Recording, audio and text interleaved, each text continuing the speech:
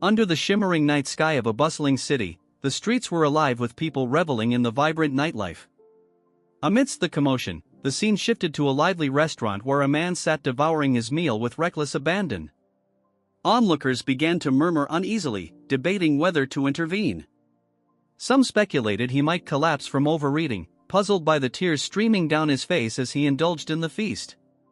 His sheer size and appetite drew comparisons to a festive holiday dinner, leaving the crowd both amazed and bewildered. Among the crowd, a man whispered that this might be some people's first time seeing the individual, though he was quite well known in Henan. Another man chuckled, asking if it was because of the man's appearance. The first man cautioned against judging by looks alone, adding that the other still had much to learn. He explained that while the newcomer might not be local, he surely must have heard of this man, an extraordinary figure renowned for achieving the impossible, uniting all the merchant unions in Henan.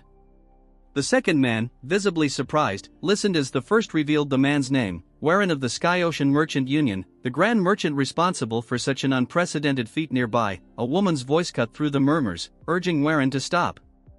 She pointed out that while most people eat 3 meals a day, he was consuming 3 days' worth of food in one sitting. Frustrated, she tried to pull him from his chair, but her efforts were futile, as he was like an immovable mountain. Some in the crowd marveled at the notion that he was once considered handsome in his youth. The woman, whose name was Yanhwa, warned him that his gluttony would harm him. Tears continued to roll down Waren's cheeks as he responded, his voice heavy with sorrow, that if he stopped eating, the memories of a dreadful day would return to haunt him. Her expression softened, hurt but understanding, as she let go and asked if he truly intended to live the rest of his life like this. Later that night, in the solitude of a carriage ride home, Waren removed his ornate jewelry, his reflection somber. He admitted aloud that all his wealth and riches felt hollow, unable to heal the wound within him. His excessive indulgence in luxury and gluttony was merely a mask for the pain of losing loved ones, a pain that only people could mend. Yet, the nightmares of that fateful day continued to plague him. Beside him, Yanhwa's concern was evident. Waren sighed, reflecting on how many years had passed since he made the Sky Ocean Merchant Union his home. Yet, Yanhwa still called him young master instead of head merchant. Her gaze was warm as she replied that no matter how much time passed, he would always be the young master of the Tianzhong clan in her eyes. Looking at her closely, Waren noticed the faint wrinkles beginning to form on her face. A wave of realization washed over him as he recalled how, even after he left the clan and married into another family, Yanhwa had followed him, remaining steadfast by his side. Yanhwa was more than just a servant to Waren, she was like family to him, and without her, he believed he wouldn't be alive. As he touched the scar on his forehead, Waren confessed that everything fell apart the day the Tianzhong clan met its end. A picture of his family appeared in his mind, and he admitted he had once despised them, especially his father, whom he had hated more than anyone else. Years ago, Waren, in his bitterness, had a statue of himself made and told a young Yanhwa to guide his father to the statue if he ever came looking for him. Despite being the eldest son of a prosperous martial arts clan, Waren had completely turned his back on his family. His resentment ran so deep that he didn't resist when he was essentially sold off in an arranged marriage to the Sky Ocean Merchant Union. Years later, tragedy struck as the Tianzhong clan was attacked by a sect. Watching his clan consumed by flames, Waren realized, too late, that he loved his father deeply despite his earlier hatred. After all, he was still his father. Overcome with grief, Waren grabbed the statue and began headbutting it repeatedly, screaming in anguish. Yanhwa rushed over, begging him to stop before he hurt himself. Waren eventually collapsed to his knees, and Yanhwa comforted him as they both spent the rest of the night watching the clan burn to the ground. In the present, something rapidly approached their carriage. Inside, Waren told Yanhwa that he had decided to change his ways.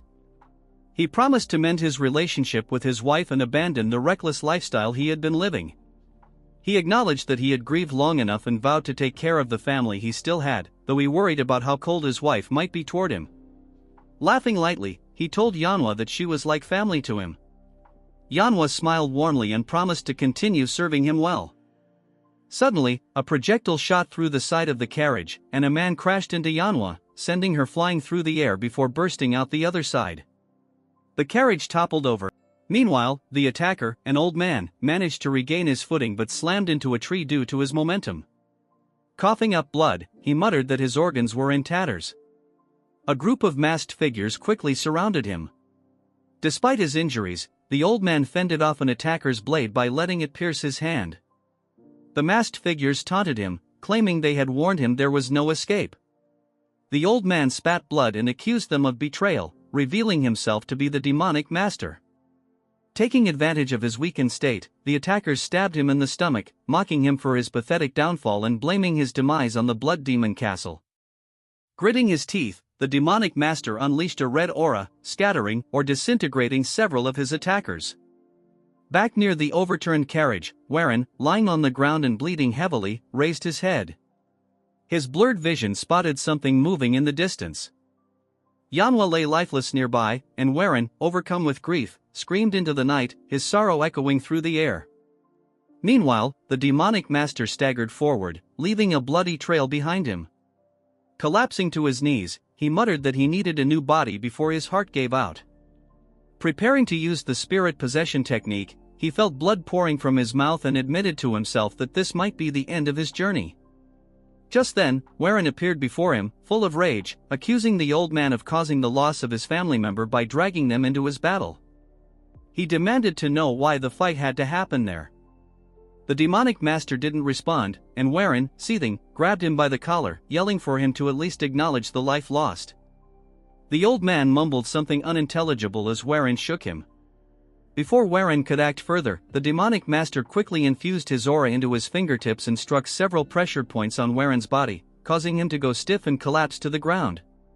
Confused, Warren struggled to move, but his body wouldn't respond. As he fought to lift his hand, the demonic master gasped, chiding Warren for treating an injured old man so roughly. Warren, still paralyzed, muttered that he knew the old man was a martial artist but couldn't believe this was how things would end for him. The demonic master sat beside him, admitting that since this was his final chance to use the spirit possession technique, he had hoped to claim a young and talented body to extend his life. But with his moments dwindling, he had no choice but to take what he could. Even if it's the body of a pig, he muttered, I'll make the most of it. He began the ritual, channeling 160 years of martial essence and true ki into his left hand, which he placed on Warren's stomach. Simultaneously, he directed his soul and spirit into his right hand, pressing it against Warren's forehead. The two energies had to be sent in perfect harmony to succeed. After a tense moment, the aura surrounding them faded, and the old man's body went limp. Warren sat up abruptly, pushing the corpse away. Looking down at his hand, he clenched it experimentally before an eerie smile spread across his face. The possession technique had worked. But as soon as he felt victorious, a splitting headache racked his body. The demonic master's voice echoed in his mind, explaining that Warren should already be suppressed by his true ki and spiritual power. The scene shifted to show the demonic master's soul floating behind Warren's body, frustrated as he realized Warren was refusing to yield. I will survive, Warren shouted in defiance. I must avenge my clan. The old man, surprised by Warren's unrelenting willpower, scoffed, claiming it was futile. With an ominous smirk, he began to absorb Warren's soul, inhaling its essence. Warren's spirit started to deteriorate, his consciousness fading as the demonic master gained control. Suddenly, one of the masked attackers appeared behind Warren's body, immediately recognizing that the demonic master had already succeeded in transferring into his new vessel. Countless demonic humans of the three demonic heavens called him their master for a reason, but his reputation ends there as the assassin lunges at him with a sword. The old man mutters, "This is bad," realizing his spirit possession technique is on the verge of completion. The blade pierces through his throat, causing him to cough up blood as a red aura glows around him, followed by an explosion. Meanwhile, Warren's voice echoes, complaining that his head feels like it's splitting apart. The scene shifts, and Warren awakens in an unfamiliar apothecary. Sitting up groggily, he wonders where he is, complaining about the dryness in his throat. Spotting a bowl of medicine nearby, he takes a sip, only to grimace and exclaim, "This tastes awful." Suddenly, he notices his slim hands and screams in panic, dropping the bowl, which shatters on the floor. Stunned, he stares at his hands, horrified by their frail appearance, and mutters, "What the hell is wrong with my hands?" A young girl rushes into the room, alarmed by the noise. Calling his name, she asks if he's okay and mentions hearing something break. To his shock, it's Manhwa, looking much younger. He grabs her, frantically asking how she has become young again. Manhwa, confused, asks if he had a bad dream. Warren tries to convince himself that this must be a dream, but then he feels a sharp pain in his foot. Looking down, he realizes he has stepped on a shard of glass, and the sensation is too real for a dream. His expression turns to confusion as he tries to make sense of the situation. Suddenly, an idea strikes him. Without a word, he gets up and heads outside, ignoring Manhwa's protests that he shouldn't be moving around with his injured foot. Warren stops in front of a statue and stares at it in disbelief. "Why is this here?" he mutters, his voice shaking. He remembers destroying it after that fateful day and can't fathom its presence now. His hands tremble as he reaches out to touch the statue. Overwhelmed with emotion, he calls out to Manhwa, who sees him trembling and crying. Concerned, she asks when he had the statue placed there. She then explains that it's only been around for 5 days. Hearing this, Warren's expression shifts, and he says with determination, "There's still time." Manhwa watches in confusion as Warren grips the statue tightly and, with an anguished cry, slams his head into it. The statue cracks on impact, and with one final blow, it shatters completely, reduced to rubble by Warren's sheer will and strength. He stands there, blood dripping from his forehead, breathing heavily as the weight of his emotions consumes him. Manhwa screams, calling out to Warren in a panic, asking if he's okay, but Warren doesn't respond. Instead, he stands amidst the shattered remains of his statue, the realization dawning on him that this is no dream. Somehow, he has been sent back to the past. He looks at the pieces of the broken statue, his mind racing, and quickly understands he's 3 years before the day his clan falls. For him, this is more than enough time. Determined, Warren declares aloud that he will protect his people and the Tianzhong clan at all costs. The narrative shifts to provide some background on the Tianzhong clan, a martial arts family residing near Tianzhong Mountain in Henan. Many years ago, several households named themselves after the mountain, but it was the Yong clan that unified them, earning the title of the Tianzhong clan. In its glory days, the clan was widely praised, its name synonymous with strength and prestige. However, over time, its reputation faded, and the clan became a shadow of its former self, no longer receiving the admiration it once had. We see Warren's father, Yong, sighing deeply as he sets down his teacup. He laments that it has already been 30 years, and yet no new expert martial artists have risen within the clan since Elder Yong Dosang, the supreme dragon of Henan. Sitting across from him, his wife listens as Yong expresses his sadness over the clan's decline. He admits that it's disheartening to see their family's legacy reduced to mere whispers of what it once was. She reassures him that they can still hope for Warren to recover and lead them toward a brighter future. However, Yong shakes his head, saying that she knows as well as he does how much Warren resents him. Yong explains that he had tried to be considerate, but perhaps it was his fault for remarrying too soon after his first wife's death, leaving his son feeling abandoned. His wife smiles gently, advising him to be patient, believing that Warren just needs more time. Yong, however, feels the gap between them growing wider rather than healing. He recalls visiting Warren 5 days earlier, only to find a statue in the garden. Warren had told him to pretend the statue was him instead. Sighing, Yong apologizes, admitting he might be venting too much. At that moment, Manhwa bursts into the courtyard, shouting frantically. Yong, alarmed, asks what's wrong and why she's so upset. Gasping for breath, Manhwa tries to speak but starts crying uncontrollably. Yong gently urges her to calm down and explain. Between sobs, she tells him that Warren has hurt himself and is now unconscious. Both Yong and his wife are stunned by the news. The scene shifts to Warren lying in bed, drenched in sweat, as though trapped in a terrible nightmare. In his dream, he's beneath a waterfall, watching koi fish swim around. His mother sits beside him, smiling warmly. Young Warren laughs, saying he's caught a big one and urging her to look. But when he turns, he finds her slumped over on the rocks. Dropping the fish, he runs to her in panic. The memory shifts to her lying in bed, pale and sickly, as Warren cries at her side.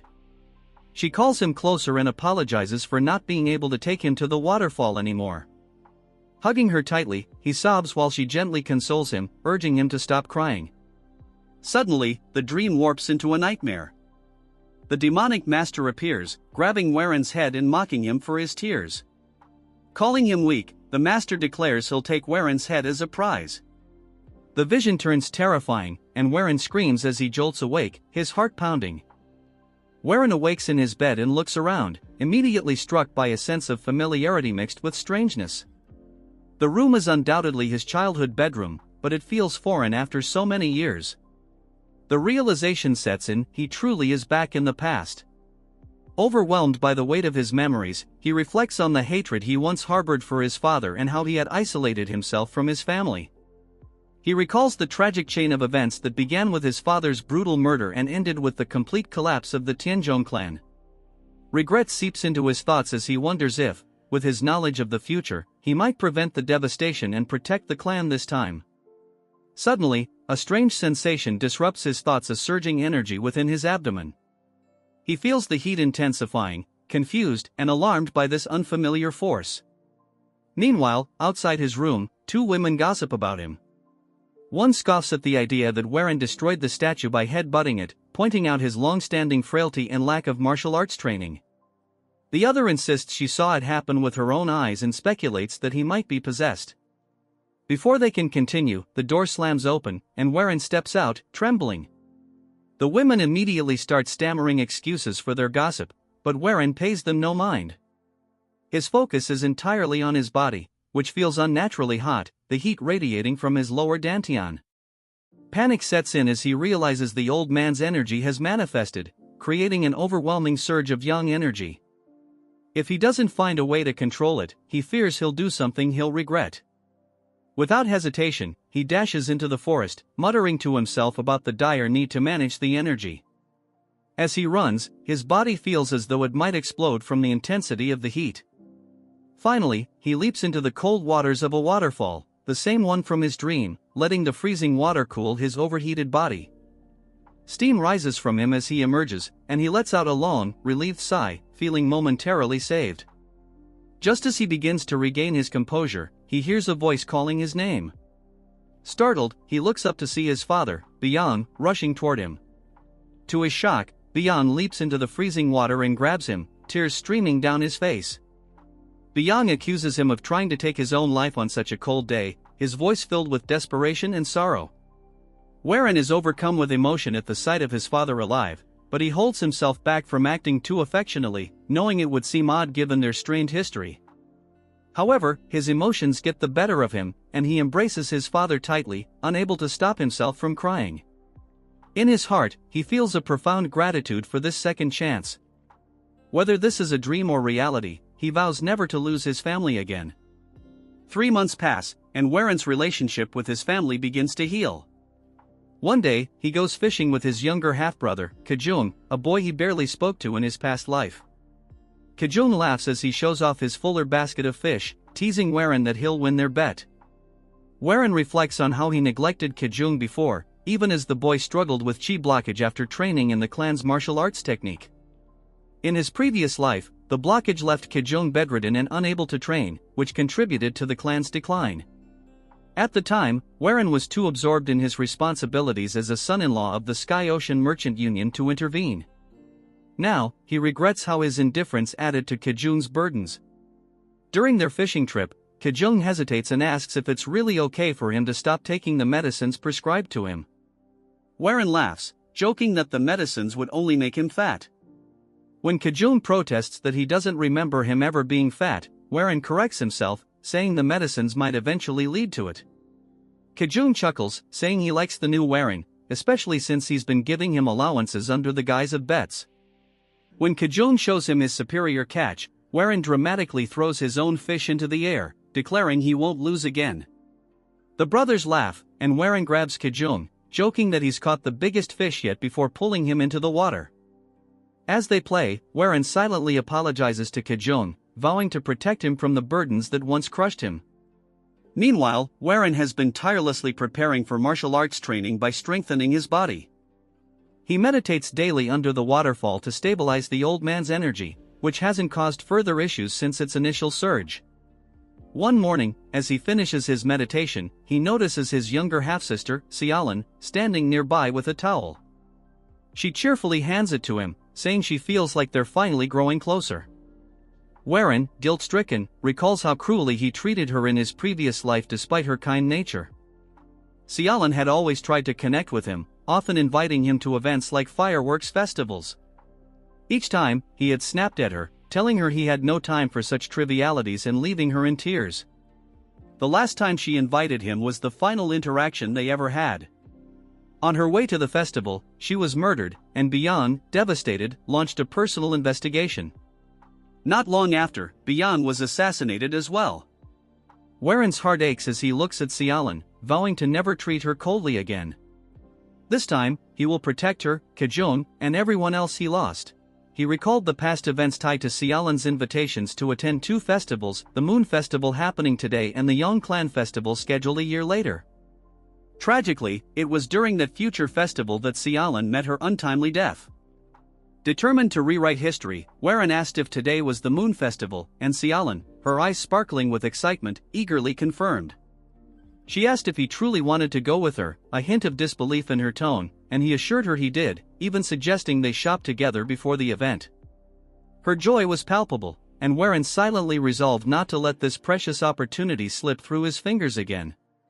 He was determined to protect his family, rewrite the fate of his loved ones, and restore the Tianzhong clan's former glory, no matter the cost. Later that day, Warren joined the other disciples for training at the estate. This was a stark contrast to his former self, who had spent his days confined indoors, swallowing bitter medicines and immersing himself in books, refusing to engage with the outside world. Reflecting on how drastically his life had shifted, he acknowledged that the ominous energy from the old man's spirit, which once terrified him, now served as an unyielding force driving him forward. While he still didn't fully understand the nature of the energy, it compelled him to test his limits and push his body beyond its former fragility. As Warren practiced, his father, Bian, noticed him and called out. Watching his son with a mix of awe and emotion, Bian tearfully remarked how much Warren had changed, proudly acknowledging his growth. Embarrassed by the public display, Warren tried to dismiss it, reminding his father that the other disciples were watching. Laughing, Bian waved off his concerns and suggested they take his training to the next level. He offered to arrange for a formal martial arts instructor to teach Warren, who, to Bian's surprise, revealed he already had someone in mind. Before they could delve deeper, Xiaolin entered the scene, running up to Warren and throwing her arms around him. She gleefully showed off her new clothes, twirling and asking for his opinion. Her cheerful energy lit up the courtyard as she declared that her brother had picked out the outfit, and she thought it was beautiful. Bian sighed but admitted she looked lovely, and Xiaolin laughed, expressing her love for him. Watching the interaction, Warren reflected that having a strong body alone wouldn't be enough, he needed the skills and strength to truly protect his loved ones. Determined to grow stronger, Warren sought out Bian, the dragon flower sword, renowned for her exceptional martial prowess. In the courtyard, he found her practicing with an unmatched grace, her movements fluid and precise, as if dancing with the wind. Her reputation was not widely known, but Warren, with his knowledge of the future, understood the true extent of her strength. Gathering his courage, he approached her, bowing deeply and asking to become her disciple. Surprised by the request, Bian remarked on the rumors of his recovery, admitting he seemed different, but she doubted that anyone could change so quickly. She flatly refused, explaining that her focus was on uncovering why the Tianzhong clan's secret arts had stagnated. Her rejection stung, but Warren refused to give up. As she turned to leave, Warren, driven by desperation, dropped to his knees, shocking Bian. She questioned his actions, finding it absurd that the eldest son of the Tianzhong clan would kneel over what she considered an insignificant matter. However, Warren's voice, filled with conviction, told a different story. He passionately declared that her contributions to the clan were far from insignificant. Drawing from his knowledge of the future, he recounted her pivotal role in the battle against the D sect, where she earned the title Dragon Blood Flower for her bravery. Though the title was not flattering, she had given everything to rebuild the clan, only to meet a mysterious and tragic end. Warren vowed to prevent her death and the downfall of the clan, his voice trembling with emotion. Intrigued by his words and apparent sincerity, Bian decided to give him a chance, though she imposed a daunting condition: he must land a single hit on her in a sparring match. Confident in her abilities, she further handicapped herself, stating she wouldn't use chi or the clan's martial techniques. Despite his determination, the match proved disastrous for Warren. Byung effortlessly disarmed and knocked him down repeatedly, her skill far beyond his reach. Still, Warren refused to surrender, his resolve burning as fiercely as ever. Even as he collapsed to the ground, battered and seemingly unconscious, his hand never let go of his sword. This stubborn tenacity earned Byung's respect. As she turned to leave, acknowledging his effort, a faint red aura began to emanate from Warren's body. It darkened ominously, signaling the latent power within him stirring, and hinting at the immense challenges he would face on his path to change his family's fate. She feels it turning back, seeing Warren standing once more, the red aura swirling around him. She instinctively grabs her blade, telling him to return to his senses. But before she can finish speaking, he has already closed the gap, right in front of her. She manages to swing her sword, knocking his away, but nervously sweats, saying he's actually very fast. Warren leaps again, attacking from above, but this time he lands a hit, sending her crashing into the wall. She now realizes she's been cornered. As he comes in for another attack, she sees it and knows it's too dangerous. She has no choice but to counter it. Drawing her blade, she uses the first form of the soaring dragon emperor sword to block. However, to her surprise, Warren stops just before hitting her face, leaving her completely confused. Warren starts laughing, saying that he touched her, which was part of their agreement, and then calls her master before collapsing to the ground, unconscious.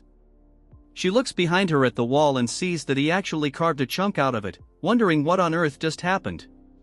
Sometime later, we see them training in the courtyard. Warren swings his sword, and the air around him feels different now. He follows up with a diagonal cut and then soars through the air, landing gracefully, just as she had demonstrated during her own training.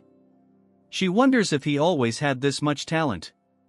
He learned both the soaring dragon emperor sword and the azure bamboo sword forms in just a few days. She remarks that he didn't seem to have any martial talent before and asks if he's really that exhausted. He laughs and says he hasn't awakened to the full potential yet, but he can use the two sword styles without trouble. Considering how little he is trained, it's pretty impressive. He laughs again, saying she praises him too much. Still, she seems to be suspicious, constantly recalling the ominous red aura. She tells him he's learning martial arts at an unbelievable speed and that it's hard to believe he was bedridden with illness not long ago. Sensing a follow-up, he sighs and says she probably wants to ask about the red key again. He asks if he really needs to explain it once more, explaining he doesn't remember anything after receiving so many of her blows. Showing her a bump on his head, he says only she would treat the eldest son of the clan this way. She decides to drop the subject, saying since he doesn't want to talk about it, she won't press further. However, as a member of the Tianzhong clan, she feels responsible for him and will watch over every moment of his life. He tells her that sounds a bit scary. That night, while Warren is in his room, he feels something strange. After practicing the sword techniques he learned, he realizes that the Tianzhong clan's martial arts are incomplete. This is inevitable, as the clan's art originally came from a demonic sect. The founder of the Tianzhong clan was a wandering martial artist seeking justice in Henan. He learned two demonic arts from the hidden saint cult, which was neither an orthodox nor a demonic sect. Despite learning these arts, the founder reinvented them over time to form the two sword techniques used today. While their power was reduced, it was still enough to make him the greatest swordsman in Henan. But since the martial arts came from a demonic origin, they were incomplete when combined with orthodox cultivation methods. Reaching the peak of these techniques was impossible, and the founder kept the origins of the arts a secret. After many years, this truth finally surfaced, leading to the downfall of the clan. Clenching his fists in anger, Warren declares that things will be different now. He has a way to complete the martial art, something only he can do because he has seen the future. Later, Warren talks to his father and stepmother, telling them that he plans to visit the clan. Byung asks what business he has there, and Warren explains that he recovered his health by learning martial arts and believes it would be good to visit them, especially since they have an arranged marriage. Byung comments that time flies and that the marriage was arranged before Warren was even born. He begins to mention the daughter's name, but Warren interrupts, saying her name is Jel Chanyang. His father smiles, agreeing, and says he was good friends with her father, Yugel. He's heard that Chanyang is incredibly beautiful and asks when Warren plans to leave. His stepmother suggests that since Warren has just recovered, it might be better for him to take more time to rest. Warren laughs, saying that he's of age now, and meeting people through travel is an important part of life. He adds that his father was around his age when he met Yugal. His stepmother agrees but warns him to be very cautious about his health and safety, as the trip will be long and take over a month. She insists that he needs a dependable bodyguard. Just then, we see Bayan looking furious. Warren is happy to see her but asks who the two men behind her are as they step forward. The men begin to approach and grab her by the arms, leaving Warren wondering what's going on. The men smile and comment that he's in much better shape now, clearly training his body, and that he's very different from before. Warren guesses that they must be the Rising Ghost Blades and says it's nice to meet them. The men confirm they're here to protect him and add that Warren has the potential to bulk up and gain muscle. The two muscle-headed brothers are introduced as Jungwook and Wook. Warren says that although they may seem like muscle-heads, they're skilled enough with swords to be called the Ghostblade Blades. He comments that his father must have put a lot of thought into choosing his guards. Warren immediately tells them that he will decide the path they take on the journey and hopes they will follow his lead without question. Jungwook stares at him for a moment before agreeing with a smile. Warren says they should leave immediately, as everyone else is ready. Warren bids farewell to his family, and Xiaolan wipes away her tears, asking if he really has to go. He apologizes and promises that he will go wherever she wants during the central festival. She asks if he's serious, and he smiles, saying of course. Both Bang and his stepmother watch him proudly. Warren then calls out to Kajung, asking him to look after Xiaolan and the family while he's gone. Kajung wonders if his brother has always been so tall and promises to protect them with his life as he salutes him. Warren takes a few steps back, telling them he's ready to leave. We see his father and the family respectfully bidding him farewell as he heads out with his guards. Just as he begins to leave, a familiar voice calls out to him. When he turns, he sees Yanoa running toward him. Warren immediately recalls the time when the clan was already failing, and he was leaving in a carriage. Yanoa had chased after him, calling his name and begging to go with him. It feels just like what is happening now, and Warren can hardly believe she's chasing after him again. He starts to think about it, but Jungwook advises him to refuse her, saying it's too dangerous for a servant girl to join them. He tells them to wait a minute. Getting off the horse, he runs toward her. He apologizes, closing her eyes, thinking she might get slapped. She is instead shocked when he hugs her tightly. The rest of the party watches the drama unfold. Warren tells Yanoa that she always wishes to be by his side. For that, he is forever grateful. He explains, however, that the path he is taking could be extremely far and dangerous. As of now, he is unable to protect her if she went with him. He doesn't want to bring her harm since she is his beloved family. With a smile, he tells her that she has to stay with the family. Yanoa cries as she agrees to his terms. Warren, with a determined look, leaves the clan. He thinks to himself that when he returns to the Tianzhong clan, a lot will have changed. He swears to protect his family and prevent the fall of their clan. As they continue their journey, he apologizes to his father because going to the Jaegal clan is just an excuse. It is not far from the Wudong clan, where the secret to perfecting the incomplete martial arts of their clan lies. They will be heading to Wudong as their journey continues. Warren, looking up at the sky, suddenly finds himself in a giant body of water. As he walks around endlessly, he says, "This place is way too vast."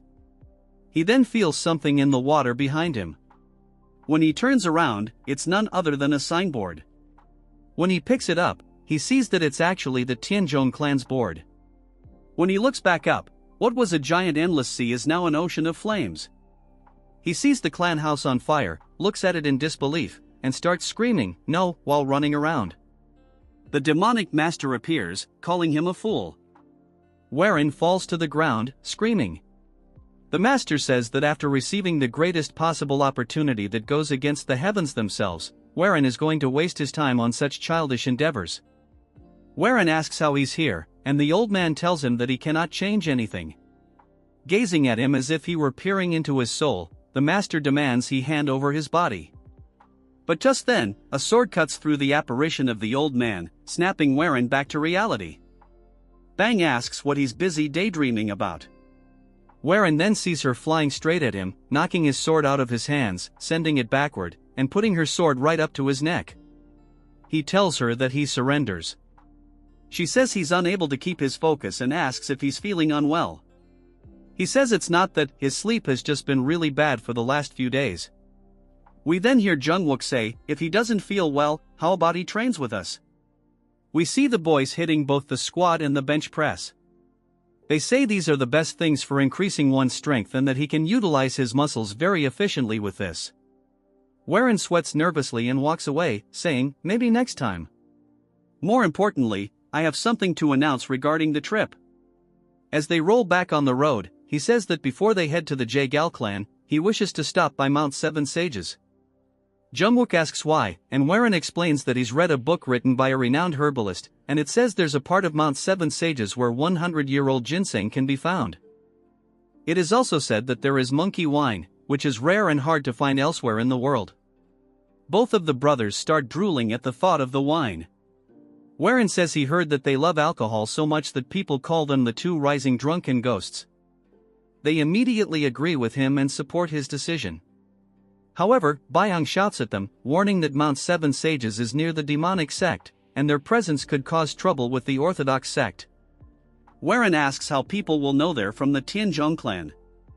If they get caught, they can just say they're from another clan. She says that would be disrespectful because it concerns the pride of the clan. He asks her if that's really so important. If they were to encounter a great evil and someone asks where he's from, he won't hesitate to say he's from a demonic sect, as survival matters more than pride. Jungwook asks why they should fear the demonic sect in the first place. He tells Byung that he agrees with Warren, and she asks if they're serious or just interested in the monkey wine. It turns out Jungwook has already become excited, like a monkey, at the thought of the wine. Warren then says that he wants to bring something back for his parents, as he's caused them so much trouble up until now. Byung believes his acting and says that if he really wants to go, they can. He thanks everyone and suggests they make proper preparations. At a nearby inn, he smiles and says that, of course, he lied about the monkey wine. There isn't any on the mountain. Instead, there's something much more valuable, the demonic poison stoneflower. This flower grows from a rare and dangerous crystal created by centuries of poisonous insects gathering in a certain tomb when it's their time to die. The poison from these insects forms a puddle that hardens into a crystal. Occasionally, a seed falls onto the crystal, sprouting into a flower filled with poison and demonic energy. This is the demonic poison stoneflower, and it should be found on Mount Seven Sages. However, as soon as they arrive at the inn, Warren overhears people talking about how many demonic sects are gathering near the mountain, all hoping to find the demonic poison stoneflower. He wonders how the whole world knows about it. Byung then starts sipping her tea and explains that there are many powerful demonic masters at the mountain, which doesn't sound like a good situation to be in.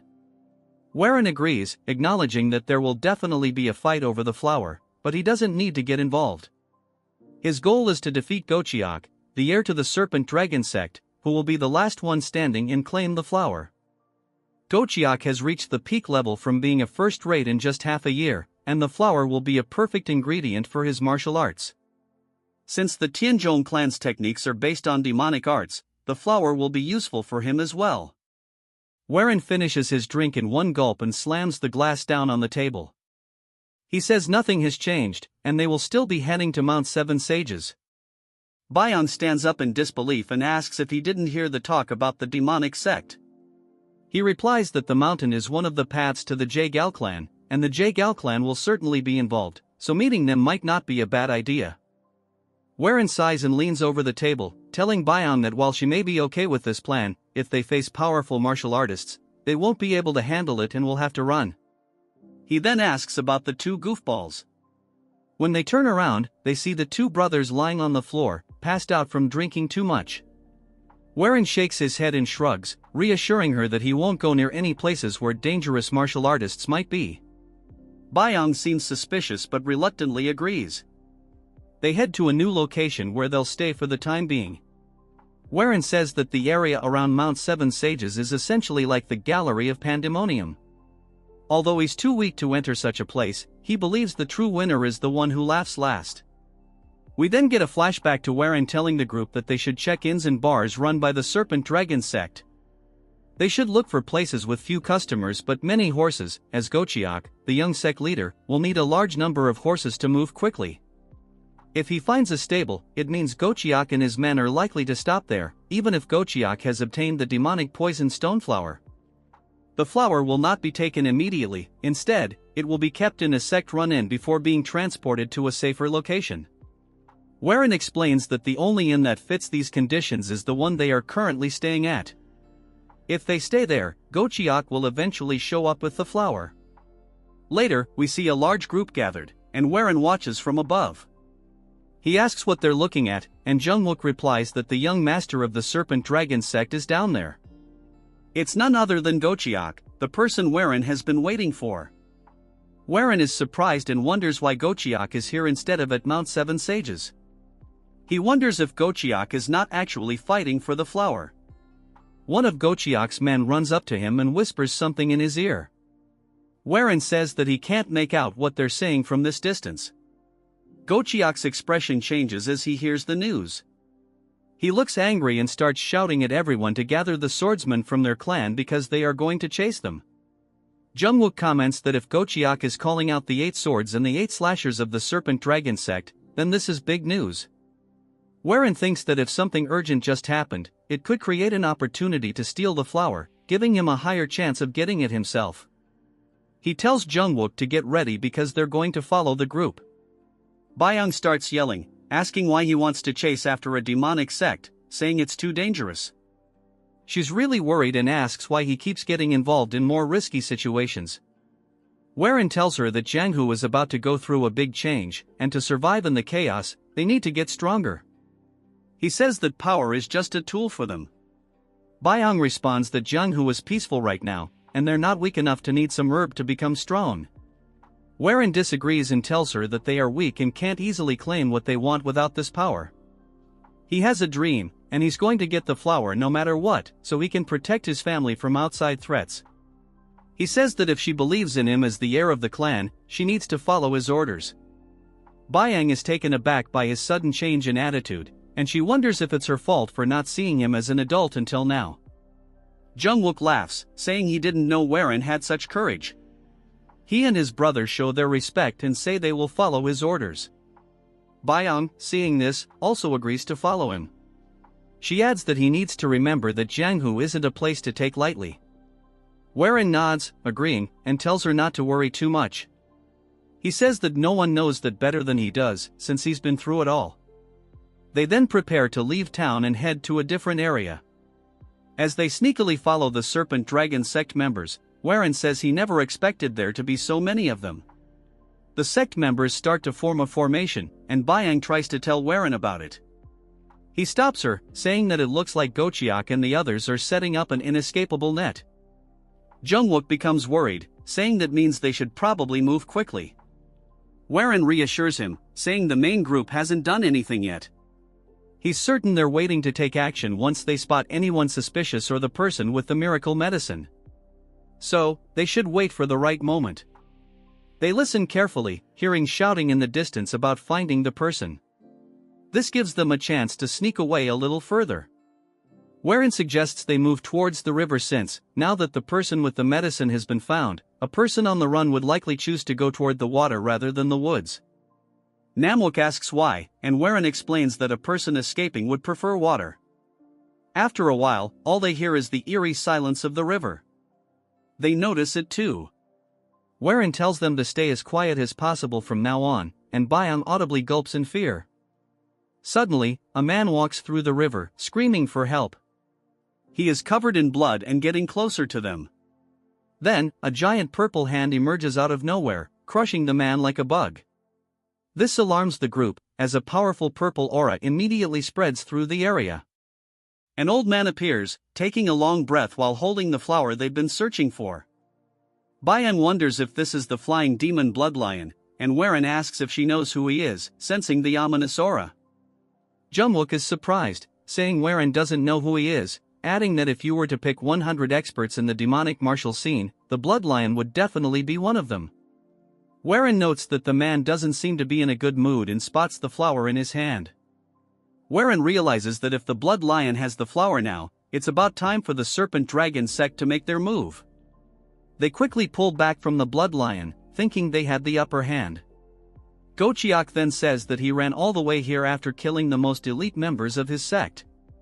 He doesn't expect much from the flying demon Blood Lion. The Blood Lion laughs, saying he didn't expect weaklings to try to corner him. If it weren't for the Tang clan, he would have torn them all apart. Gochiak reaches into his robe and asks the Blood Lion if he recognizes this. He pulls out a strange box, and the Blood Lion immediately recognizes it as the Thousand Needle Dart. He asks how Gochiak has it. Gochiak says he spent a lot of money to get it and reveals that not only does he have one, but everyone in his clan surrounding the Blood Lion also has one. They all point them at him. The Blood Lion gets angry, asking if they really think such inferior weapons can hurt him. He begins releasing his aura. At the same time, the group fires the darts, sending a volley of needles flying through the air, almost like fireworks. As they fall toward the Blood Lion, he brings his hands together, and two giant purple hands form above him, clapping together. The shockwave from the clapping knocks many of the needles away. Warren stops and wonders if this is what he thinks it is. The Blood Lion starts to rise into the air, releasing even more aura than before. Gochiak is stunned and asks how this makes sense. The Blood Lion starts to laugh as he begins to flee, saying they are no match for him. Gochiak grins, saying he's ready for the challenge. He orders the second squad to shoot, but the needles are already flying toward the Blood Lion. Gochiak is too late to react, and he gets caught in the explosion, causing him to fall into the water. The group surrounds him, and Gochiak shouts, ordering the 8 swords to surround the Blood Lion and take the flower immediately. The group charges at the Blood Lion from above, but he laughs, saying they will never find the medicine and that he'll take them all down to hell with him. A fierce and brutal battle begins, and the Blood Lion easily takes down many of them, even mocking one fighter who thought he was getting ahead of himself. Byong and the others watch in disgust, with Byong saying she's never seen such a bloodbath before. She asks Warren, who is calm despite the chaos, how he can stay so composed, considering this is likely his first experience in Jianghu. Meanwhile, some of the sect members shout that they've caught the Blood Lion. He is now riddled with arrows and blades, collapsing into the river and taking his last breath. Gochiak tells his men to search him for the medicine, but when they do, they report that it's not there. Gochiak begins to panic, insisting they need to search again, as they saw the Blood Lion holding the medicine. There's no way he could have hidden it, and they must find it. Warren tells the group to follow him as they move through the trees. He calmly explains that the miracle medicine isn't actually on the Blood Lion, but he has a hunch about where it might be. Byang asks if he's sure, since they clearly saw the Blood Lion holding it. Warren explains that the Blood Lion probably sent it down the river. He mentions the water barrier the Blood Lion created earlier was not just for defense, but to block their sight while he secretly pushed the flower into the river using his martial arts. If that's true, the flower would still be there, and they could follow the water to find it. They hear shouting behind them, and Warren tells them to hurry. It won't be long before others figure out where the medicine is too. They spot the purple aura of the flower in the river, and Warren immediately runs over, pulling it out of the water. He asks everyone to wait and takes out a vial, handing the box to Jungwook. He pours something from the vial onto a different flower. Byang asks if they think this is what she believes it is, and Warren confirms that it's poison. She warns him that it's not good for an orthodox martial artist to carry poison, but Warren assures her it's a useful tool. By poisoning the fake flower, they will trick the others into thinking it's the real one. It won't fool them for long, but it will buy them enough time to escape. Jungwook laughs, saying it was easy. While everyone else was fighting for their lives, they managed to get the flower just by sneaking around. Warren shrugs, saying they were just lucky, and it's time to go. But just then, the box is ripped from his hands. A man lands next to him, and the group freezes, not sensing his presence before. Warren turns to look at the man, who grins and says, "It's mine now." At that moment, none of the 4 realized the old man's presence. By the time they noticed him, he was already standing beside Warren.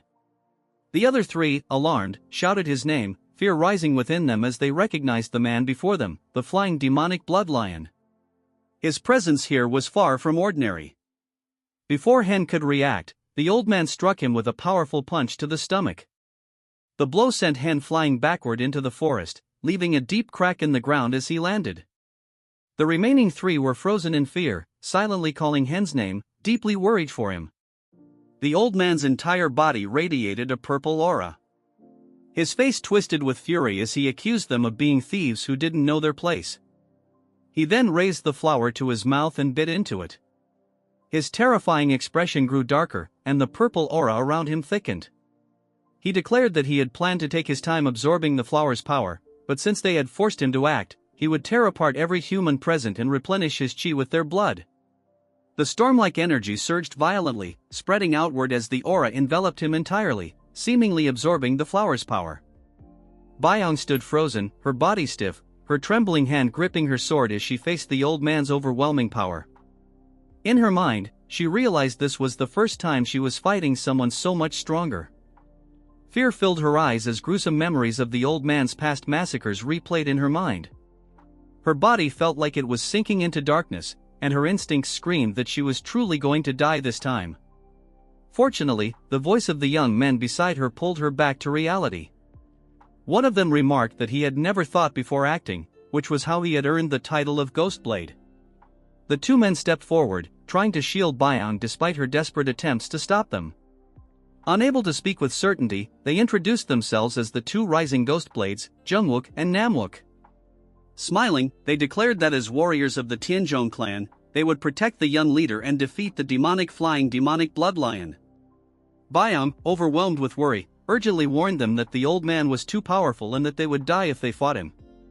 However, the young man cut her off, saying, "Do what needs to be done, Dragonflower Sword." He then turned with a faint smile, reminding her that the old man had just consumed poison. Byong's eyes widened in surprise as she remembered that the young clan leader had replaced the flower with a poison one. Jungwook added that not only was the old man severely wounded, but he had also used his life energy as true ki and poisoned himself. If they could stall him, they might have a chance. Jungwook and Namwook sprang into action, splitting into two directions to attack the old man. They told Byong they would launch the first assault, and in the next instant, both charged at the old man from opposite sides. The old man's eyes turned completely white, and blood vessels bulged across his face as he sneered. "I must applaud you for not running." His aura-covered arm blocked both swords directly, and when they made contact, the swords shattered into pieces. His arm then elongated, aiming to strike both men. Caught off guard, the two could do nothing but brace for the attack. In that critical moment, a golden light erupted like a shield, intercepting the old man's strike. It was Byong, wielding a technique called Soaring Dragon Emperor Sword, followed by Heavenly Lightning Ascension. The lightning surrounded her blade and pierced through the old man's left arm. Despite her attack, fear remained on Byong's face. The old man roared in anger, his attention now entirely focused on her. Just as he prepared to retaliate, he suddenly felt something amiss within his body. Abruptly halting his assault, he retreated. At this point, the two men had managed to create a safe distance, but the old man suddenly coughed up blood, glancing at the crimson smear on his palm. He realized that he had been poisoned internally. He wondered if that old woman from the Tang clan had managed to poison him, but quickly dismissed the thought, reasoning that the Tang clan's poison would have already dissolved his organs. The old man shifted his gaze toward Byong's group and concluded that this poison could only be their doing. Fury surged through him as he clenched his teeth and roared in anger, realizing he had been outsmarted. He declared that he would crush their bones into dust. The old man erupted in a violent coughing fit due to the poison coursing through his veins. Meanwhile, Byong and her two companions remained alert. She recalled Ghostblade's words and thought to herself that the old man was nearing his limit. If they could stall him a little longer, they might actually be able to defeat him. However, the old man's sudden maniacal laughter stunned her. He clutched his face, laughing like a lunatic, only to abruptly stop.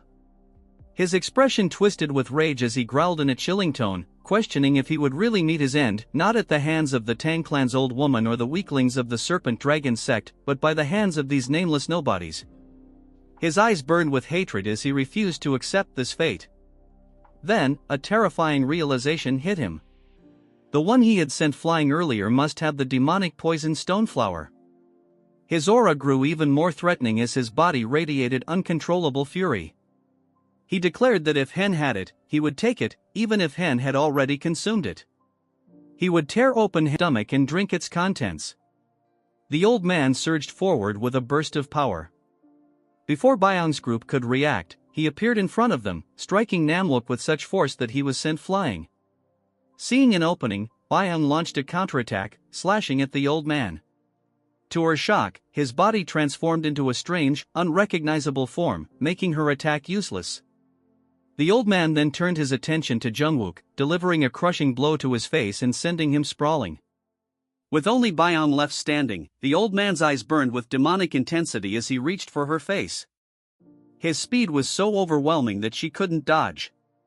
Just as his hand was about to grasp her, a blade of sword energy sliced through the air from the distant forest, severing the old man's arm and saving Byung. It was Warren, arriving at an unimaginable speed. His eyes glowed with instability, his demeanor hinting at a loss of control. Earlier, when Warren had been sent flying into the forest by the old man, he had suffered serious injuries. His body was cracked and bleeding, and he had coughed up blood while lying there.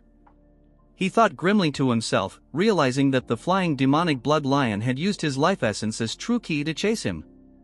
Warren knew he had to stand and move, but his body refused to obey. Memories of his promises to his companions flashed in his mind as he stared at the sky. He blamed himself for acting as though he knew everything, only to face such bitter failure. Suddenly, Warren noticed something strange. As he touched the blood on his forehead, he realized that the blood on his body seemed to be alive. A sinister energy emanated from the blood, forming a twisted humanoid shape that seemed to beckon Warren to surrender his body. Gradually, Warren became aware of the mystery inside him. Inside my body is the energy of that old man I saw before he regressed, he realized. He remembered using that power during his fight with Instructor. If he used it again, he could defeat the flying demonic blood lion. The energy continued to tempt him, slowly seeping into his body through his mouth. He could feel it trying to control him. If I close my eyes, this terrifying power will take over, he thought. Warren struggled internally, gritting his teeth to prevent the energy from fully invading him. He opened his eyes wide and questioned whether he truly needed power he couldn't control. Determined, he fought against the invading force. I must hold on. I won't let this evil energy take over my body, he vowed. As the aura continued to push against him, Warren shouted at it to be silent. He gathered all his strength and declared, "This body is mine. I am its master, not you. You're just a ghost from the past." Warren promised to protect those he cared about with his own strength. In that instant, the red energy vanished completely, and he regained full control over his body. Without wasting any more time, he focused on his legs and propelled himself toward the battlefield, where his companions were still struggling against the terrifying old man. Just in time, Warren appeared and used the red energy to sever the old man's arm. The old man's arm was cut off, and blood poured out uncontrollably. His face showed shock, unable to understand what had just happened. He quickly retreated, crying out in pain. The old man glared at Warren with hatred, but a second later, his eyes widened in shock. Surrounding Warren was a terrifying red energy that caught him off guard. He realized that this was the power of a demonic master. Stunned, the old man demanded to know how Warren possessed such energy. At that moment, the poison flared up again, causing the old man to clutch his mouth and cough up blood. Byung also turned to look at Warren, recognizing the energy from her previous fight with him. Meanwhile, Jungwook and Namwook returned, both wounded. Realizing he had arrived at the perfect moment, the four of them stood together, ready to face the old man. Warren encouraged them, saying that the flying demonic bloodlion was poisoned and had used his life essence some time ago. He would soon collapse. With a serious expression, Warren gave his first order as the heir of the clan, commanding them all to survive. The group's eyes burned with determination as they stared down the old man. Weakened by poison and the loss of his arm, the old man admitted, "I have faced many challenges in this land, but this situation is one I can't understand." Resolved to fight to the death, he declared that he would give up his own survival and use the last of his strength. His body began to glow with a purple aura. Despite not fully understanding how he gained such power, he sneered and said, "Struggle as much as you want." Facing this deadly foe, the group heightened their guard, fully prepared for a life-or-death battle.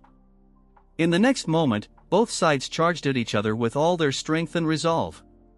No one knew how long the battle would last or what the outcome would be. Elsewhere, a man angrily shouted at his subordinates for failing to find the old man.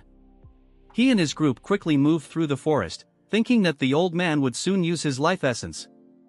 They arrived at the river near the forest, and when they emerged, the man was shocked by the sight before him. The clearing showed signs of a fierce battle, and he recognized traces of the blood lion's martial arts. He grew more alarmed. Just then, his subordinates called out, announcing that they had found the old man. The man rushed over and saw the old man's body lying on the ground, covered in fatal wounds, blood pooling around him. They concluded that he was dead. The man, dissatisfied, demanded to know the whereabouts of the flower. His subordinates hesitated, unable to answer, and his fury grew. Realizing they had no information about the flower, he roared, "If you can't find the flower, you will die." One of the subordinates nervously confirmed that the flower wasn't there. Enraged, the man drew his sword, prepared to kill the subordinate. The young man closed his eyes tightly, bracing for death. However, to his relief, the man did not follow through. Furious, the man sheathed his sword and began to contemplate who had killed the old man and taken the flower. Which fool fought the flying demonic blood lion and stole the demonic poison stone flower, he thought, his face flushed with rage. The scene transitions to a dense forest where a group of riders hastily flees on horseback. Jungwook laughs heartily, exclaiming his disbelief at their victory over the flying demonic blood lion. Byung, puzzled, questions what he means. Jungwook explains that if the lion had fallen even moments later, they would all have been killed. Reflecting on the encounter, Jungwook admits he still feels the danger of the situation, noting how those who survive such battles are considered strong. He remarks that the flying demonic blood lion, a powerful martial artist in Jianghu, understood its own mortality and fought with everything it had. As they ride, Warren awakens, coughing blood, prompting Byung to ask if he's alright. Warren assures him he's fine, though weary, and comments that their battle with the lion was anything but easy. Holding a strange flower with an ominous purple aura from his robe, he vows to protect his family and clan no matter the cost. However, he acknowledges the path ahead will be dangerous and warns there may be days like today when their lives are at risk. Turning to Instructor Mo, he urges him and the two rising ghost blades to become stronger. Jungwook responds with a determined voice, though Namwook remains unconscious. Byung then addresses Warren, pressing him to explain something. Warren, confused, listens as she clarifies, asking about the ominous energy earlier. Jungwook interjects, stating that the aura felt unlike the energy of the Tianzhong clan and more akin to the flying demonic blood lion's sinister chi. Byung, now worried, asks if Warren has learned demonic arts. Internally, Warren debates whether to reveal his regression, fearing the consequences it might have on the future, and ultimately denies the accusation. He promises to explain everything later. Byung, still uneasy, argues that since they all risked their lives, Warren shouldn't keep secrets from them now. Riding fast to keep up, Warren aggravates his injuries, coughing blood again. Byung notices and urgently asks if he's okay. He smiles faintly, reassuring her and the group that they will be the first to know everything when the time is right. Though dissatisfied, Byung has no choice but to drop the matter. She signals the group to stop and rest, as Warren's condition worsens. As they dismount, Byung observes Warren's declining state and suggests seeking help from the Jaegal clan. Warren disagrees, reasoning that their pursuers, including Gochak and the Serpent Dragon sect, would only bring trouble to the Jaegal clan. Instead, he proposes heading to Mount Wudong, where he has heard of a skilled physician with the surname Heir. Byung questions the existence of such a physician on Mount Wudong, and Warren confirms the rumor. Meanwhile, on Mount Wudong, a white cat leaps gracefully through the forest, pursued by a young man calling it Bull. He pleads with the cat to stop, warning it of the mountain's dangers, but the cat continues running. It halts suddenly at a bush, intrigued by a strange noise emanating from within. As the young man finally catches up and grabs the cat, the sound draws his attention.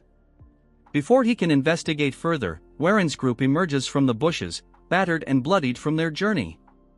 Warren, pale and with his face smeared in blood, cries out in relief at finding someone in the desolate mountain. The sight of his ghastly appearance terrifies the young man and the cat, leaving them trembling as a piercing scream echoes through the forest. Later, in a small straw house deep in the woods, Warren lies unconscious, receiving treatment. When he awakens suddenly, startled by a nightmare of the flying demonic blood lion, he finds his body intact and realizes he has been treated. Relieved, he concludes that they have indeed found the healer they sought. The boy Warren had encountered earlier in the mountains opened the door, noticing that Warren had regained consciousness. The boy explained that Warren had been seriously injured, so he brought him to their clinic, a small establishment run by his grandfather and himself. As Warren tried to rise from the bed, the boy urged him to remain still and take his medicine first. Curious, Warren asked if the boy's grandfather was named Hei Dukgong. The boy confirmed this, surprising Warren, who realized that this boy was Ha Kielryung. In turn, Kielryung was startled that Warren knew his name. Warren thought to himself that he had finally found the reason for his journey to Mount Wudong, even using the Jaegel clan as an excuse. This child was the key to completing the Tianzhong clan's unstable martial arts. More importantly, he was destined to become the future strongest man under the heavens, the one supreme Kielryung. Warren recalled how, before his regression, a battle of unprecedented scale had erupted over a martial arts tome. The conflict involved not only the unorthodox and demon clans but also the 5 great clans. The tome introduced a revolutionary concept, the coexistence of good and evil within a human. When balanced, this duality could produce power far beyond ordinary limits. This philosophy, left behind by Zhang Sanfeng, the progenitor of the Wudong sect, was detailed in the Yin-Yang Depth Heaven tome. In his past life, Kielryung's family had stumbled upon this tome by chance while foraging for medicinal herbs, which allowed Kielryung to ascend as the strongest man under the heavens. Warren knew that obtaining this tome could help fulfill his family's dreams. As Warren pondered, he watched Kielryung diligently prepare medicine. A fly landed on the boy's cheek, and with lightning-fast reflexes, he caught it in his hand. This casual display of speed surprised Warren, revealing that Kielryung had also been trained in martial arts. However, the boy merely smiled modestly, mentioning that his grandfather had taught him. Despite Kielryung's young age, his skill left Warren astonished. At that moment, an elderly man with white hair and a kind smile entered the room, recognizing that Warren had awoken. This was Hei Dukgong, Kielryung's grandfather. After some time, Warren, nearly fully recovered, stepped into the yard, where his companions had also recuperated. Together, Warren and his 3 subordinates bowed deeply to Dukgong in gratitude. Introducing himself as Warren of the Hanan Tianzhong clan, he sincerely thanked the healer for his aid. Dukgong waved off the thanks, insisting it was his duty. However, he then asked why someone from the Hanan Tianzhong clan was in this region. This question momentarily froze the group. Thinking quickly, Warren replied with a smile that he had come to gather ginseng. Dukgong raised an eyebrow, commenting that while they had some medicinal herbs, ginseng was rare and difficult to find. He inquired further, asking why they needed ginseng. Facing Dukgong's probing gaze, Warren appeared briefly flustered but quickly adopted a sorrowful expression. Tears welling in his eyes, he fabricated a dramatic story. He explained that his mother had fallen gravely ill and that his parents, who had cared for him despite his frail health as a child, were the reason he could leave the clan and explore the world. His voice grew more emotional as he claimed he had received a message about his mother's condition and learned that ginseng could save her. As he spoke, he began crying louder, wiping away tears of supposed filial affection. Byung, standing behind him, marveled at his acting, though she couldn't help but recall how healthy Warren's mother had been when they left. She silently wondered why their young clan leader would resort to such an elaborate lie. To their astonishment, Dukgong was deeply moved by Warren's performance. Overcome with emotion, he praised Warren as a model of filial piety and declared that he was touched by the young man's devotion to his parents. With tears streaming down his own face, Dukgong rushed off, announcing that they must find wild ginseng immediately. Warren, satisfied with his success, smiled as his three companions stood frozen in disbelief at the scene they had just witnessed. The scene shifted to the mountains, where Byong, drenched in sweat and breathing heavily, was astonished to realize that Warren's search for ginseng was serious. She turned to look at him and saw him desperately scouring the area. Noticing Byong slowing down, Warren reminded her firmly to keep searching and not just stand idly. His gaze was resolute as he mentioned needing to find the yin-yang depth but quickly corrected himself, substituting it with ginseng for his mother. Seeing the determination on his face, the three subordinates resumed their search with equal diligence. By the time the sun began to set behind the mountains, Dukgong, exhausted from a full day of searching, announced they would have to stop for the day. The group, weary and covered in dirt and plants, returned to Dukgong's house. Wiping his sweat, Warren thought to himself that knowing the future didn't guarantee achieving everything easily.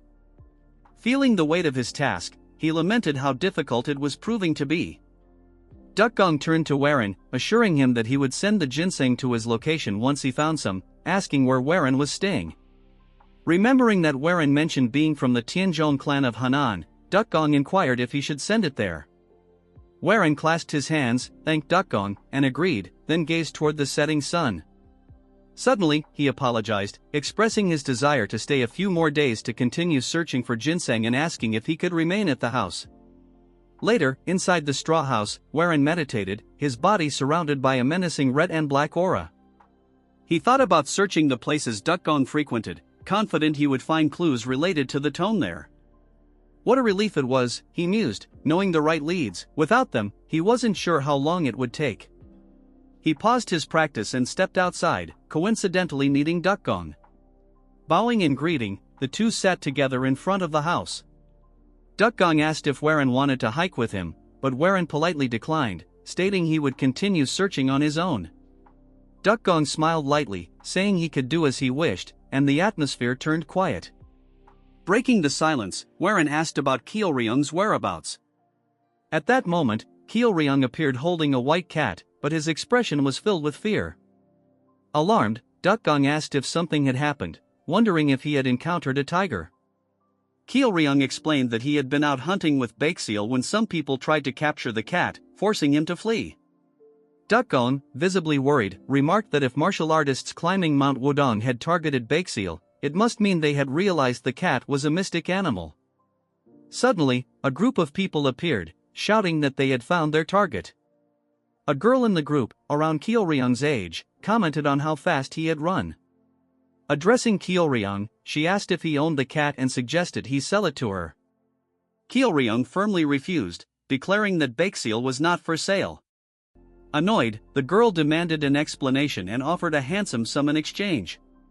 Despite her insistence, Kyeolryung resolutely rejected the offer, his voice loud enough to draw the attention of Warren's subordinates, who watched the scene curiously. The two groups faced off as Kyeolryung shielded Baekseal behind him. Dukgong stepped forward, apologizing and explaining that Baekseal was like family and not something they could sell. The girl, speaking loftily, warned Dukgong that others would have taken the cat by force and told him to count himself lucky it was her making the offer.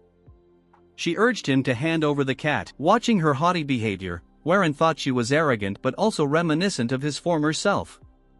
Stepping forward in front of Dukgong, he politely spoke, stating that it was wrong to demand something after it had been clearly refused. However, one of the girl's subordinates, wielding a sword, blocked Warren's path and arrogantly ordered him to step back, asking if he even knew who they were. Maintaining a calm expression, Warren inquired about their identity. The large man introduced himself as a member of the Jaegal clan, revealing that the girl was the youngest daughter of the clan head. Realizing this, Warren was surprised to deduce that she must be Jaegal Yohi, the younger sister of his fiancée, Jaegal Changyang. Warren figures out why a mere bodyguard was acting so bold. Instead of fighting, he greets them with respect, telling them that it's an honor to meet the lady of the Jaegal clan. This ugly one-chapter character wants some screen time, so he starts beefing with our chat, asking him where he is from. All of a sudden Jungwook barges into the scene, telling him that for a mere guard he is being too bold, since he is Noah's. He bumps into his head, about to reveal their status. Warren tells him to stop and just says that they are visitors of Mount Wodong. As they come face to face, this little turd says that she does not wish to talk to someone that is not willing to reveal their affiliation. She moves on to Kyeolryung, telling him that he has two options. Getting close to him, she tells him that he can either take the money and hand over the cat, or she will take it from him by force. As she approaches the cat, our Chad call him over, telling him that he will distract them for the time being, so he should just throw the cat in the air. Kyeolryung closes his eyes. Our Chad intrudes, telling her that there is a third option.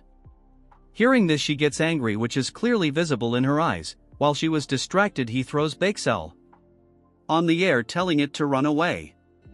The cat is clearly shocked, seeing just what is happening. Following the orders, he instantly runs away. The girl gets pissed, cursing our Chad. In response, our Chad explains the third option, that if the cat runs away, all she has to do is catch it. If she does this, Kyeolryung will not be able to complain. As for her, she is having a hard time controlling her anger. She orders her minions to go capture the cat. Immediately they chase after him without wasting a second. Warren points in Kyeolryung, telling him that their plan has succeeded. In the evening, all these turds return, telling the mini turd that they have lost it. She barks, telling them that the warriors of her clan couldn't even catch a single cat. They tells her that by no means is it a normal cat, but undoubtedly a mystic animal. She tells them that she will go to the Wudong sect, so they will capture it and bring it back. Byang tells Warren that if she is the youngest daughter of the Jaegal clan, then she must be Jaegal Yohee. Because of her behavior, she is called the Jaegal witch, but oh, don't care, all I want is Byang and our Chad mingling together. However, one thing that stands out is that she is someone who has surpassed the other geniuses in her clan to become a vice division leader. So Warren suggests that it would be better for them to hide their identities for the time being, since they don't know how she will react. And there is something they still need to find on Mount Wudong. They are getting close to each other. Guess the author is feeding my delusional mind. Warren notices that Kyeolryung is very sad, so he approaches him and asks him if he is worried because of Bakesell. Top cheer him up. Our Chad tells him not to worry since our kitty is very fast. Looking from far, our waifu looks at the interaction and thinks that our Chad has really changed. At night, in return for helping him, Old Man brewed 2 huge jugs of wine that he brewed with medicinal herbs. They refuse, telling him that it's not needed, but steal the jugs, gulping the wine like starving dogs getting a juicy bone. Byung observes their behavior and leaves. As she continues her walk, something grabs her attention. Under the moonlit sky, our Chad is facing Kyeolryung. Observing them, she notices that Kyeolryung has a good stance, so he must have learned martial arts. As he charges towards our Chad, he remains calm, not making any unnecessary movements. As their sticks collide, Kyeolryung loses horribly, but Byung gets shocked to see just what has happened. Although it was a quick fight, she noticed that Warren had to use the azure bamboo sword on a mere branch to defend herself. Although many say geniuses grow in incredible speeds, this is extraordinary. In the morning, Warren wakes up to see the little turd in front of him. He notices that she doesn't have the cat and proceeds to say good morning to her. With a pissed look, she tells him that she will get the cat no matter what. Our Chad, with a straight face, asks her why she is not continuing the search. She tells him that she has duties to fulfill, however she will come to catch that cat again in the future. As she leaves, our bully tells her to take care. She turns around to ask our Chad which sect he is from. Warren tells her that he is from a small sect that she would never know about. With a frustrated look, she leaves the scene, and our Chad hopes that he would not run into her at the Jaegal clan. Moving to her, she is pissed because he is lying to her till the end. She is not dumb, because there is no way a small sect could have that much chi. Aside from our Chad, who has a huge chi pool, even his companion seems quite formidable. If she were to see Byung fight, she would probably die in shock. She orders her guards to investigate all of them and tell them to find out where they are from, even their family background and what martial arts they use. Hearing these words, everyone present barks, following the words of their master. At Mount Wudong, we see our Chad walking around the forest. He roams around until he finds a pond. Walking across, he reaches the top of Mount Wudong. Watching across, he sees the entire area. Thinking about it, he thinks that the sun sets and another day will pass. He thinks that he cannot stay at this place forever, and at this point he has given up. He meets his peers and tells them to listen to him carefully. He tells them that they will leave completely as soon as the preparations are complete. The turds think their muscles have been stiff for long. As for our waifu with Grace, she says that she will pack her things. As they go inside, our Chad sees them. From behind, someone is approaching him fast.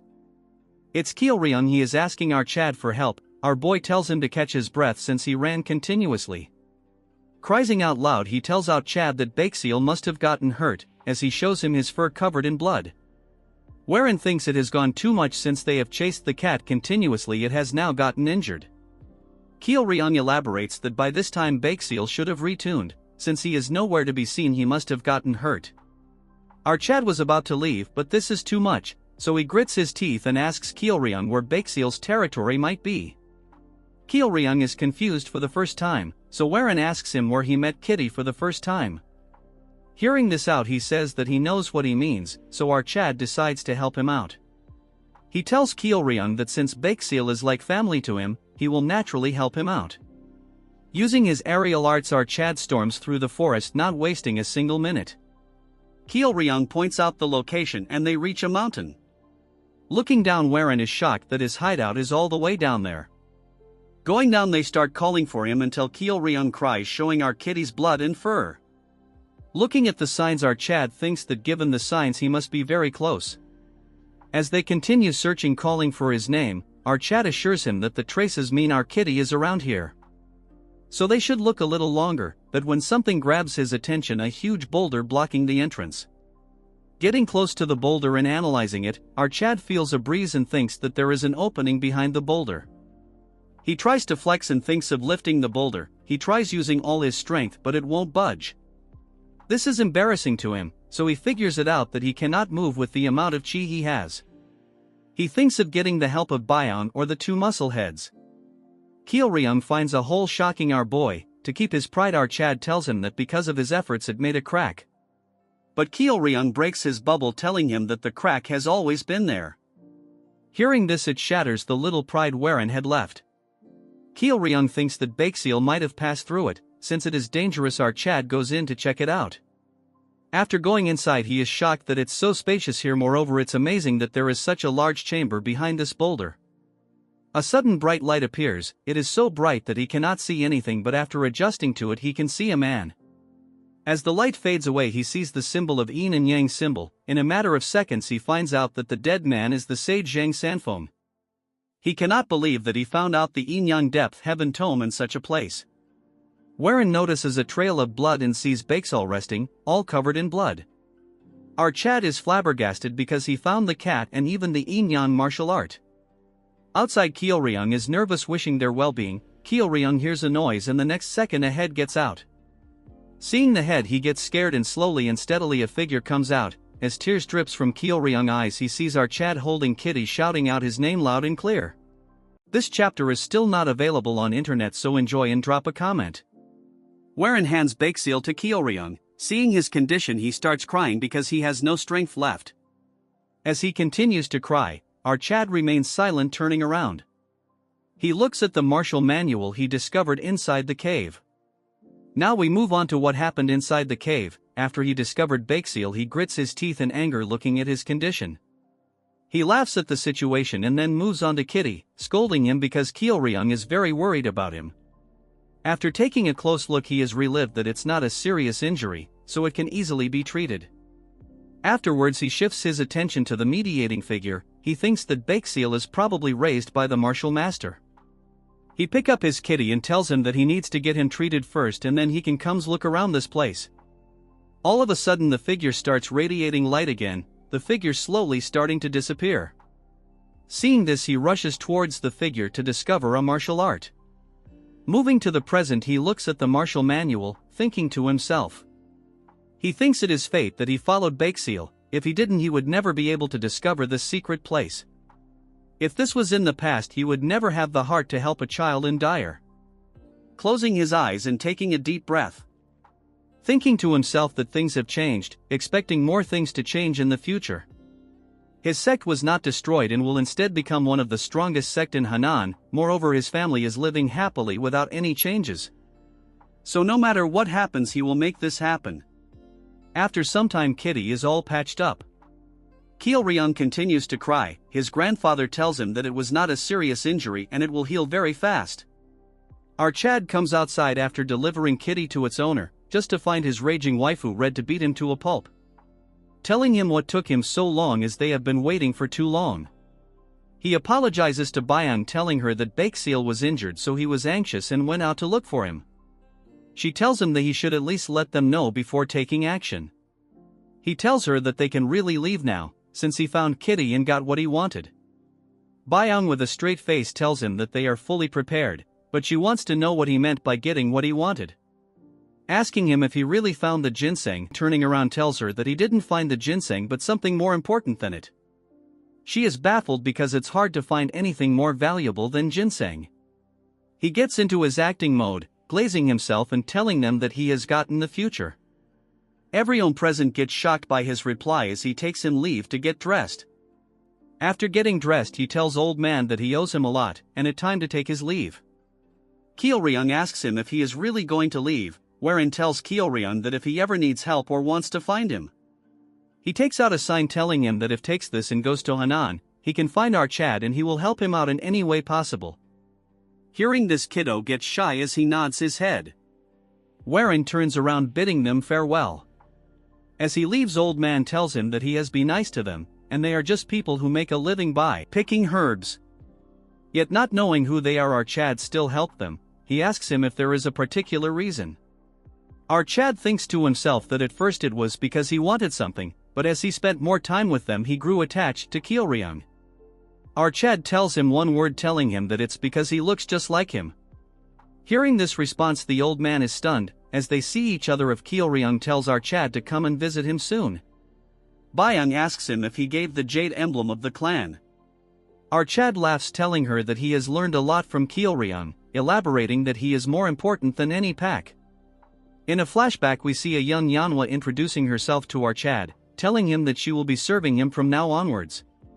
She reintroduces, shouting and begging him to take her in. Hearing this, he gets shocked and then laughs, allowing her to serve him.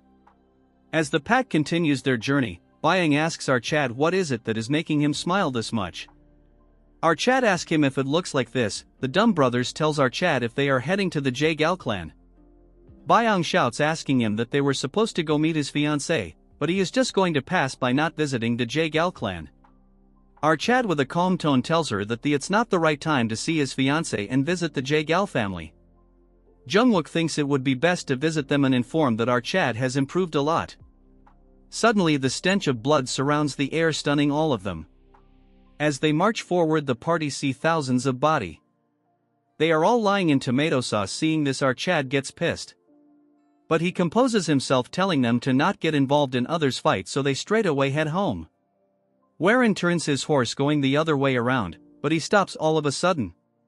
Telling them that it seems like he cannot ignore the situation, because the dead body of one of them belongs to the Jaegal family. As the group rushes towards the sound, Byung can hear it clearly. After getting to a certain place, wherein tells them to leave their horses here and walk by foot. The brothers are ready, telling themselves that this is their second fight after the Blood Lion. Archad tells them that rather than going blindly, it's best they should look at the situation first. Jungwook thinks that it is a great idea, but then they come across a stockpile of corpses. Currently his sister-in-law and the guard is surrounded by mysterious people. He realizes that the person beside her is the young master of the Zhuge family. Wherein didn't see him in Wudong, so he must have joined them later onwards. One of the masked figure with a snake mask orders his minions to attack. Hearing this, they charge towards them, but they get saved as an old man takes the blow. The old man falls to the ground and little Shawty gets scared, calling the man uncle. She is scared as fear is clearly visible in her eyes. Wherein thinks that this a tough situation, then he moves to his crew and asks them who the people wearing white are from. Byung has no idea, and so does Namwook, so he thinks to himself that the identities of them is still unknown. Remembering their ornaments like the mask and the white robe, he figures out that this is clearly the white-green division. That is said to be the most cruel and perfect in the future. This event occurs after a man named Duk Sang obtains a pill of life from the green blood viper, a mythical creature, and ascends to the divine realm. Subsequently, he assembles a group with the green blood viper as their symbol. However, he is perplexed by their attachment to the Jaegal clan. Wherein believes that if he possessed any information about them, he could devise a solution. Upon witnessing the bloodbath, he becomes enraged, unable to control his fury. Chad thinks to himself that he's foolish for obtaining the Taiji department Heaven Tome and the Poison Stone Flower. He intends to return home to complete his family's martial arts and alter the future. His eyes turn red, likely due to the new martial arts he's using. Moving to the masked snake, the main leader charges towards our Shawty. As he leaps in the air to stab her, before she can react, a figure steps in, blocking the attack and injuring the attacker. Seeing our Chad, she's shocked. He reveals his identity, telling her he's the young master of the Yong clan. Hearing this, the man pauses for a moment before commanding his minion to kill them. They try to attack our Chad, but instantly, his squad blocks all their attacks. The Zhuge clan turd asks our Chad if he's truly Yong wearing, and he's heard that he's too unwell to even move around. Everyone starts talking, and our Chad tells them to keep quiet since now isn't a time for conversation. The kid wonders to himself how he's changed so much in a year. The snake turd asks our Chad who he is. Like a savage, he tells him they might be people who happen to pass by. The snake turd thinks for a moment and tells our Chad it doesn't matter and that they'll all die here. Warren is in a tough situation, and they can't win against them head-on. They don't have the numbers advantage over them, but the J-Gals can no longer fight. He needs to ensure everyone gets out of this alive. Byung tells our Chad she'll fight, but the turd angers our Chad. He tells him he was acting all confident, yet now he's gonna hide behind some woman. Hearing this, our Chad gets angry and tells him he'll fight him head-on. The man thinks they're all a bunch of young fools as our Chad charges towards him. Byung gets stopped by Namwook, who tells her that the old young masters are gone, so it's best to watch what he does. He charges towards the turd with anger, cursing him a man. Seeing this, he thinks he might not have truly changed. The man believes it's an easy fight as their swords collide. The man tells our Chad if this is what it takes to make him this mad. However, our Chad is incredibly focused on defeating him, closing the distance and successfully misbalancing the snake. Taking advantage of this opportunity, he lands a lethal swift blow, instantly cutting off one of his fingers. Seeing this, everyone is shocked, even the snake himself. Warren is furious because he wanted to cut off an arm, but he managed to minimize the damage sustained by swinging his arm around even with his vision obscured. However, he then smiles, thinking to himself that he has achieved his goal. Byung is so worried that she wants to rush over, but again, one of the brothers stops her, telling Byung to wait around. As our Chad comes face to face with the snake, he tells him that what he needs is a moment of advantage. From now on, it will be a game of luck. He stares him with a dominating look, shocking the snake by telling him to inform squad leader Duk Sang that he himself is from the Hidden Saint cult. From afar, Warren's accompanies are thinking to themselves. Junwook tells Byung that our Chad is probably saying something, but he cannot tell what he is saying. Byung figures out that he is using the sound transmission technique. Realizing this, she is shocked because it's not an easy skill to learn. Moreover, she cannot figure out when he managed to learn this. Moving to our Chad, he tells Snake Turd that if he tells him all this he will forgive him, telling him to leave. The man grits his teeth in anger, telling him how can he know their squad leader's name, questioning who he is. Our Chad is in a tight spot because he is still doubting him despite the fact that he knows the name of their squad leader. Warren takes a second to think, but he does not have that luxury as man hold his sword, telling him to tell him everything clearly. Warren starts telling him that 5 years ago, when the Hidden Saint cult was eradicated by the 3 demonic heavens, he was one of the people present there. Warren asks the turd as he is not one of the people that are trying to revive the cult. Our Chad boldly declares that he is a man from the Hidden Saint cult. The turd gets closer to our Chad, ready to attack him, but stops the sword at our Chad's neck. Seeing this, his accomplices call for his safety. The man finds it hard to believe that our Chad, who is barely 20 years old, yet he knows the name of the squad leader, as well as about the Hidden Saint cult. The man finds it very hard to believe, but he will believe our Chad if he can answer just one of his questions, asking him which heaven of the Hidden Saint cult he belongs to. Hearing this, our Chad doesn't make an expression because currently the turd is testing him. According to what he knows from the future, the Hidden Saint cult right now is a union of 3 groups rather than a single unified group. The Sun Saint cult, which pursues power over anything else. Then there is the Moon Saint cult, which pursues religion, and the Hidden Saint cult, which mediates the group. However, it is not known which group the Green Blood Viper belongs to. It would not be likely for the Hidden Saint cult and the Moon Saint cult to make an assassin organization. So it makes more sense if the Sun Saint cult did such a thing. But he cannot cancel out the possibility that the Moon Saint cult or the Hidden Saint cult cannot create one. This is all a gamble, but it is all he has always done, which is best to put his money on which is the most likely bet. With a bold face our Chad tells him that he is from the Sun Saint cult. The man remains quiet, then orders his crew to take their leave. After they leave our Chad remains quiet, then blood starts gushing out from his mouth. It was caused by an internal injury from the strike earlier. As Byong rushes towards him, his consciousness starts to fade. Later that day at the evening, Warren wakes up from his sleep, as he overhears people telling everyone to hurry up their work. Everyone is done cleaning the body while our Chad observes without spilling anything. That's when he sees his sister-in-law worrying about something, then she proceeds to hand our Chad something. She tells him that this is her clan's healing medicine that will heal his internal injuries. Our Chad tells him that it is fine since she didn't expect something in return. She remained quiet, then she turns around telling our Chad if he is going to consume it after she begs him. As she gets further away with a low tone she thanks him. Seeing this our Chad gets shocked, then he smiles silently. Byong gets close to our Chad and tells him that she didn't know our little shawty had a cute side to her.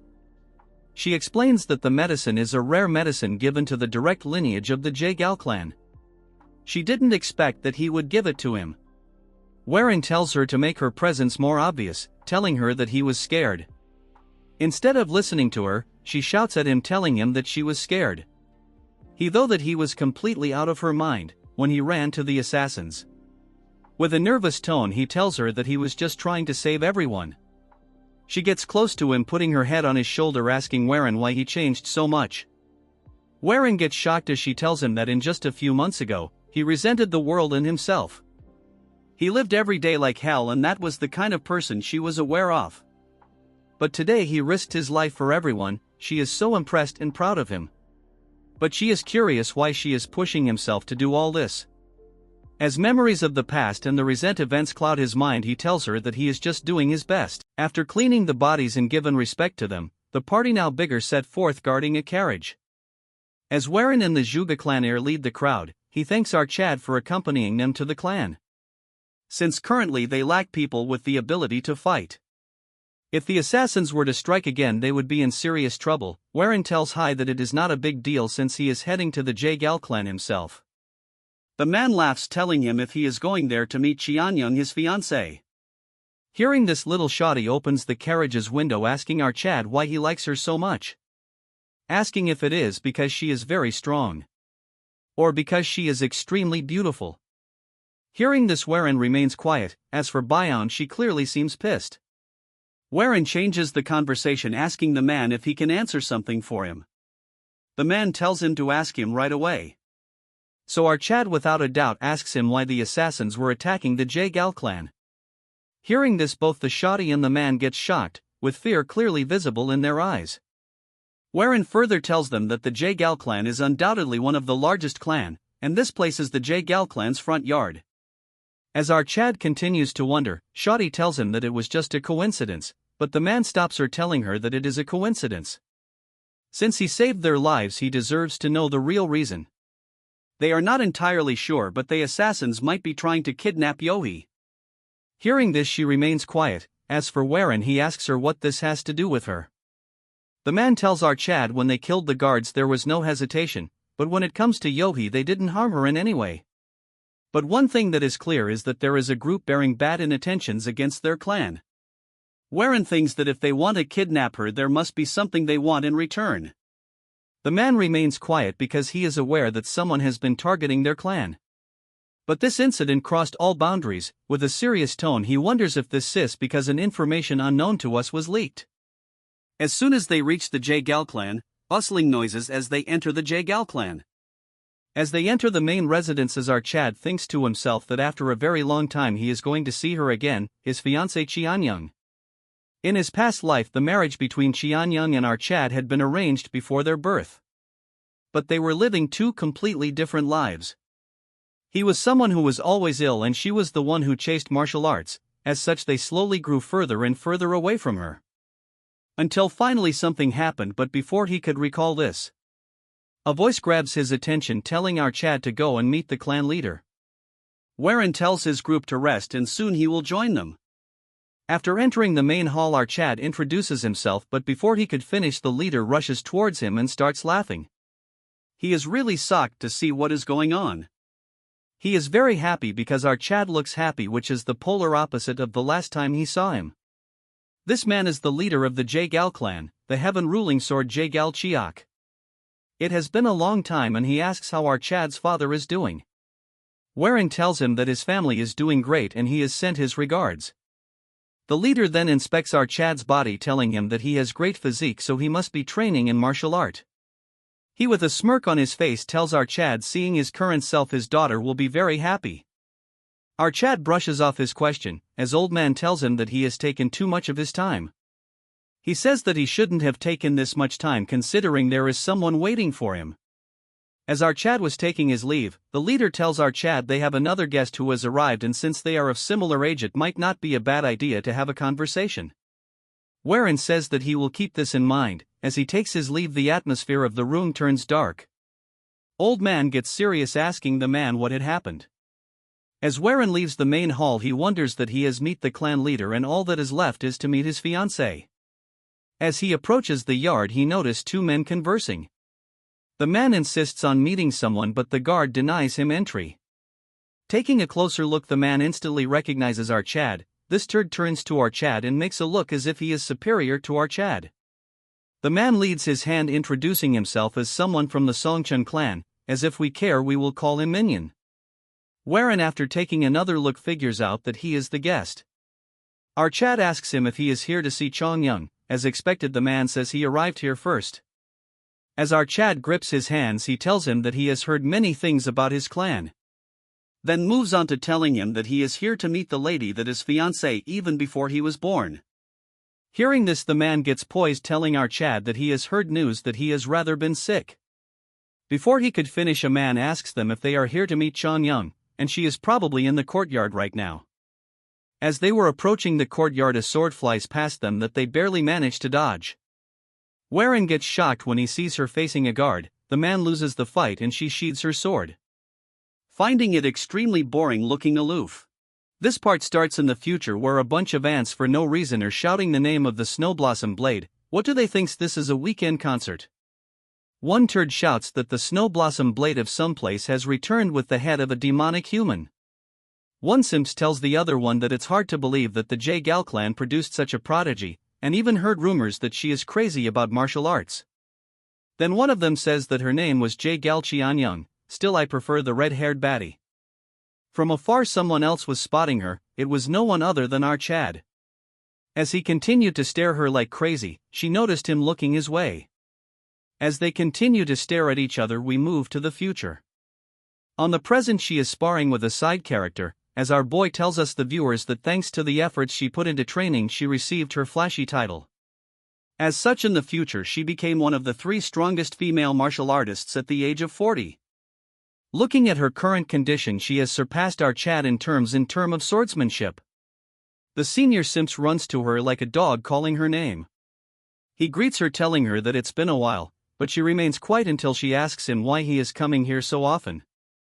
The simps tells her that it's because he wanted to see her. Hearing this, she tells him to stop this drama, since she already has a fiancé, and just compare faces for once, dude looks like a malnourished Dwayne Johnson with hair. She notices that someone else is waiting for her. Realizing that it is our Chad, she gets happy, rushing towards him. Standing face to face with him, she asks him if he really is our Chad. Warren greets her, telling her that it's been a while. She asks him how he is here and if he is healthy now. Our Chad happily tells her that he has recovered recently and currently he is touring the lands. He just stopped by the clan to see her. She remains quiet for a second, then asks him if he is going to stay for a few days. R gets taken aback by the question, then smiles, telling her that he intends to leave early morning tomorrow, and they proceeds to say that he is here just to see her. As they remain quiet for a few seconds, he tries to tell her something, but for some reason he tells her that he will talk about this tomorrow, and tells her to finish her training. As she remains quiet, our Chad takes his leave. Meanwhile, the simp is boiling with anger. Now what he will spout the dialogue, you are courting death. At night, as our Chad was minding his own business, a busybody came in front of his room. And with no manners, this turd enters the room. Our Chad, not paying attention, asks the ugly simp what it is that he wants to talk about. As the ugly simp sat across our Chad. After waiting for a few seconds, he tells our boy that he is in love with Yong. Our Chad gracefully tells him that his words are very bold. But this trash gets even more pissed, asking him if he really wants to marry her. Dude thinks he has an opinion, but he is just a 2-chapter character. Our Chad realized that he has no manner, but this retard laughs instead.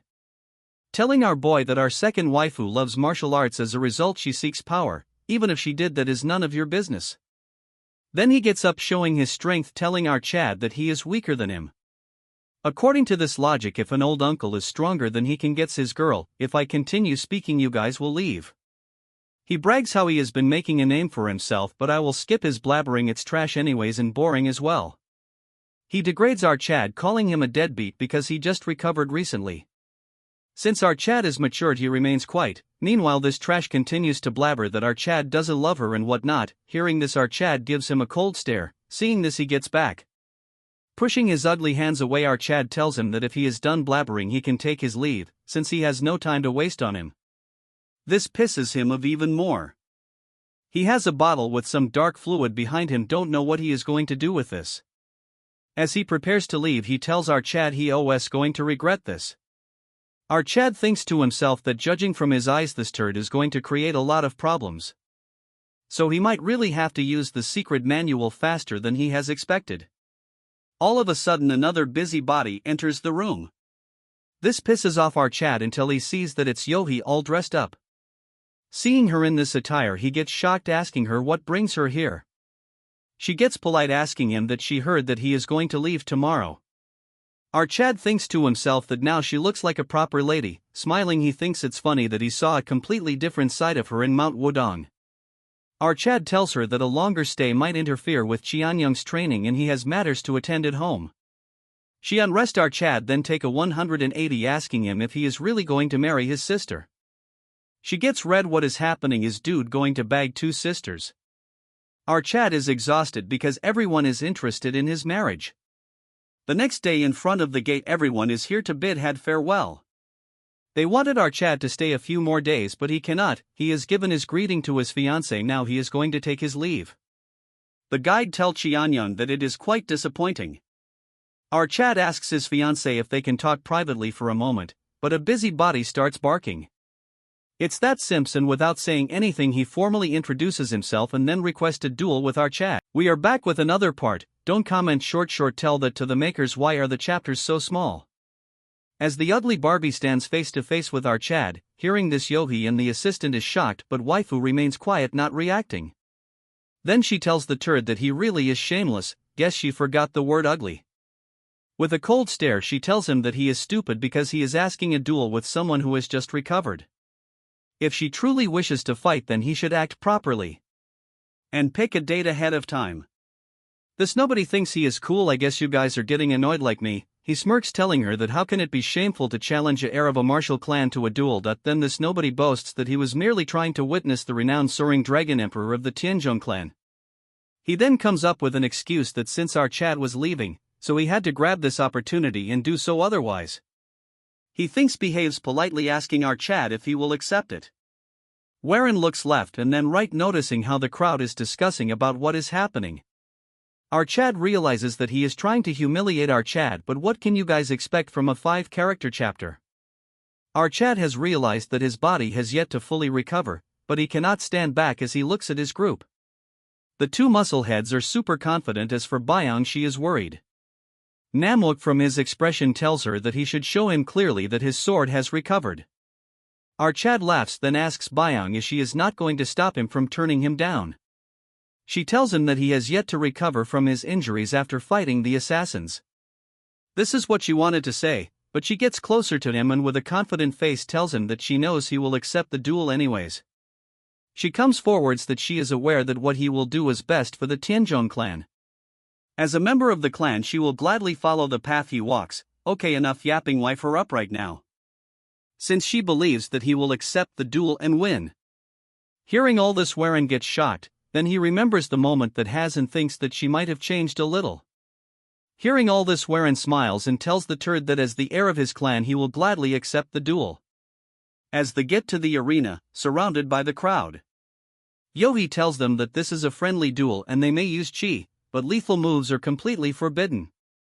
If one loses the grip on their sword or if the sword break, they will lose the duel. Additionally, the destruction of one's sword due to the inability to endure more chi shall also count as loss. The turd thinks that the situation is advantageous to him, since our Chad is barely able to manipulate chi due to his internal injuries, so this nobody thinks that he will take his time and play with her. Warren speaks, telling her that a duel is boring on its own, so there should be wager. This take aback the turd, and our Chad tells him that the loser will never step foot again. Hearing this, the trash excited immediately agreeing to the offer. Then starts to shout that our Chad won't be able to come to the Gal clan again. Warren laughs, telling him that a wager must be honored. Hearing all this, Yohi gets shocked, thinking that it was a smart move, since if our Chad wins, the turd cannot enter the clan again, but if he loses he will still be with Yong, so it's not a problem. It's impressive since our Chad thought of such a plan in such a short amount. The assistant tells both of them to take their places. As they stand face, the useless crowd starts jumping around left and right. Yohi asks the assistant who might win, and since Warren took down the mysterious assassin, it should be his win. The man tells her that it might not be the case since it's likely that our Chad will lose. He says that although our Chad has bright future, he is likely to lose the duel. Not only is he injured, he is facing a strong opponent. Sorry to say this, but this guy looks more like a TikTok cosplayer than a villain to me. He has a flashy name and his sword is like a dragon's cry when he uses his bright blue aura. This sounds so cheesy when dude has such a slappable face. Although he has a bad attitude, he has a few years of experience and his skills are on par with rookies from the most elite sections. If they were to duel, our Chad is the one that is likely to lose. Enough yapping for a 2D character when he has no idea of plot armor. Although he asks for the girl's opinions, he remains quite guess she is on drugs or something. What kind of dead reactions are these? The trash introduces himself, but you guys don't need to know about it. As they stand face to face, our Chad introduces himself. After a short silence, this yapper says that he has always wonders why the Tianzhong clan was known as a dragon clan, since there is nothing more than worms now. Hearing this, our Chad gets angry, telling him that he will show him what he really is. As they stand face to face with each other, taking their swords out, as the signal goes of, they rush towards each other instantly, facing each other face to face, as they are both equally matched. As their swords collide, the overconfident turd smirks as if he is something big. He lands multiple strikes aimed towards our Chad, as they were about to hit our Chad. He uses a martial art that lets us see the trajectory of attacks. With the help of this technique, he barely manages to dodge every single one of the fatal strikes. Seeing this, the turd gets disappointed as he charges towards our Chad, telling him that it is going to be fun. Warren gets overwhelmed as he continues to land multiple attacks in a matter of seconds. As he aims for his neck, Warren manages to dodge this and blocks the blow that comes after this. The turd cannot believe that our Chad managed to block all of his attacks. He guesses that his movement is as if he can see the trajectory of attacks. According to our Chad, he can see the trajectories. Because of this, he was able to block all of attacks. This level is the insight one gains when she begins to affect one's eyes. It is a level he shouldn't be at, yet he is able to use it, guessing it might also be because of the old man. The trash mocks our Chad, telling him that he is as fast as rat. As for our guy, he is still catching his breath because of the injuries, and a technique beyond his limits. The confident turd stops, telling our boy if he can block this as well. His sword gets laced with a blue aura so bright that it engulfs the entire arena. He is using the mighty Azure Cloud sword. Even Warren is shocked just by the release of the technique. Ugly Mutt tells our Chad to come at him with everything he has. Hearing this, Warren releases his aura and vanishes instantly. As the turd uses the Azure sword, our Chad uses the Soaring Dragon Emperor sword. As their swords come in contact, it causes huge vibration all over the arena. However, Warren has been grazed. Seeing this, the trash starts mocking the Tianzhong clan, saying if this is all it amounts to. Warren takes the attack head on, and this nameless Barbie uses his secret move. As the dust settles, we can see Warren injured and barely holding his ground. Everyone in the arena is shocked by what is happening. The turd has gone crazy because he intended to take one arm, but our Chad even blocks that secret move of their clan. wherein Raps uses a piece of cloth to wrap his hand around his sword, telling the trash to charge towards him. Hearing this, the nobody acts up, telling our Chad that he has never liked him from the start. Ikaju has been acting as if he knows it all. What kind of hypocrisy is this? He says that he had thought of punching our Chad, but now he will just crush him as he uses all of his powers. Yohi says that this is no ordinary duel anymore and needs to be stopped. As she tells them to stop this, the mad waifu continues to watch the battle in awe. As he faces the attack head on, our Chad says that he has been lying to himself all this time. He has been acting calm in the face of death and even pretending to know the future. And he is not even a saint since he stole a child's future. As he gets ready to face the attack, not backing down, he sees the weak point of his attack, which is the center of the force. He says that he might not be a saint, but he will try his hardest and not run away. Wherein sword glows bright golden as he says that he shall walk the path from now onwards. The useless character gets angry for the I don't know how many time. As he launches this cheaper version of the spirit bomb, our Chad says he will show him why his clan is known as the Clan of Dragons. He uses a move and the entire world becomes black and white. A small fish slowly grows to become a huge fish and finally turns into a dragon, which is the intent of his sword. The attack has escalated so much that everyone is having a hard time holding their ground. Xianyang unsheathes her sword if things go otherwise. From the huge pool of blue aura, a black golden aura emerges, and slowly the small spark transforms into a huge black dragon. It's so fascinating that everyone is in awestruck, as Warren tells this turd that he will show him why their clan is called the Clan of Dragons. As our Chad launches his attack, they both give it their all, but our Chad's black aura starts eating away the blue aura of the turd. The turd is shocked because our Chad is engulfing his blue aura, as he was getting overwhelmed. A hand grabs onto the energy, dissipating it instantly. It's done by no one other than the clan leader. The old man laughs, telling that he has no choice but to intervene. He says that it was a great duel, but it ends here. He says that if it continued, someone would have died. Hearing this, the trash starts crying, telling him that he has won the match. If he hadn't intervened, he would have easily won the match. The old man gets pissed, telling him how he thinks like that, since he clearly remembers that if the sword fell or broke, it would be deemed a loss. This turd is in denial because all of this doesn't make any sense, so he says that it's a hex. Since he has to save face, he says that our Chad cheated, because in the beginning he was barely holding his ground due to his injury. But all of a sudden he had a sudden outburst of strength, accusing our Chad of using magic. Xianyang intervenes, telling him to have some shame and not be a common enemy. Telling this turd to leave her house right thus instant. Reminding of the bet they had made, as this trash starts getting death glares from everyone in the clan, he remains quiet. With that ugly face, he managed to survive 5 chapters. As he leaves the stage, the old man says that the turd's clan has fallen down if a child like him exists. The old man laughs, moving on to our Chad, telling him that it was a great fight. He says that he was really surprised by the outcome, since he just recovered, yet he has grown this strong already. That's why he had no choice but to intervene, because he cannot afford to pay homepage to the turd's family while fighting. Warren says that he is praising too much. That's when our Chad realizes that he is bleeding from his mouth. As he quickly starts to wipe it off, old man says that he cannot leave the house in this condition, so he must stay the night and leave tomorrow. He wants to talk to him more, but for now he should rest. As our Chad returns to his crew leaving the grounds, he laughs, telling that the Tianzhong clan has given birth to a real dragon. That's when he realizes something, that his hands are bleeding. He figures out that this happened when he tried to stop our Chad's attack. Just this fact excites him. He calls the guide, telling him that he has to start his plans sooner than he had expected.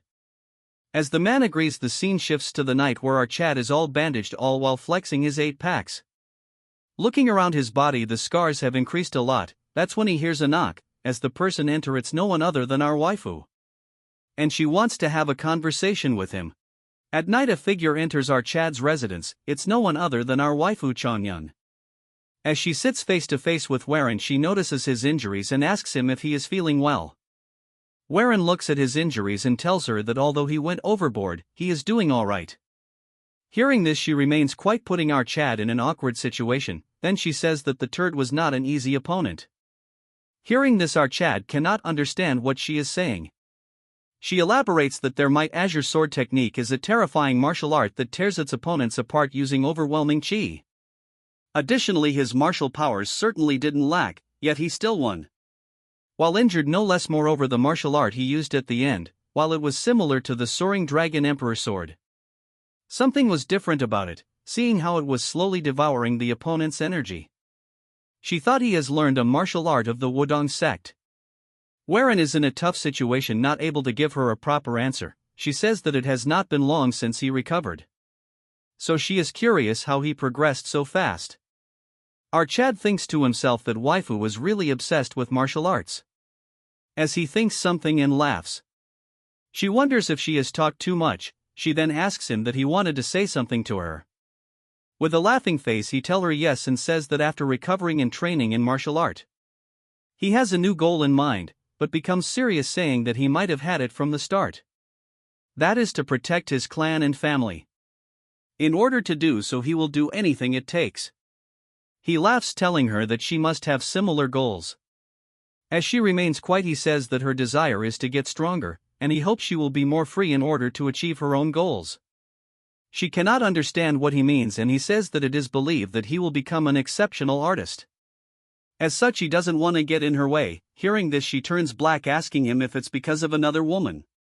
With grace, our Chad disagrees, telling her it's not the case, since they don't love each other. She loves martial arts while he loves his family and clan.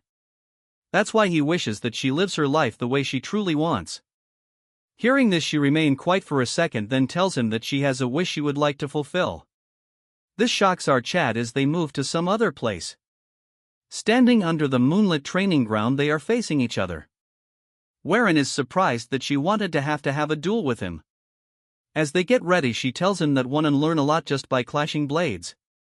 They can learn about what the other person is thinking, as well as what they want to say. And this is her answer to it. Hearing this, our Chad laughs and says that he agrees to it. As they collided swords, not one of them is getting pushed back. After multiple exchanges, both of them are enjoying. They exchange multiple strikes and both of them actually seem to each other's company. As they continued to clash the moonlit floor, our Chad bids her farewell. The next day, as our Chad bids them farewell, Yohei is very angry and the rest of them are fine. As Warren was riding his horse, he turns to see Changyang watching him leave. As she looks at him and smiles, man, she looks human for the first time. As our Chad departs, we get a look around of the entire Jaegal clan, and on the training ground their swords are buried across each other. We move to an inn on the outskirts. Inside, the two turds are drinking while our couple watches them. Jungwook is drunk, asking our Chad when he trained so much, then asks him what were the moves he used. He tells his brother that the last one was undoubtedly the Soaring Dragon Emperor sword. Namwook tells him although it was the same technique, there was something different about it. Hearing this, our boy gets nervous, telling them that he has been with them all this time, so there is no way he could have practiced something on his own. Our Chad is also confused, telling him that it was indeed the Soaring Dragon Emperor sword. However, as soon as he ran out chi, the Taiji Heaven Arts interfered. The Soaring Dragon Emperor sword that suppresses the opponent with overwhelming force in the form of a blue dragon. Combined with the Taiji Heaven Arts together, they became a style that consumes the chi of the opponent to suppress them.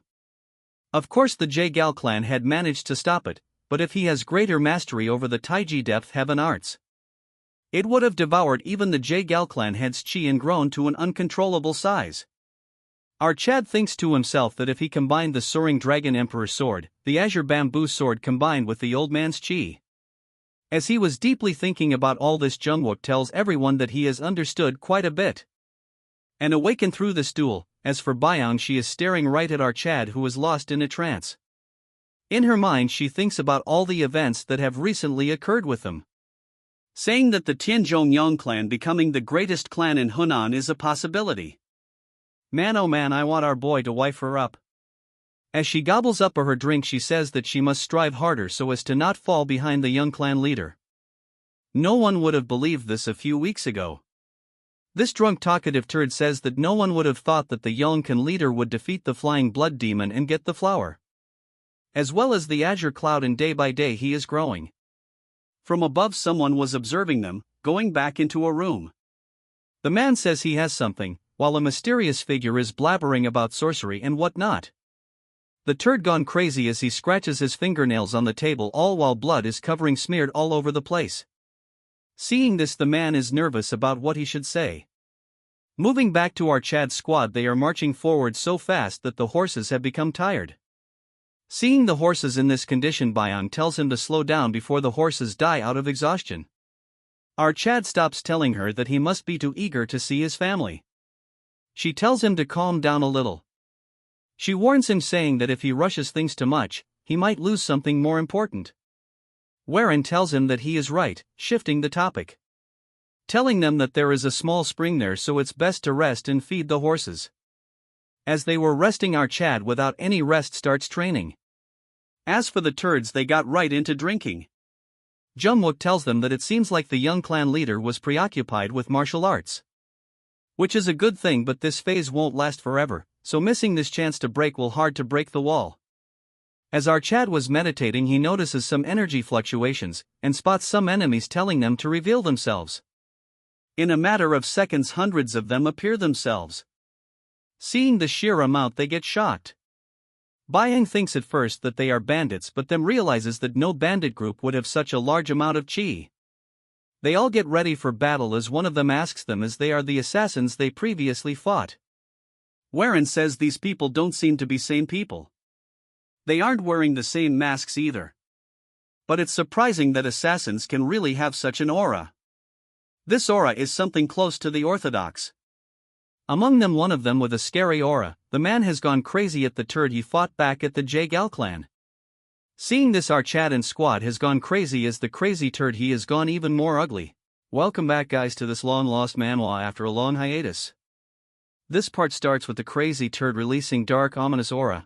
Looking at their weapons, Warren realizes that they are from the Songchun clan, and what worrying is that they are not even trying to hide their identity. Warren asks him if he is doing this because of what had happened at the Jaegal clan. He tells our Chad to keep quiet, stating that our Chad is clearly a demonic arts practitioner. Other might not be able to sense it, but he can, and he has come to slay our Chad. What a load of crap, as Moyang tells Warren that looking at him he is not in his right mind. His mind is unstable, his veins are bulging, and his inner chi is in turmoil. He has clearly fallen into chi deviation. Warren tells him that he has clearly lost to him once and there is no point in them fighting. He starts laughing, saying he still doesn't understand the situation. They had poisoned the spring water as they realizes that their inner chi is not moving. What he did is lace the water with gentleman's poison. Warren thinks this is disgraceful, as threatening them was not enough, he also used poison, asking him how he had guts to call him an orthodox martial artist. This crazy turd tells him to shut up, saying that to slay a demon he would do far worse things. Telling Warren he has no idea how much pain he had to endure to reach this level of cultivation. He then starts shouting about how he has reached this level of cultivation not to lose to trash like Warren. Namwook says that the situation is not right since they have all drank from that spring. Judging from their approach of dozens of warriors and this turd in a state of chi deviation, they are clearly determined to kill them. Setting aside this turd, they still cannot win this battle without chi. They tell Warren that they are his guards, and as they move forwards they say that there is no way that he will die before them.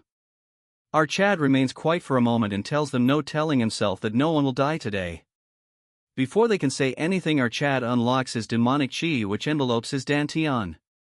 As the turd continues to shout, our Chad is facing difficulty since this is the first time he has drawn out his own chi. His current chi is so domineering that it is equivalent to 60 years of chi. Even if he loses focus for a moment, this power will consume him. He commands his minions to attack our Chad, saying that their clan will personally purge the demon. As they charge towards him all together, Warren thinks he needs to end this quickly and swinging his sword fast. He finishes multiple of them in a second. Before they can react, he has run around with super speed, finishing them as if he is cutting through butter. As he charges towards the turd, multiple minions come forth as they manage to dodge his charge and trap him in a formation. Inside the formation, Warren is having a hard time since it has slowed him down. The turd call our Chad weak and whatnot. Dude forgot it's literally a 1 versus 100. Although he can still hold it off, the demonic chi is slowly consuming him, so he has to shake it off right now. That's when he hears a voice and it's Moyang getting hurt. Just seeing it, our Chad loses its mind. Charging towards them with extreme speed, but the entire squad of minions jump on top of him. And taking opportunity of this, the turd charged in the air, planning to end everything. But all of a sudden a red aura glows bright, as Heir uses the heavenly lightning ascension. Even from far the attack is clearly visible. Looking at it, Yong is shocked because it was definitely the heavenly lightning ascension. Even she can barely imitate the advanced sword art, so she cannot understand how he managed to pull it off. She asks the other if they are okay, and they can barely keep consciousness. As they get close, the chi is still bursting out from the place, and one of them says that the shockwave didn't reach them. Yong says that it is because Heir managed to control it just before the end. But currently he is still not moving an inch. As he wakes up, he finds himself in another place, shocked by what is happening. As he is in an empty world with water on the ground and everything else white. Our Chad forgot that he ended the battle and thinks that Yong and his two sidekicks are still fighting. The blue calm sea turns red all of a sudden and starts pulling him in the department of some demonic place, probably his inner demons. Moving to the other side, Yong thinks something is wrong and the person in front of them no longer their lord. She cannot understand what that is, but she just cannot move freely using the lord's body. Jungwook tell them there is nothing they can do since they cannot use their inner chi. Hearing this, Yong shouts, saying that they just cannot stand by. That when all of a sudden our Chad start moving, but it is as if someone is controlling him and getting closer to the turd. He charges his sword towards the half-dead turd. As for Heir, as he was sinking deep, a figure pushes him up, and it's Manhwa.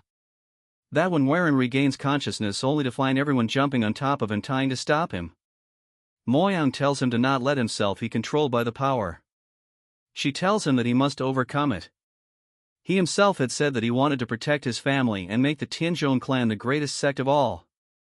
Heir regains his consciousness and tells Yong to seal his pressure point, as she does as he says. He instantly loses his consciousness, falling into her arms. The old man warns him, saying that the next time it won't this easily. The turds are glad that he regained his consciousness after all. Yong says that if she has struck the pressure points while he was still lost in deviation, his chi would have gone berserk and destroyed him. Jungwook says that he nearly lost his mind when our Chad tried to kill him, although he is insane. His clan belonged to the Orthodox faction if the news of his death reached their ears, but before he could finish, Yong gets up and goes towards the turd. They think she is looking for the antidote, but she tells them if they are still stuck on thought of getting an antidote. In a flash, without making any reaction, she finishes off the turd, shocking the turds. One of them asks her what she is doing. In response, she says that the man tried to kill their young lord. Moreover, he saw the strange chi of Heir with his own eyes. It will be troublesome if he goes around spreading this information. Then she picks him up and takes him away, leaving them behind, saying that there is no need for anyone to dirty their hand and she will be the one doing it. Jungwook thinks of something, but then tells his brother to finish the antidote, only to find himself drinking from a vial. He tells him if he even know that it is the correct antidote. He blabbers about how when he smells an antidote it gives a dizzy, dry feeling, which is why the poison in his body reacts defensively. In case of poison, it gives off a stench that is foul and make one want to vomit. Once he knows that finding the antidote is not that hard. Also, together with the antidote, he found something very rare and looks really expensive as well. As Heir wakes up, he finds himself in an inn. The first thing he does is trying to circulate his chi. It has not only returned but grown even stronger than before. He lies back on the bed thinking that the berserk chi and the turd's attack made is a really close shove. He nearly lost control of his body, and when his inner chi went out of control, he never thought he would lose himself or die even before mastering the Taiji department Heaven Tome. Then there would be no point. It's not even normal chi, it might even be something close to an old man's soul. Then he thinks of someone who might know of something. Moving to the other, then are on a table playing with a precious ornament. Our Chad exits the room and the boys shout, asking him how he feels. Heir says that he is fine and asks Namwook what is in his hands. He says that the turd had it, so he snagged it. This is a token of Cho-Oh-Hee, it proof that lets one meet the most beautiful woman in Hunan. As he sits, he asks them. The scene has gotten awkward all of a sudden. But Yong makes it clear that she wants an explanation, so Heir starts blabbering. He apologizes to them and elaborates that he was unable to control his inner chi because of the poison. Since Turd lost his mind and he wanted to protect everyone, he had no choice. Yong bows down thanking him, saying that regardless of what happened without him they would all be dead. However, she must know what kind of chi was flowing through him. With a serious face, he says that he will tell them everything, but asks what happened to the turd. As Namwook was about to say the truth, Yong lies, saying that he disappeared. Heir gets into a tough spot because he might inform his clan. Our waifu with a stray face tells him that it won't happen, saying that when he drew out his inner chi he lost control and probably became a mindless fool unable to speak.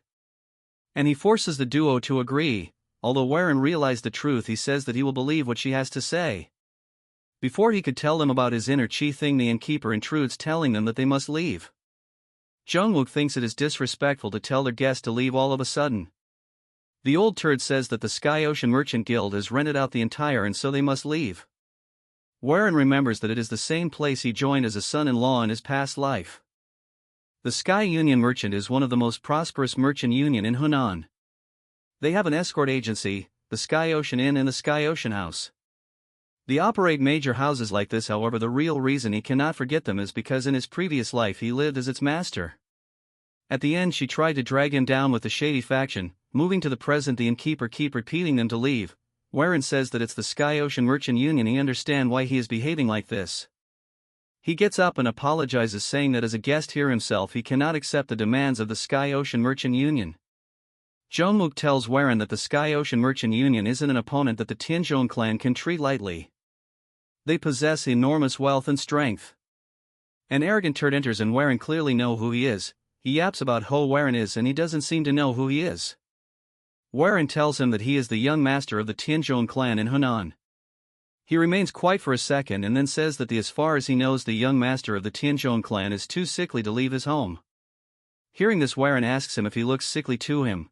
The arrogant one-chapter character says that they would appreciate if they grant his request.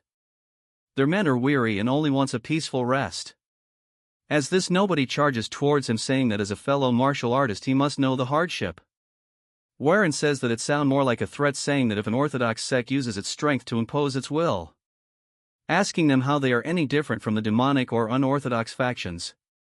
The turd starts cursing him. Hearing this, Warren laughs, saying that the Sky Ocean Merchant is really powerful, that a mere union martial artist dares to raise his voice against the young lord of a martial sect. He gets more aggressive, so Warren says that if they want to stay in this and they should settle this according to the laws of Jianghu. He agrees, telling him to come outside. Moyang asks him if he is really going to fight. Warren says that if he backs down now the reputation of the clan will go down. If he lets a mere minion intimidate him, people will think they are weaker than a merchant union. This became unavoidable the moment the Sky Merchant Union mentioned the Tianzhong clan. It is something that cannot be avoided. As they go outside and the turd charges towards him, Warren easily dodges his attack. As he continues a barrage of attacks, Warren doesn't even unsheath his sword, but his sword is extremely slow in his eyes. Even the outsiders think that his sword cannot even reach our Chad. And in no way does he look sickly, so the rumors about his health was a total nonsense. Warren unsheathes his sword and ends the battle in a single strike, when a voice tells them to stop. From a caravan someone comes down and everyone shows respect. The figure is none other than Hwa Wonkyung, the daughter of the Sky Ocean Merchant Union master. And more importantly, his wife from his previous life. But he cannot understand what she is doing here. She introduces herself, saying that she didn't expect to find a hidden dragon within the Tianzhong clan. Warren introduces himself and she gets close to him, inviting him to a meal, which stresses him out. Because in his past life he has some horrific moments with her, and tells her that she appreciates the invitation but he has matters to attend, so he must decline. She gets pissed, closing her fan, saying that it was a pleasure meeting him. Though as she leaves she tells him that she has a feeling that they will be seeing each other quite often. As she leaves, Moyang is impressed that he not only defeated a martial artist easily, but also refused the invitation of the Sky Merchant Union's daughter. The turds though are going crazy since she would have offered good wine. Warren tells them to eat quickly and leave, since staying here for long would not be good. As they eat, Warren's legs start shaking as he is clearly shocked. Moyang tells him if he is alright since he met the lady. Warren says that he is fine and then gets up, saying that he needs to clear his mind through meditation while sword training. She thinks of accompanying him, but he says he will be going alone. As he walks through the streets alone, he thinks of the sweet moments he has with her, and how she colluded against him. He thinks about it and gets crazy, telling himself that it is over. That's when he sees a commotion, looking at a man with a dog called Gochiak. From far, Warren observes the situation and wonders how this turd managed to come all the way here. And something is clearly wrong with that rabid dog of his. He shouts, telling him that if he hands over the thing he wants he will leave quietly. But if he keep denying it to the end it will cost him his life. But he is just confused, asking him how he will give him something that doesn't exist.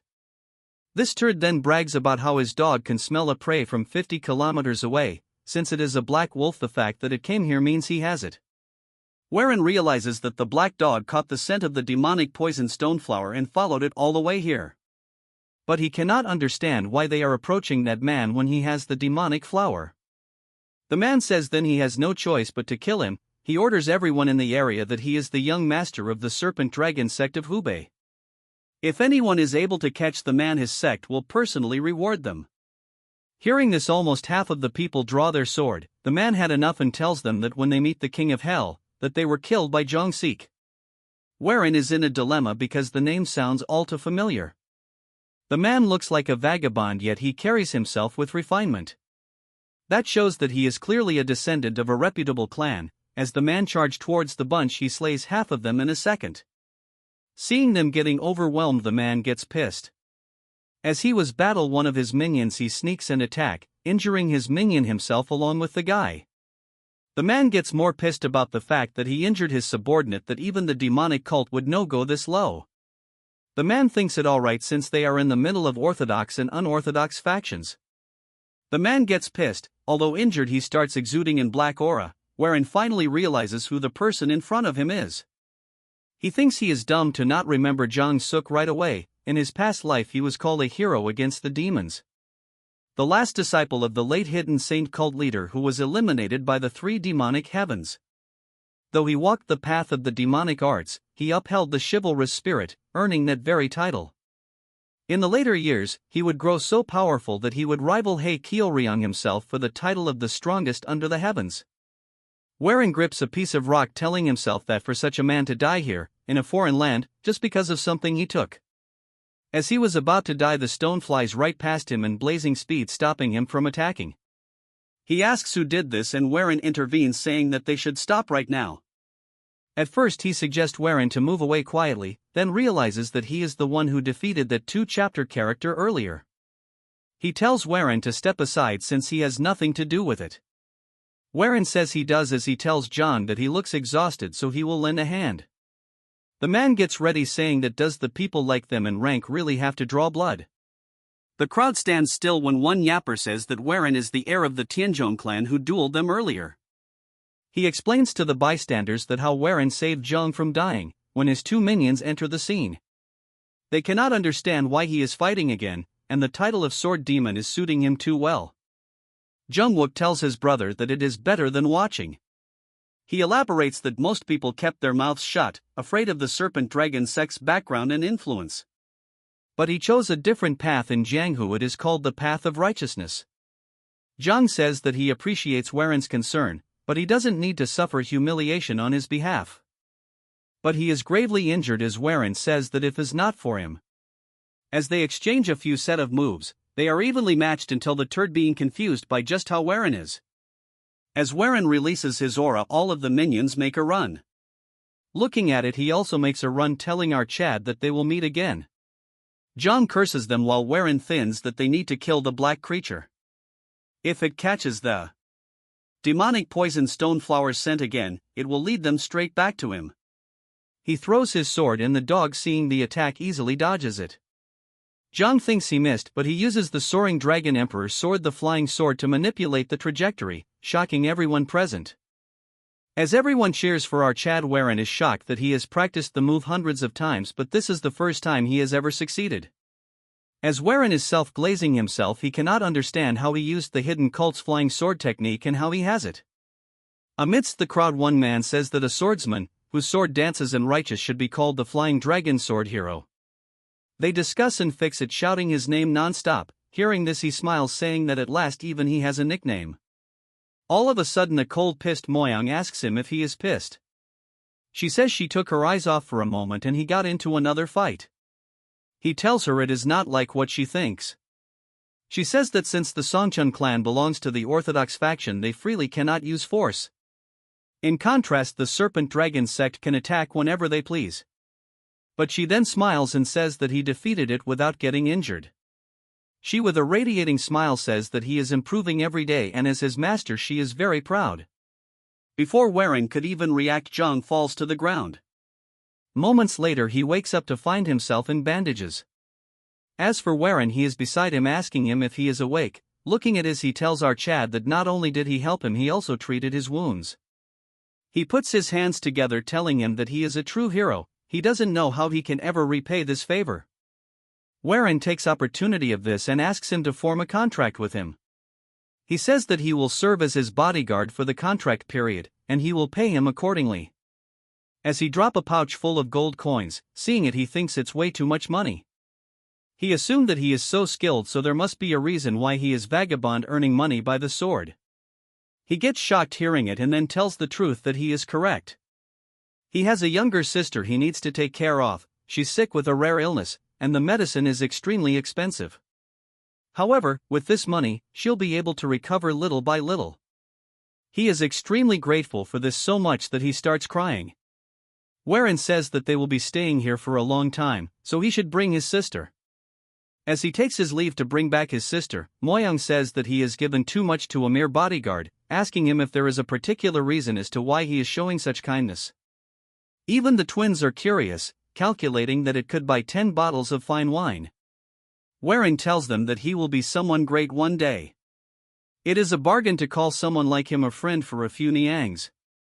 Besides, he likes the way he stood tall and unyielding even when surrounded by the Serpent Dragon sect.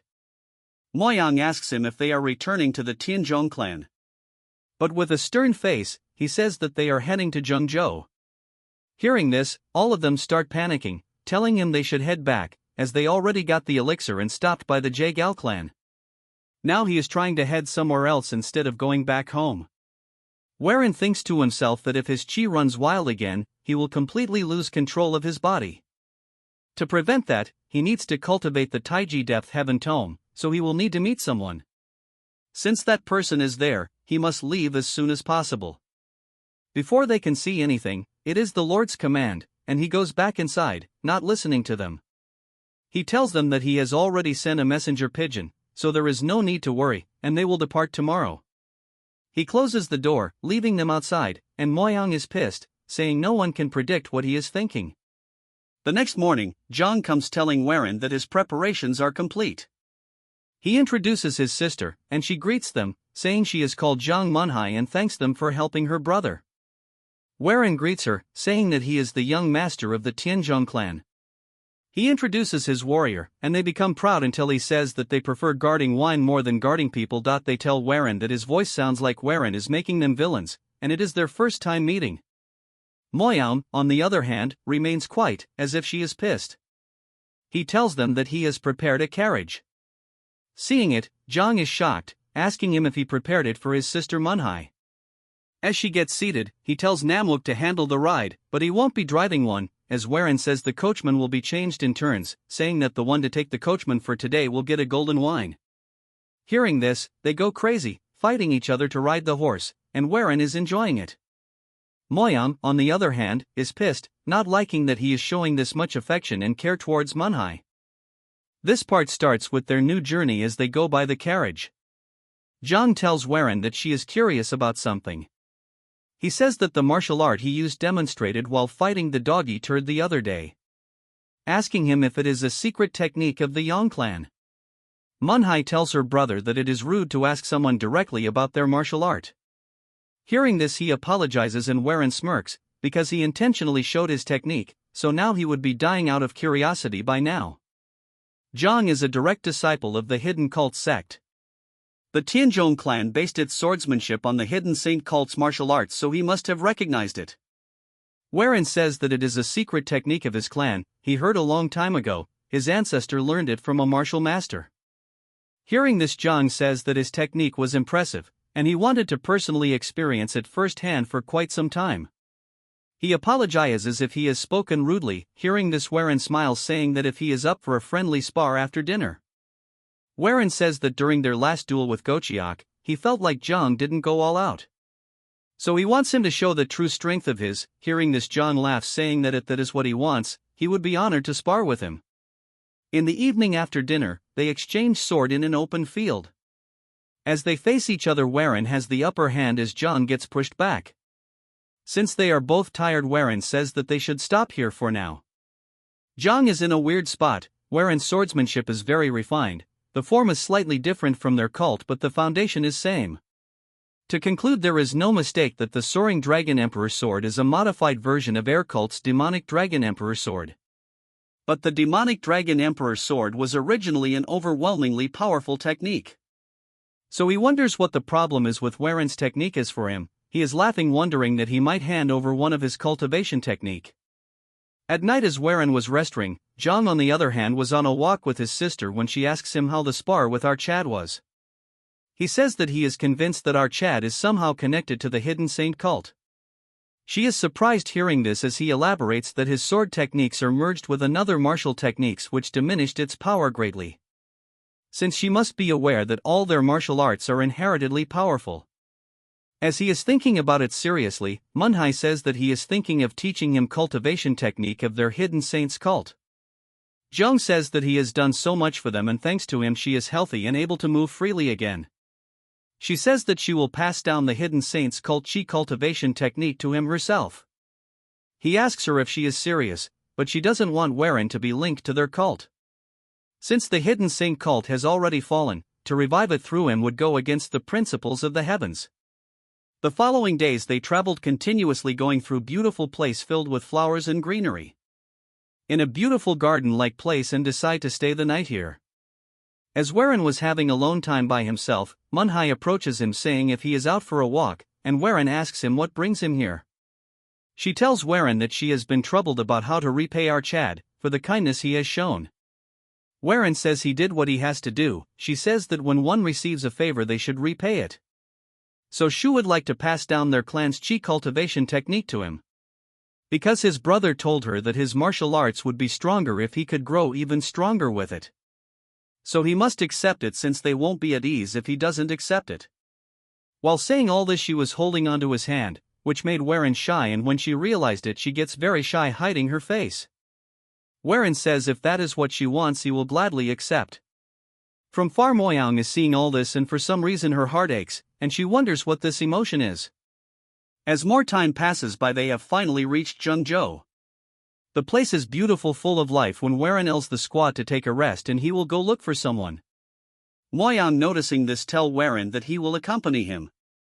Waren agrees, and as they both start walking, as they roam around, Waren asks an innkeeper if he knows where the one called the Omniscient One is. He says he knows, but if he is here for him he is afraid it is too late. Waren asks what he means by it, but the innkeeper wants some money. After Waren throws one he starts blabbering. That there is word that Hai is held captive in the Sangwon clan and will be executed tomorrow. The rumors say that he read the Sangwon clan's young lady's fortune.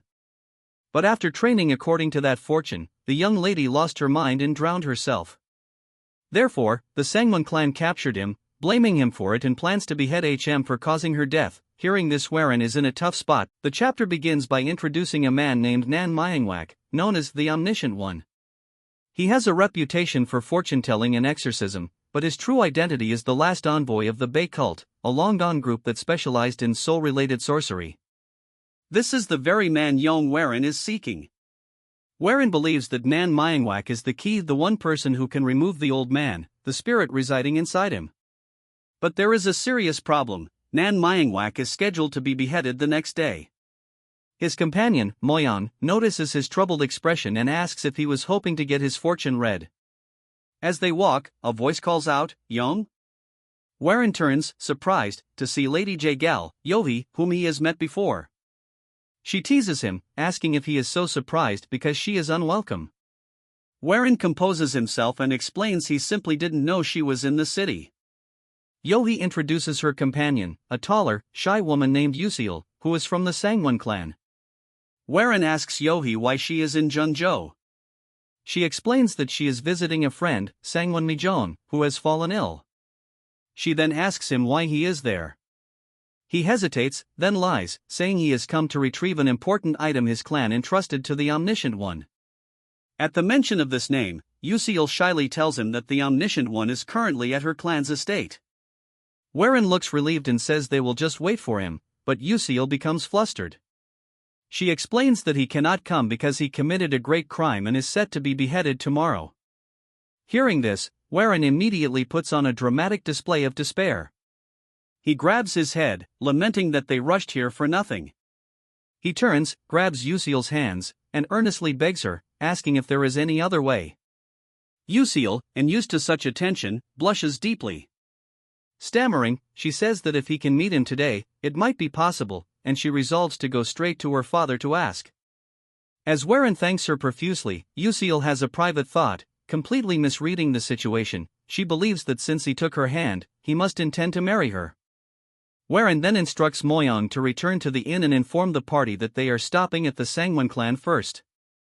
Yuseal leads Warren to the massive Sangwon estate, which Warren notes is twice the size of his own.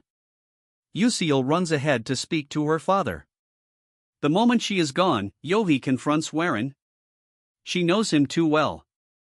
She says he is not the type to be so affectionate toward a woman he just met and correctly guesses he is running a scheme related to the Omniscient One. Warren admits she is sharp and confirms it. Yohee then gives him a critical warning: the Sangwon clan will absolutely refuse his request. There is past resentment between the Sangwon and Tianzhong clans, specifically involving Warren, that will make them hostile. Seeing her leverage, Warren asks her for the other method she clearly knows. Yohee proposes a deal. She has a favor to ask. Soon, a group of next-generation disciples will be visiting, and she needs Warren to pretend to be her lover. Warren is shocked, realizing that a plan he knew about is happening much sooner than expected. He agrees to help her. In return, Yohee tells him the secret to moving the Sangwon Patriarch. Following Yohee's plan, Warren is granted an audience with the Sangwon Patriarch, Sangwon Byakan, and his wife, Hyangyo. The Patriarch is immediately cold, remarking that Warren is the spitting image of his father. He asks why Warren is there, and when Warren asks to see Nan Myingwak, the Patriarch refuses outright. This is when Warren puts the plan into motion. He knows his target is not the Patriarch but the wife. He drops to his knees and begs them to listen. He launches into his story, claiming he is possessed by a ghost. He says he is suppressing it, but it could flare up and, right on cue, he clutches his chest and collapses in faked agony. The reaction is immediate. Hyangyo leaps up in panic, begging her husband to let Warren see the Omniscient One for help. The Patriarch tries to dismiss her, saying it is his jurisdiction and muttering about Warren's father and his own former wife. This enrages Hyangyo. She yells at him for taking out past affairs on a young man and for being petty. Terrified of his wife's anger, the Patriarch instantly gives in. "All right, I'll permit it," he shouts, ordering his chief to take Warren to the prisoner immediately. Warren, still on the floor, hides a small, satisfied smile. Warren is being led by Chief Yu through a dark, torchlit dungeon. Warren wonders what could have happened between his father and the Patriarch to create such hatred. They arrive at the cell. The chief announces, "Hey, Nan Myingwak. A guest has come to see you." The prisoner looks up from the shadows. The moment his eyes fall on Warren, his expression turns from curiosity to pure shock. He is not just seeing Warren, he is seeing the spirit inside him. Nan Myingwak shouts in disbelief, "Who on earth are you carrying that colossal a thing in your body?" The chapter picks up in the dark dungeon, with Nan Myingwak terrified by the spirit he can see inside young Warren. He demands to know why Warren has come looking for him. Warren calmly stands outside the bars and states his purpose: "A ghost is attached to me. I must speak with that ghost, so you must help me." Nan Myingwak scoffs, calling it nonsense, but Warren cuts him off. He reveals his leverage: "I know that you are an emissary of the Bei cult, so awakening the soul and conversing with it should be possible." This silences Nan Myingwak. He realizes Warren is no ordinary boy. He's somehow alive with a colossal spirit inside him and knows his true identity. Seeing an opportunity, Nan Myingwak changes his tone and proposes a deal: "I can help, but you must help me in return." Warren knows he means saving him from his execution, but says it's impossible. However, Nan Myingwak reveals the true situation. He says Warren can save him by awakening Sangwon Mijong, the very friend Yohee came to visit. Warren, using his own knowledge, lays out the facts. Sangwon Mijong collapsed because her mind split in two while practicing the clan's split-body sword art. The Sangwon clan, terrified that this would reveal a dangerous flaw in their martial arts, covered it up. They blamed Nan Myingwak for her condition and locked him away. ManhwaCapped confirms this and reveals the full plan. They will use the no ordinary soul inside Warren to enter Sangwon Mijong's mind and eliminate her other persona. If Sangwon Mijong awakens, ManhwaCapped's innocence will be proven and his life will be spared. In exchange, he will help Warren converse with the soul. He warns that 3 lives, his, Warren's, and Mijong's, hang on this. Warren agrees to the deal. When ManhwaCapped worries about persuading the stubborn patriarch, Warren simply smiles and says, "I have a way for that." Warren has the guards release ManhwaCapped, who is stunned that Warren somehow managed to persuade the patriarch. Warren brings him before Sangwon Byakin, who is visibly furious but bound by the promise he made to his wife. He gives Warren a final, cold warning: if this fails, the entire Tianzhong clan will be held accountable. They are brought to Sangwon Mijong's room, where she lies in a coma. ManhwaCapped instructs Warren to sit cross-legged and explains the ritual. He will open Warren's upper energy core to rouse the soul, then guide it into Mijong's core to destroy the split persona. He gives one last warning: the soul may speak to you. If it does, ignore it. ManhwaCapped places his hand on Warren's head and begins. The ritual immediately goes wrong. A powerful red energy explodes from Warren. ManhwaCapped is thrown back, shouting that the soul's power is far stronger than he thought. He yells for Warren not to lose control. But Warren is no longer in the room.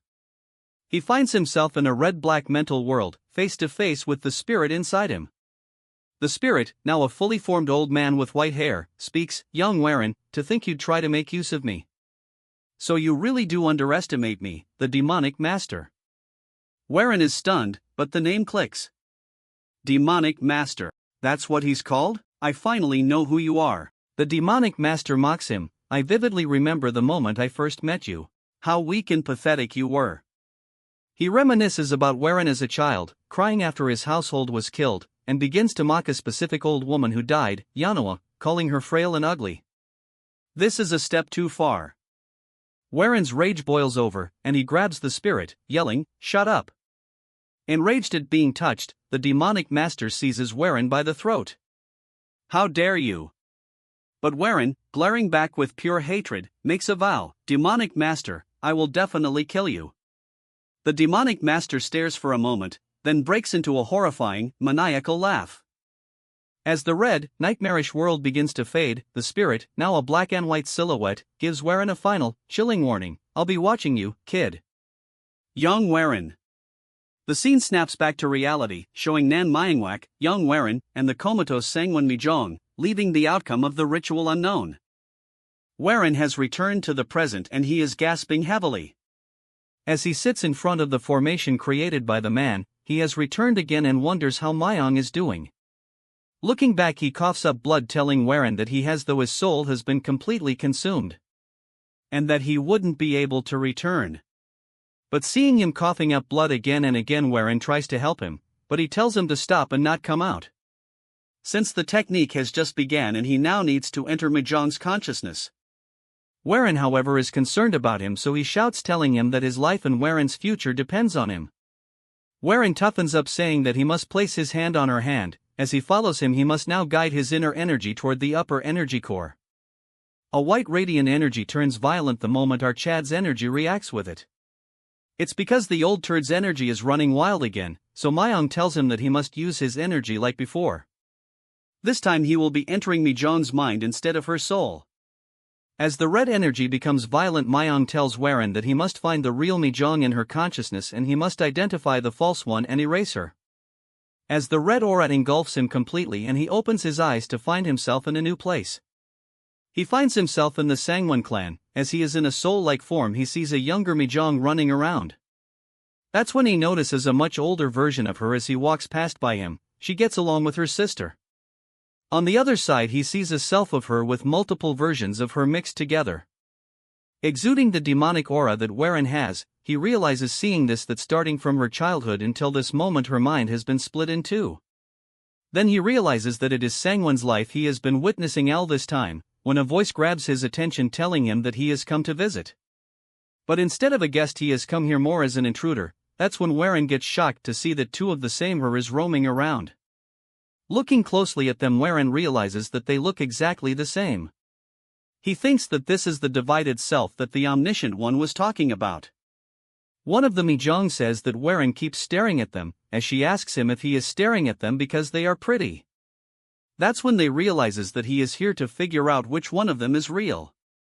Hearing this, Warren is at a loss of words, as she play with him, saying that if he can find out which one of them is real, since they have the same face and body. As they get extremely close to each other, one of the Mijong asks the other one if they are right, and she agrees. Warren looks away, telling them that they are too close to each other. That's when he realizes that if they look identical, but their personalities differ, so even if they are separate entities, they both should share the same personality as the real Sangwon. That's when he realizes something and approaches them. Mijong asks him if he has figured out which one is real. Warren tells her that he has a rough idea of who is real and who is not. Hearing this, she gets cheeky and tells him which one of them is the real one. Warren says that before he arrived at the Sangwon clan, he spoke to his sister Yusil. Hearing this, she gets shocked as he continued, saying that her older sister was mischievous and lively, yet also calm and detached, since she possesses two opposing personalities with her. It is likely that she became obsessed with the split body sword art. In other words, there are no real or no fake, they are just two halves of the same whole. She gives it a though, and then the colors splatters as she tells him that she has been found out. That when her entire mind realm is wavering, she says that he is right and there was never a fake and both of them are the real. That's when she says that it is true for him as well, calling him Yong Warren of the Sky Ocean Merchant Union leader. Now that their energies are connected together, they can see the lives of each other. The life of the Sky Ocean Merchant Union leader and that of the Flying Dragon Sword hero is two lives within one body. She gets closer to him, saying that they are more alike than she has thought. Warren is tensed, but she tells him that when she wakes up she won't remember any of this, so she tells him that when the true her wakes up he should take good care of her. As the entirety of the world collapses, blood drips from on the ground as blood is coming out from our Chad's nose. Myung asks Warren what happened and if he has destroyed the false one and find the true self. But he is quiet as he thinks to himself that this is the first time that someone understood his regression in lives. His first life was built upon tragedy and despair. His second life was forged with the strength and a new future built upon that foundation. Then between those two lives he wonders which one is truly real. He wonders if he is like Mijong. As for her, she is sleeping peacefully until she opens her eyes. The chapter opens with Mijong sitting up in bed, her eyes closed as if in a trance. Suddenly, she hunches over, gasping and coughing violently. This startles the two men in the room, Warren, who wears a white, patterned robe, and an older, bearded man in a formal blue robe and hat. Warren rushes to her bedside, calling her name in alarm as she continues to cough. Mijong looks at her hand, now covered in dark blood from her mouth. Warren asks if she is all right, noting the bleeding. Mijong, speaking weakly, tells both men not to worry. She explains that the bleeding is a good sign, as it means the treatment worked properly. She continues to cough, adding that it would be more dangerous if she failed to cough up the stagnant blood. After a moment, her eyes focus on Warren. She says, "It's you," stating that she can faintly remember his face, but she doesn't recall exactly what happened. Warren formally introduces himself as Yong Warren of the Tianzhong clan and asks how she is feeling. Mijong looks at her blood-stained hands and replies that she is fine. In fact, she feels better than she did before she collapsed. Her relief quickly turns to suspicion. She points out that the Tianzhong clan has no ties to her own and asks Warren why he saved her, pressing him on whether he wants something from her. Warren turns away, telling her they will talk about that later. He says that for now, the priority is to let her family know she has safely regained consciousness. He walks over and slides open the large doors, revealing a small group waiting anxiously in the courtyard. Recognizing them, Mijong says, "Ah. Father, mother." She immediately gets out of bed and walks to the doorway. Before leaving, she tells Warren they will talk in more detail next time. She pauses, turns back slightly, and thanks both young Master Yong and the Omniscient One. She then runs out into the courtyard and into her family's joyous, tearful embrace. Back in the room, Warren and the Omniscient One watch the reunion. The older man sighs in relief. Phew, he congratulates Warren, telling him he has done well. He explains that intervening with a person's soul is incredibly dangerous, and Warren not only survived but also managed to save Sangwon Mijeon unharmed, calling it a major accomplishment. Warren returns the sentiment, saying the Omniscient One also worked hard. He then gives the older man a friendly fist bump, saying it is now time for the Omniscient One to fulfill his request. The Omniscient One nods, of course. He explains that first, they must set up a barrier to suppress the soul's power, which will take 1 or 2 days. Warren agrees, telling the man to summon him when it's ready, and turns to leave.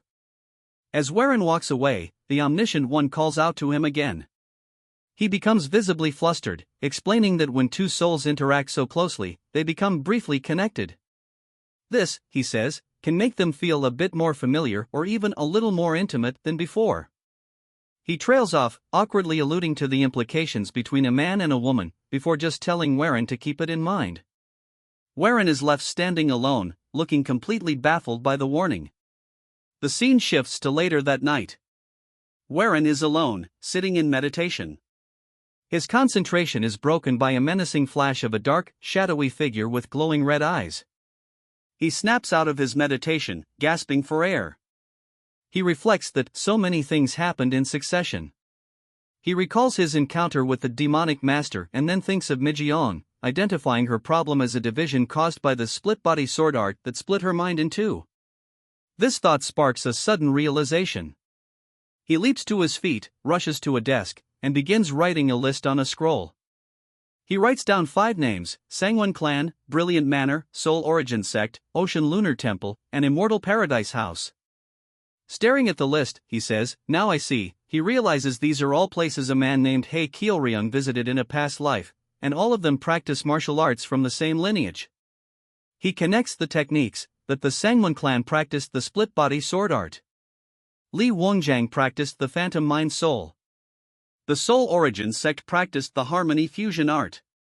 The Ocean Lunar Temple practiced the Split Energy Mind art. Cho Wohee of the Immortal Paradise House practiced the left-right split mind art. He is stunned by the common theme: they're all martial arts that split their minds into two. Warren instantly deduces Hei Kyoryung's strategy. The Taiji Depth Heaven Tome contains 2 clashing energies. To avoid the energy deviation this clash would cause, Hei Kyoryung's solution was to find a way to split his mind into 2, allowing him to control the warring energies separately. Warren pumps his fists, amazed at the plan. He then formulates his own plan. He notes that he still has Cho Wohee's golden plaque. His first step will be to use the Omniscient One's help to handle the demonic master's soul. After that, he will go to the Immortal Paradise House to get the left-right split mind art from Cho Wohee. As Warren paces the courtyard, lost in thought, he is being watched from a distance by 2 women. One, a woman with dark hair, asks the other, who has her light purple hair in buns, why Warren is pacing so late. The dark-haired woman then asks if Warren feels uncomfortable staying at the Sangwon clan. She quickly gets lost in her own thoughts, blushing as she admires Warren. She thinks he looks so dignified and must be thinking about something important. Her fantasy escalates as she wonders if he is worrying about when to marry her. The purple-haired woman reacts with disgust and hits her. She snaps her out of it, scolding her and reminding her that young Master Shiman and young Master Peng are arriving tomorrow. The dark-haired woman is jolted back to reality, remembering that senior brother Peng is coming. The purple-haired woman tells her she probably won't get to see Warren for a while. She then says she's leaving, complaining that just thinking about that Peng guy's stare gives her goosebumps. She walks off, and after a moment, the dark-haired woman calls out and runs to follow her. Alone again, Warren draws his sword and begins to practice his forms in the moonlight, moving with speed and grace. He finishes, sheathing his blade with a few. He reflects that after his encounter with the demonic master, he can now draw out a small amount of inner energy, about 30 years worth at will. However, it still puts a significant strain on his body. He wishes he could get Nan Myingwak's help to fully control the demonic master's soul. He grips his chest, his head a mess. As he rips his robe open in discomfort, the chapter ends with a fragmented, corrupted flashback of his own magnificent, muscular body and Mijeon's face, showing the deep and confusing mark the soul intervention has left on him. The scene then shifts to a conversation between Warren and another woman, Sangwon Joyoung. She expresses her desire to see more of the man who saved her life. Warren responds that it would be hard to see her after today, as he is going to get very busy starting tomorrow. Sangwon Joyam confirms his suspicion, stating that, as he thought, the people they discussed are coming to her Sangwon clan. Warren questions if the information she provided earlier was in return for him saving her life. She firmly states that it is not, asserting that her life is not that cheap. She thanks him sincerely and vows to repay this debt several times over someday. As it has gotten late, she bids him take care. As she leaves, she turns back and offers him a piece of advice. She tells Warren that he may take more pride in himself, as it is not easy to risk one's life to save someone else's. She emphasizes that even if he did it for another purpose, it does not change the fact that he saved her life. She then refers to him by a title, Flying Dragon Sword Hero, before departing. Warren is left alone, contemplative, silently repeating the word hero to himself. The setting changes to Warren's quarters within the Tianzhong sect. He is with his young companion, Man Sang Dong Jia. Warren is recounting his experience, explaining that he met an old man and then lost his memory. Man Sang Dong Jia listens intently, confirming that his suspicions from when he first saw Warren were correct. The boy explains that what Warren has been afflicted by is an invasion of immense qi and corruption, with a strange intention behind it. He diagnoses the condition as the Moshan sect spirit possession technique. He elaborates that, as the name implies, it is a method of transferring a soul to another body. Specifically, the Moshan sect's technique destroys the original body's soul and takes control. He condemns it as a cruel and heartless technique that solely seeks to control. Warren protests, stating that he feels completely fine. Man Sang Dong Jia agrees that, for now, Warren has not lost his soul nor lost control. However, he warns Warren that he is aware of it too. The technique is slowly eating away at him. When Warren asks if there is a way to stop it, Man Sang Dong Jia confirms that there is. However, he states that attempting the technique to counter it will be the most dangerous and least likely to succeed that he will ever perform. The implication is clear: if things go wrong, the consequences will be severe. Man Sang Dong Jia then contrasts this grave risk with Warren's own actions, noting that his own dangerous task is not as hard as risking one's life for someone you met for the first time, a clear reference to Warren saving Sangwon Joyang. The boy then declares that he has a trick up his sleeve and assures both Mijong, likely Sangwon Joyang's name or a nickname, and Warren that he will help. Suddenly, Jiggle Yohi arrives, asking what they are doing. The scene then flashes back again, repeating the opening sequence where she reminds Warren of his promise to act as her lover until the young masters leave. The narrative then returns to the present, showing Warren being led to extravagant quarters. He internally notes the vanity of the place, comparing it to his simpler quarters in the Sky Ocean Merchant Union. He observes that they have only assigned a single servant to him and wonders just how many servants the hosts must have. He reflects that while the Tianzhong sect is not on the level of major clans like the Xiaoman or the Pang, the display is impressive. His thoughts then turn to the upcoming guests, Pang Giok and Xiaoman Yuan. He recalls that he doesn't remember much about Xiaoman Yuan, but Pang Giok is different. He identifies him as the Blade Tiger Dragon, a man of the Pang clan who uses the greatest blade technique in all of Jianghu, known as the Five Tiger Severing Blade. He is a man who made himself known with only his single blade and is someone who will become quite renowned in the future. Warren concludes that his skills must be quite formidable even now. Jiggle Yohi then alerts Warren that the guests are coming. The scene cuts to the arrival of the group. They are introduced one by one: Xiaoman Xiasil, Pang Kielrian, Xiaoman Xiaoyan, and finally, Pang Jiaoke. Jiggle Yohi then formally introduces Warren to the assembly. She presents him as Yong Warren, who saved her sister, Mijong. She announces that he is the heir to the Tianzhong clan. This announcement is met with immediate and open contempt from one of the women in the group, Xiaoman Xiaoyan. She scoffs and says she has never heard of the Tianzhong clan before in her life. Another member, Pang Kielrian, mockingly asks what kind of country bumpkin clan they are, openly insulting Warren and his heritage. A man named Xiaoman expresses his honor to meet a young master from another clan. The conversation is polite but carries an undercurrent of tension. The discussion quickly centers on the protagonist, Warren. A sharp-tongued woman from the Pang family, whom the narrative will refer to as Purple Turd, notes that Waren's words are remarkably incisive and subtly questions what others see in such a person. Another attendee agrees, commenting that people like him are usually not very amiable. Purple Turd then directly inquires about the nature of the relationship between Waren and a woman named Jigul Yohi, observing that they appear unusually close. A man from the Seomun family laughs lightly and explains that Waren's family has had long-standing ties with his Seomun clan, though he admits that recently, the interactions have become even closer. Not satisfied, Purple Turd presses further, revealing a rumor she heard, that Jigul Yohi is actually the fiancé of Waren. She asks directly if this is true. This provokes an immediate and fierce reaction from a man named Peng, who is a disciple or sworn protector of Jigul Yohi. He stands and angrily accuses Purple Turd of insulting his young mistress.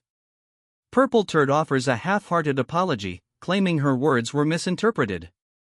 She defends herself by stating she was merely pointing out a fact: Jigul Yohi is formally another man's fiancé, making Waren's closeness to her potentially improper. The narrative then reveals a prior arrangement where Jigul Yohi had asked Waren to act as her fiancé. However, another character interjects with a crucial correction: Waren and Jigul Yohi had broken off their engagement some time ago. Therefore, there is no moral or formal obstacle to their current association. Purple Turd feigns understanding but then launches a verbal attack on Waren's clan. She sarcastically remarks that if one compares the mighty Jigul family to Waren's Tianzhong clan, the Tianzhong clan has fallen into a noticeable decline. This is a deliberate and public insult designed to provoke him. The scene focuses on Waren's calm demeanor in the face of this provocation. Another character, Seomun Yuan, steps forward to defend Waren's honor, then turns the tables on Purple Turd by bringing up her own family's affairs, mentioning that she was once in marriage talks that also fell through. He insinuates that she, too, had to withdraw due to her own perceived inadequacies. The tension escalates further. Purple Turd, now visibly irritated that her attempt to probe Waren has backfired, is described by onlookers as having inadvertently boosted his reputation. They see this confrontation as a chance to properly assess Waren's current martial prowess. A challenge becomes imminent, and the crowd begins to speculate on who would win in a fight between Waren and Purple Turd, whose nickname is Flying Glory Gangster. Her significant skills are acknowledged. The two combatants prepare for battle. An observer comments that their strength and situation seem very similar, leading to a tense stalemate. However, another counters that Waren has been victorious in several recent battles, suggesting he is not an easy opponent. The fight commences with explosive speed. Purple Turd unleashes her powerful signature technique, the Light Trace Blade. The attack is so swift that Waren does not appear to react, he simply closes his eyes. The onlookers are stunned, believing he cannot even perceive the move and is about to be decisively defeated. However, in a stunning reversal, it is revealed that Waren had not only perceived the attack but had anticipated it perfectly. In the blink of an eye, he draws his own sword and blocks her ultimate technique with effortless precision. Purple Turd is left in a state of complete shock. Without uttering a single word, Waren calmly sheathes his sword and turns his back on her, beginning to walk away from the scene. Purple Turd, utterly humiliated and enraged, shouts after him, demanding to know where he thinks he is going. She is completely ignored. Waren continues to walk away, leaving the gathered crowd behind. Purple Turd continues to yell futilely for him to return. Waren does not look back. The chapter concludes with Waren, now at a distance, issuing a new and profound challenge that silences everyone. He formally and loudly requests a martial arts duel with the young master of the Tianzhong clan, the very clan that was mocked as being in decline. This final act masterfully shifts the conflict, publicly reclaiming his clan's honor and setting the stage for a much larger confrontation. The story resumes immediately after Waren's public challenge to the young master of the Pang clan. The man who accepts the challenge steps forward, identifying himself as Pang Chio of the Hebei Pang clan. He is a large, formidable man who carries himself with a serious and earnest demeanor. He addresses Waren directly, explaining his background and motives. Pang Chio states that he was born into the Pang family and has been training with the saber since he could walk, and he is still grasping it now. He reveals that he observed Waren's previous duel closely. He acknowledges that challenging someone who has just finished a battle is generally considered a disgraceful act. However, he earnestly requests that Warren make an exception for him. His reason is not malice, but a pure and powerful fascination with martial arts. He explains that he saw something in Warren during the last fight, a trace of something left behind that ignited his desire for a match. He formally asks Warren to accept his challenge for a duel. Warren, after a moment of consideration, silently agrees. The two combatants prepare to fight. Pang Chio makes the first move, declaring that the Pang family's saber technique, the Five Tigers Severing Gate Saber, aims for righteousness. He states that he wishes to test this long-researched technique against Warren. In response, Warren unveils his own technique, announcing the name of the Tianzhong clan's ultimate skill, the Soaring Dragon Emperor's Sword. The duel begins in earnest. Pang Chio unleashes the power of the Five Tigers Severing Gate Saber, demonstrating terrifying strength that shocks the onlookers. The force of his attacks is immense. Warren meets the assault head-on. An internal monologue from Pang Chio reveals that if he had not recently received personal instruction from the Zhong siblings, the fight would have already been decided by Warren's overwhelming power. However, bolstered by that training, he is able to continue the fight, pushing Warren to respond seriously. The battle intensifies, with both combatants exchanging powerful blows. Warren's movements are incredibly fast, and his skill level appears to have grown significantly since his last recorded duel, astonishing the spectators. Pang Chio realizes that Warren is a far more resilient and powerful opponent than he had initially anticipated. Despite his best efforts and the power of his family's technique, Pang Chio is ultimately defeated. He collapses, exhausted and unable to continue. He admits defeat, stating it was an enjoyable and fulfilling duel after a long time. He praises Warren, expressing his admiration for Warren's keen insight and martial perception. Pang Chio then makes a surprising observation. He notes that the Five Tigers Severing Gate Saber demonstrated by his Pang family branch has similarities to the main Tianzhong clan's Soaring Dragon Emperor sword. He theorizes that the Pang family's saber technique was likely derived and refined long ago from a saber technique that belonged to the same lineage as the Tianzhong clan's ultimate skill. However, he also notes a flaw: the current version of the saber technique he uses has not fully unified its essence and power into a single, cohesive force. He and his clan have been aware of this weakness for a long time. He is deeply impressed that Warren was able to perceive this deep-rooted issue simply through their duel. Bowing respectfully, Pang Chio expresses his deep admiration for Warren's discernment. He then invites Warren to visit him someday to discuss martial arts further, before taking his leave. After Pang Chio departs, another character, Jigal Yohi, approaches Warren. She comments on his rapidly improving strength, noting that he was not at this level during his previous duel with the Blood Scholar. She observes that with this level of power, Warren will undoubtedly participate in the upcoming Sejongrian, a significant martial arts event. Warren then turns to his companion, a young man named Mansang Dongjia, suggesting they go see the Mansiang Dongjia, likely a title or a name for the young man himself. The boy, Mansang Dongjia, complains lightly but agrees. The scene shifts to a more private setting. Mansang Dongjia prepares to perform a mysterious and advanced technique for Warren. He explains that this time, unlike the previous spiritual projection, the process will directly send Warren's consciousness into the ancient spiritual world. He warns that this is the first time he is performing this specific great art and cautions Warren that he must be mentally prepared, as facing the soul they seek there could lead to irreversible consequences. He offers Warren a drink to prepare him, instructing him to take 3 sips. After Warren drinks, Mansang Dongjia announces that the preparations are complete. He reiterates that this journey will be different, a direct descent into the ancient realm of consciousness where Warren will be able to meet that specific soul. Confronting it will be the key. With a final shout of encouragement, Mansang Dongjia activates the technique, sending Warren's consciousness on its journey. He expresses his hope that Warren will achieve his desired goal. The final scene shows a majestic, ancient-looking carriage arriving at a location. A voice questions if this is the right place, stating that the location is, in fact, the Divine Tomb. Another voice confirms it, asking if the place is the Divine Tomb they have been searching for.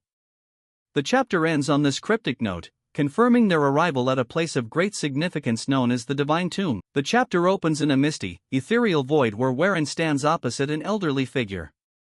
The silence breaks when the old man sneers at him, calling him the pig of the Chianha Merchant Guild. He observes that Warren has changed greatly since their first encounter, shedding his former softness. His words, though seemingly praising, are laced with scorn. He mocks the idea of a fat merchant imitating a martial artist, claiming that after returning to the past and consuming the sword rice of a warrior, Warren has grown arrogant simply because he earned a flashy nickname. The old man is revealed to be Masasuk Jamayon. Unmoved by the insults, Warren responds coldly. He remarks that the old man talks too much and questions whether this is truly the figure whose name once caused the martial world to tremble. Warren cuts deeper by reminding him of their first meeting, when the so-called Great Masa was busy running away from masked attackers. He finishes his point ruthlessly, calling the old man nothing more than a parasite now surviving only by clinging to his body. The accusation makes Suk Jamayon's expression twist with rage. He challenges Warren, asking whether he has ever considered how his martial ability rose so quickly and so dramatically. He scoffs at the notion that such growth came from talent alone, stating that the Gango is not a world that rewards natural gifts so generously. With a furious shout, he claims credit for everything. According to him, it is only because of Masasuk Jamayon that Warren learned martial arts with such ease and climbed the ranks at such speed. He demands recognition for the countless deadly situations that Warren survived solely because of the old man's internal energy supporting him. Suk Jamayon then reveals his true intention, to destroy Warren's soul entirely and take over his body to steal his cultivation. Dark red chains of energy appear behind him, symbols of the binding curse he intends to enforce. He lectures Warren about the law of equivalent exchange, insisting that to gain one thing, another must be lost. Warren does not back down. He draws his blade, its steel gleaming within the void. He rejects the parasite's claim and declares his true status. He is the young master of the Chanjun Yongmun, the heavenly central dragon gate. With a grim smile, he invites the ghost of the past to share one final sword dance. As their energies collide, Warren understands the nature of their battlefield.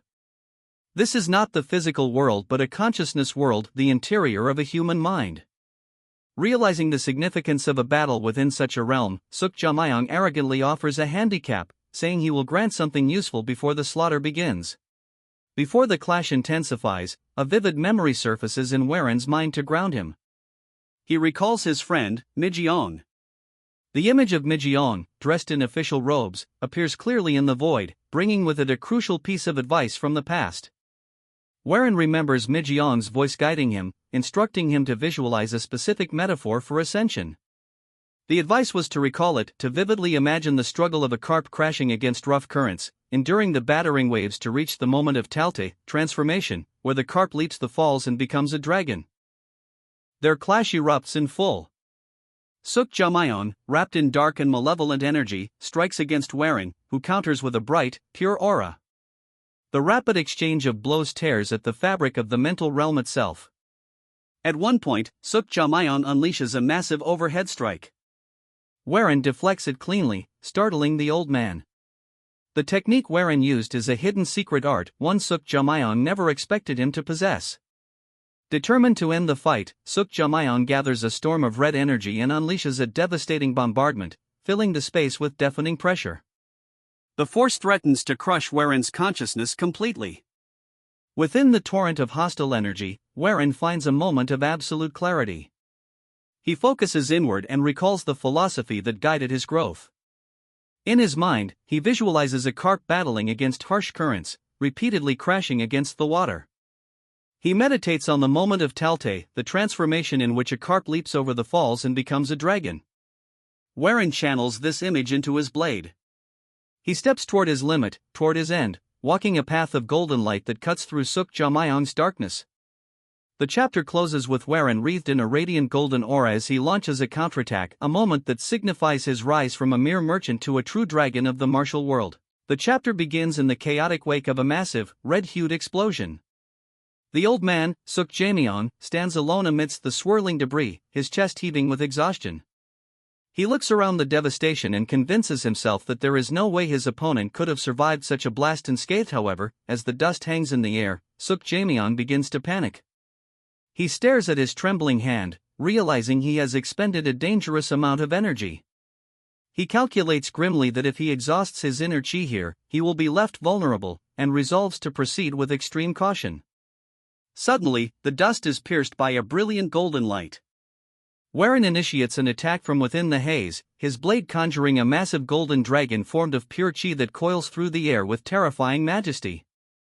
As the dragon descends, the narrative shifts into Suk Jaemyeon's memory, triggered by the intensity of the moment. We see a vision of a younger Suk Jaemyeon, battered and bleeding, his clothes torn yet standing defiantly with his sword. The flashback continues to show him atop a traditional roof under a pale full moon, surrounded by a legion of assassins. Back in the present, the pressure of Warren's dragon manifests as a vision of the word death looming over Suk Jaemyeon. Snapping out of his fear, Suk Jaemyeon erupts in explosive rage. He screams angrily and demands how Warren dares push him this far.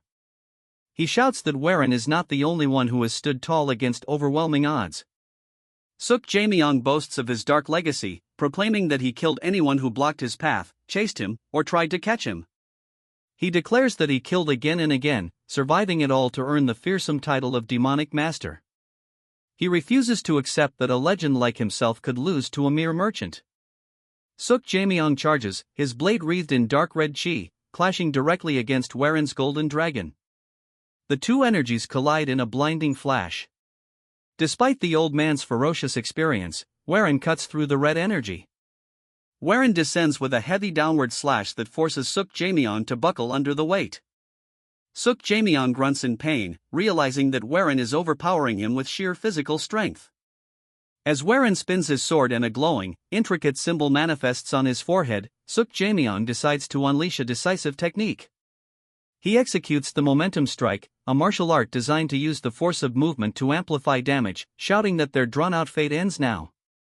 Just as Suk Jaemyeon strikes, a massive, monochromatic yin-yang symbol, Taiji, materializes behind Warren. Suk Jaemyeon is horrified. He recognizes the technique immediately and thinks to himself that Warren is using the Taiji Depth Heaven Tome. In a moment of clarity, Suk Jaemyeon analyzes Warren's power. He realizes that the realm of consciousness residing in the upper dantian represents the aggregate of a human's limitless potential.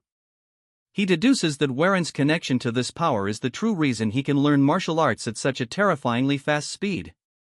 The fight drags on, becoming a brutal exchange of blows. Suk Jaemyeon feels his energy draining rapidly against his will. He realizes this has become a war of consumption, a battle of attrition to see whose strength runs out first. Exhausted, Suk Jaemyeon falls to his knees. He reflects that no matter how strong a warrior's will is, they are still human. In the face of cruel violence that tears flesh and shatters bones, no human mind can remain intact. Despite this logic, Warren stands up again. Suk Jaemyeon, utterly bewildered, asks why he keeps getting back up. Desperate for an answer, Suk Jaemyeon projects his own past onto Warren. He sees the image of his younger, battered self standing in Warren's place. He asks if it is rage driving Warren to kill. He asks if it is a lingering attachment to the past that forces him to rise. Warren looks down at the kneeling old man and calmly answers that both assumptions are wrong. He explains that neither rage nor the past fuels him. As he speaks, a vision appears behind him of the people he cherishes, his father, mother, younger sibling, Yanhwa, and the martial artists who follow him. Warren declares that what makes him rise again is the future. He stands back up not out of anger or regret, but because he must keep moving forward. Warren stands amidst a hazy, spiritual landscape, looking down at his own hands with a solemn expression, declaring his resolve that the only reason he stands back up is so that he can continue to move forward. The mental realm reveals itself fully with rays of sunlight breaking through clouds to illuminate lush green hills and dark, reflective water, where Warren stands in his white robes opposite the spectral form of the old man, who kneels on the surface with his back turned. Power resonates from the spirit, cracking and splintering the ground beneath him, and a close-up of his face reveals fierce eyes glowing with menacing red light as he questions the concept of the future.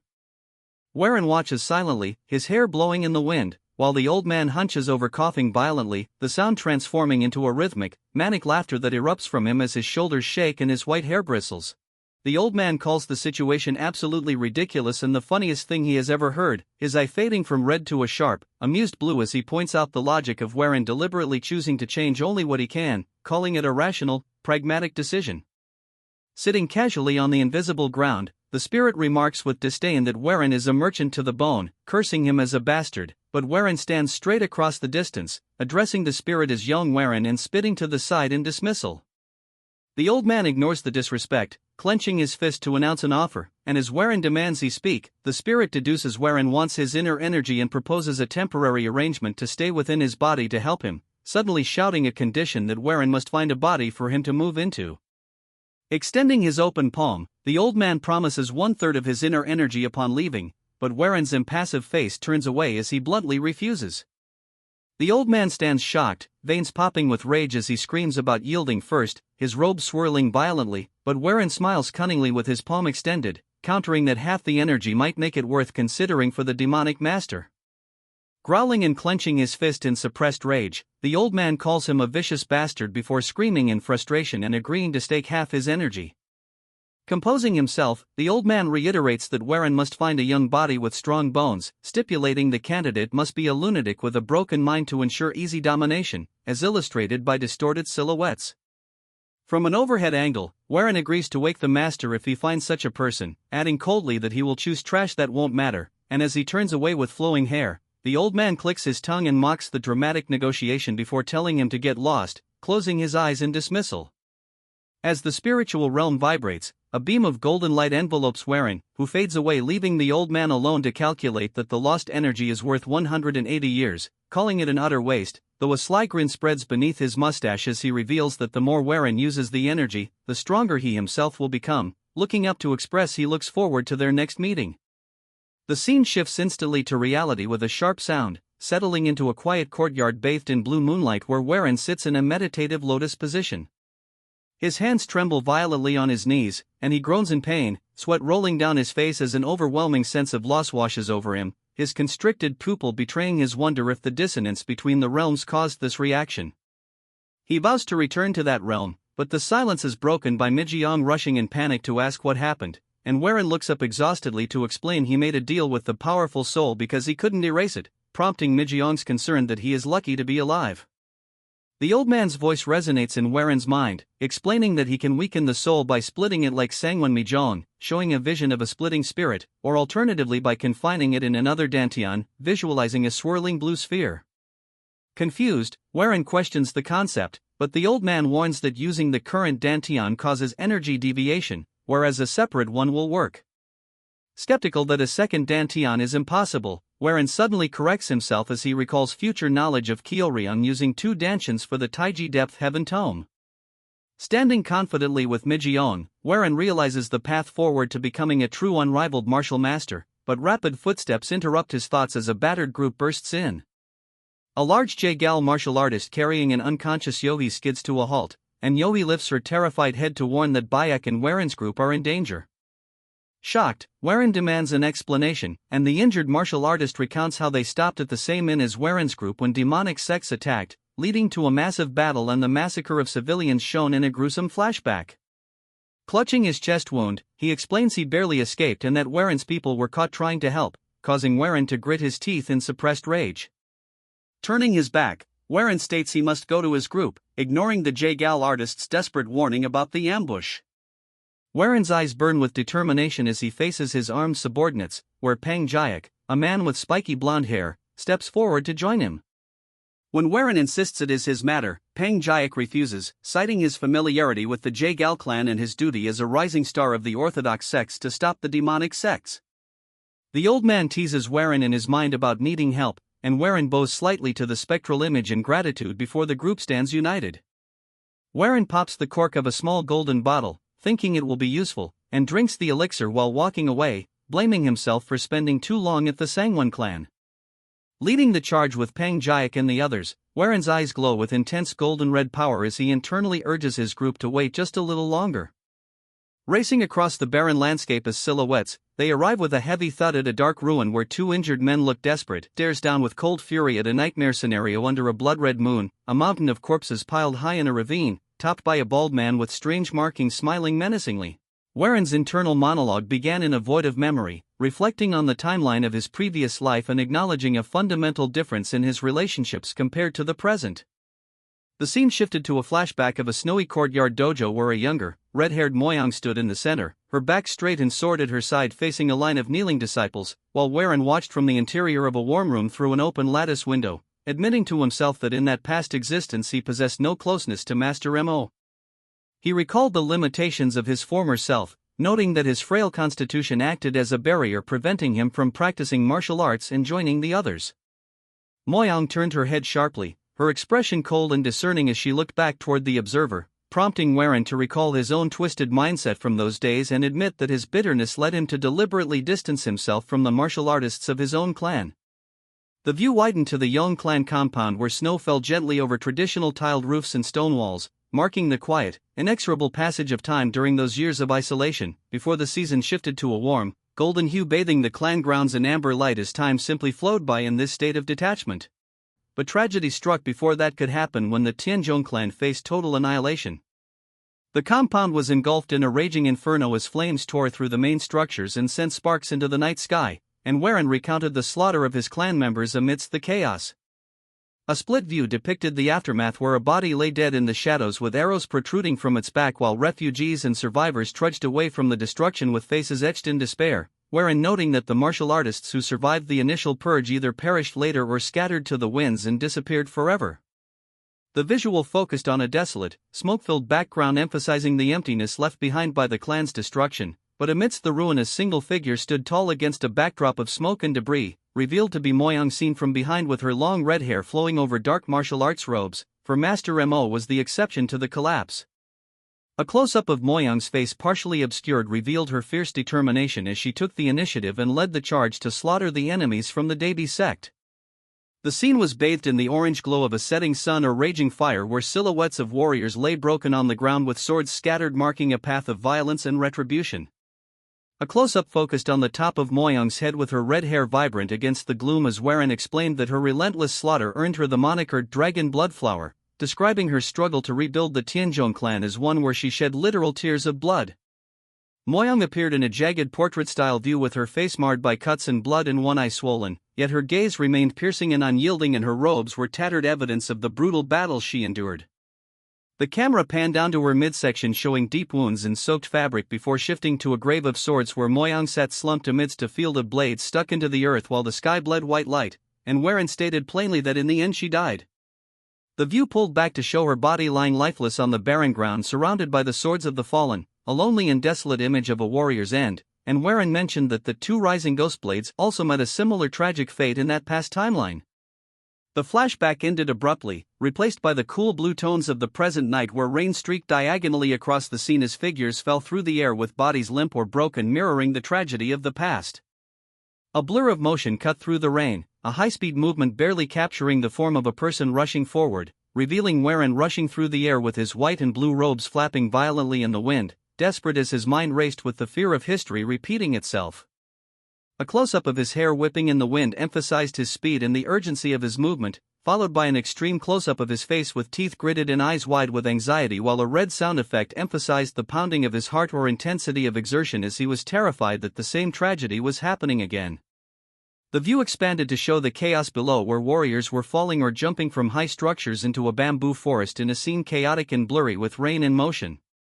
Waren flew through the air flanked by Pang Jiak and another ally descending rapidly toward the forest canopy, and Pang Jiak with his spiky blonde hair and red-trimmed robes spoke confidently to Waren while mid-air, assuring him that his group would remain safe. Pang Jiak landed or maneuvered with agility, his expression serious but reassuring as he reminded Waren that the people down there were his subordinates and Yong Waren's own people. Pang Jiak clenched his fist in front of his chest in a gesture of conviction urging Waren to trust in the strength of his own followers. Waren continued his aerial dash with his body streamlined like an arrow as he processed Pang Jiak's words and his expression focused from panic into determination. A wide overhead shot showed the group of powerful martial artists including Warren and Pang Jayak descending upon the bamboo forest where the battle raged, and Warren realized there was critical information he needed to share. Amidst the blur of motion through the trees, Warren deduced that the attackers at the inn were likely from the three demonic heavens, causing Pang Jayak's face to register shock at the mention of the name. Warren continued his explanation while moving, stating that if the three demonic heavens were involved, it implied a coalition of the Blood Demon Castle, Holy Heaven Cult, and Darkness Valley. Warren was shown from a high angle looking down with his face shadowed as he connected the dots from Jagal Yovi to the targeting of Jagal Bayak. A close-up on Warren's face showed his golden eyes sharp with realization as he understood that the demonic martial artists were systematically targeting the Jagal clan. A visual representation of the battlefield showed Jagal clan members surrounded in the forest under relentless and coordinated attacks. A martial artist was sent flying backward through the doorway with blood spurting from multiple wounds on his chest before crashing violently. The courtyard of the Jagal residence was under siege, where Moyang stood defensively holding a sword alongside a large muscular warrior and other defenders who looked exhausted and cornered. Bodies of both attackers and defenders littered the wet ground, and a defender commented that the Jagal clan's enchantments were the only reason the enemy hasn't fully breached their position yet. Moyang stood at the forefront with her red hair wet with rain staring ahead with a grim expression while the surviving Jagal warriors braced themselves behind her. A close-up revealed she was clutching her side, evidently wounded, but held her sword ready despite the injury. A wounded man supported by another coughed up blood violently and gasped out hope that the martial artist who broke out would return with reinforcements. Moyang's face was shown in profile with sweat and rain running down her skin, looking concerned as she understood the precariousness of their situation. She looked out into the darkness and admitted internally that with so many wounded their ability to hold out was fading fast. The view showed the dark dense forest surrounding the compound heavy with the threat of hidden enemies. Moyang stood with her back to the camera facing the piles of bodies and the encroaching darkness, sensing that the clan's protective enchantment was finally collapsing. An overhead shot focused on Moyang and the defenders as they heard the footsteps of the enemy approaching. What Jagal warriors bowed deeply to Moyang and the other guests, acknowledging their impending doom. The enemy stepped into the courtyard with heavy footsteps, and the Jagal warriors expressed their gratitude to the guests, stating they wouldn't have lasted this long without them.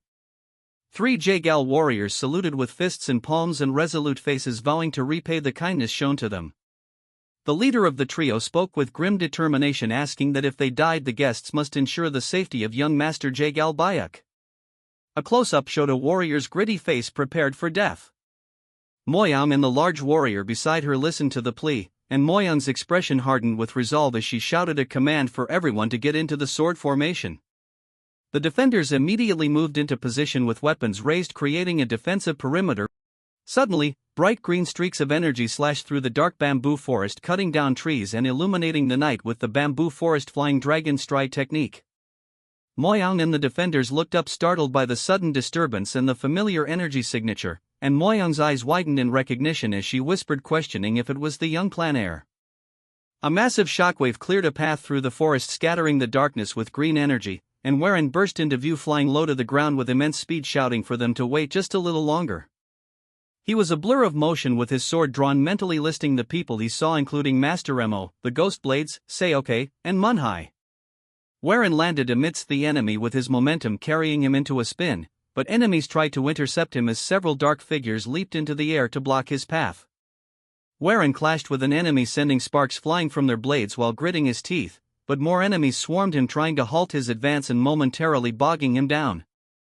Warren parried a strike with a frustrated expression and a sharp sound of annoyance, and an enemy shouted that Warren wasn't going anywhere while pressing the attack. Suddenly, Pang Jayak appeared, shouting for young Master Yong to keep going and promising that the Pang clan would clear the path. Warren looked back surprised, who charged up a massive amount of purple lightning energy around his blade, swung his weapon with ferocious power, screaming that he would repay the debt he owed to Yong Warren no matter what, releasing a devastating wave of purple energy that exploded outward and blasted away the enemies blocking the path. Warren took the opening, leaping high into the air and thanking Pang Jayak before reorienting himself mid-air to focus entirely on reaching Moyang. He activated his movement technique again, enveloping his legs and body in green energy, the text for Bamboo Forest Flying Dragon Stride reappearing as he accelerated. Warren became a green streak weaving through the bamboo stalks with impossible agility, pushing his speed to the limit, desperate to bridge the gap. He slashed through obstructing bamboo and debris without slowing down, the blur of the forest rushing past in a first-person perspective until a flash of light illuminated the area near the compound. Warren crashed into a group of enemies with his sword glowing with green, she shouting for them not to get in his way, then spun, creating a whirlwind of energy that knocked opponents back. He focused his gaze forward, seeing the compound in the distance, and realized he needed to go faster, channeling more power, so the green aura intensified. He cut a swath through the enemy lines with the green energy acting like a scythe, and an aerial view showed the spiral of destruction Warren was carving through the forest as he approached the lit building where the defenders were. He broke through the final line of trees with the compound now directly ahead and landed heavily in the courtyard, sliding to a halt with debris kicking up around him. He stood up from his landing crouch with sword ready, and the defenders, seeing him arrive, cried out in relief and hope, calling him the young clan heir. The scene cut to a distant cliff overlooking the battle where two figures stood silhouetted against the night sky, an old man and a woman in a wide-brimmed hat. The old man looked down at the chaos and mused thoughtfully. A close-up of the old man revealed a long white beard and rings on his fingers as he stroked his beard, stating that those people weren't part of their plan. The woman beside him, with her face partially covered by bandages and shadow, identified the interlopers as the rising talents of the Pang, Sangwon, and Seomun clans, looking at the specific location where Warren landed and deducing that the last one must be from the group that helped the Jaegal clan at the inn. The old man dismissed the concern, saying that in that case they could ignore them, smiling sinisterly as he noted that a web doesn't only catch prey that it's intended for. His expression turned eager as he said good and suggested they begin. The view pulled back to show the massive army of demonic practitioners waiting in the darkness behind them, and the old man gave the command to send the Blood Dragon Corps. The demonic army began to move like a dark tide of malice rolling forward while the old man watched with anticipation. The final image showed the old man in full detail, gaunt with a cruel smile and powerful aura, as he clenched his fist, declaring that this was going to be an interesting sight, identified by the text as the Blood Demon. As Warren rushes to the scene, he lands on the ground and everyone shouts that his name. Warren is shocked when he sees that all his allies are severely injured. Yong rushes towards him and says what he is doing and it's very dangerous here. Before she can say anything, he hugs her directly and says that he is glad that she is alright. Shu gets shy and then calms herself down, saying that she missed Warren. Namwook rushes towards them and says that he is glad to see him, but the situation is not looking good. Hearing this, Warren laughs and says that he is not really alone, as hundreds of clan members led by Pine Jayak and the Seomun clan join him. As he was about to assure them, Warren starts sensing violent currents of killing intent, that he instantly figures out the source, which is high up in the mountain. But the expression on his face is more worrying, that something horrific is on that side. Because they have been caught on a trap, and a very thorough one at that. Even more, the Jaegal clan, the Sangwon clan and the Pang clan are all here. Then he figures out that this is a drive hunt and the Jaegal clan was used as a bait for the other clans. So they can kill all of them together. To prevent the formation of the Union, this place has become a giant grave. Warren turns around and uses a sound transmission to tell all of them to not show an expression, and that they are in a trap. He tells them to not look but feel the presence on top of the hill. Ping Jake along with everyone use their chi to check on top of the mountain, and the killing intent shocks them all to the core. The woman on top of the mountain figures out that they have managed to discover them. One of her partners call her guardian Joe and that they should be able to finish them all right now. But like a creep she laughs, saying that there would be no fun. She tells him that she wants to see what they try to like jesters on top of their graves. The man remains quiet for a second and then says that they should just kill all of them together, if they try doing anything. She calls him the Blood Dragon Corps leader, and laughs, telling him that they have Comer to Jiangu after a long time, so they should enjoy their time. She roasts him, saying that the title of Dragon Corps leader doesn't suit him because he is shivering because of some kids. He curses at her, cursing her from the back. She says that the blood demon tasked them himself, so she will accomplish it. But she will do it in her own way. The more they struggle, the more pleasure she will feel. Warren, on the other hand, orders them to form a formation. The Jaegal people tell him to not worry about it. Warren says that the Jaegal formations might be the best, but he thinks he is already aware of them. The Jaegal people also think that way, and they might be skilled enough to see right through their formation. But the reason they are still alive is so that they could bring more of them together. Warren orders them to set up a formation around the outside walls and the rest of them should stuck in bamboos in the locations he points to them. The Jagal Master says that a double-layer formation, however, the demonic heaven is the enemy, so it will be hard to stop them. He asks Warren what kind of formation he is trying to make, and Warren replies that he plans to build a poison one. He plans on making the bamboo garden shattering formation, a variations of their family's passed down formation.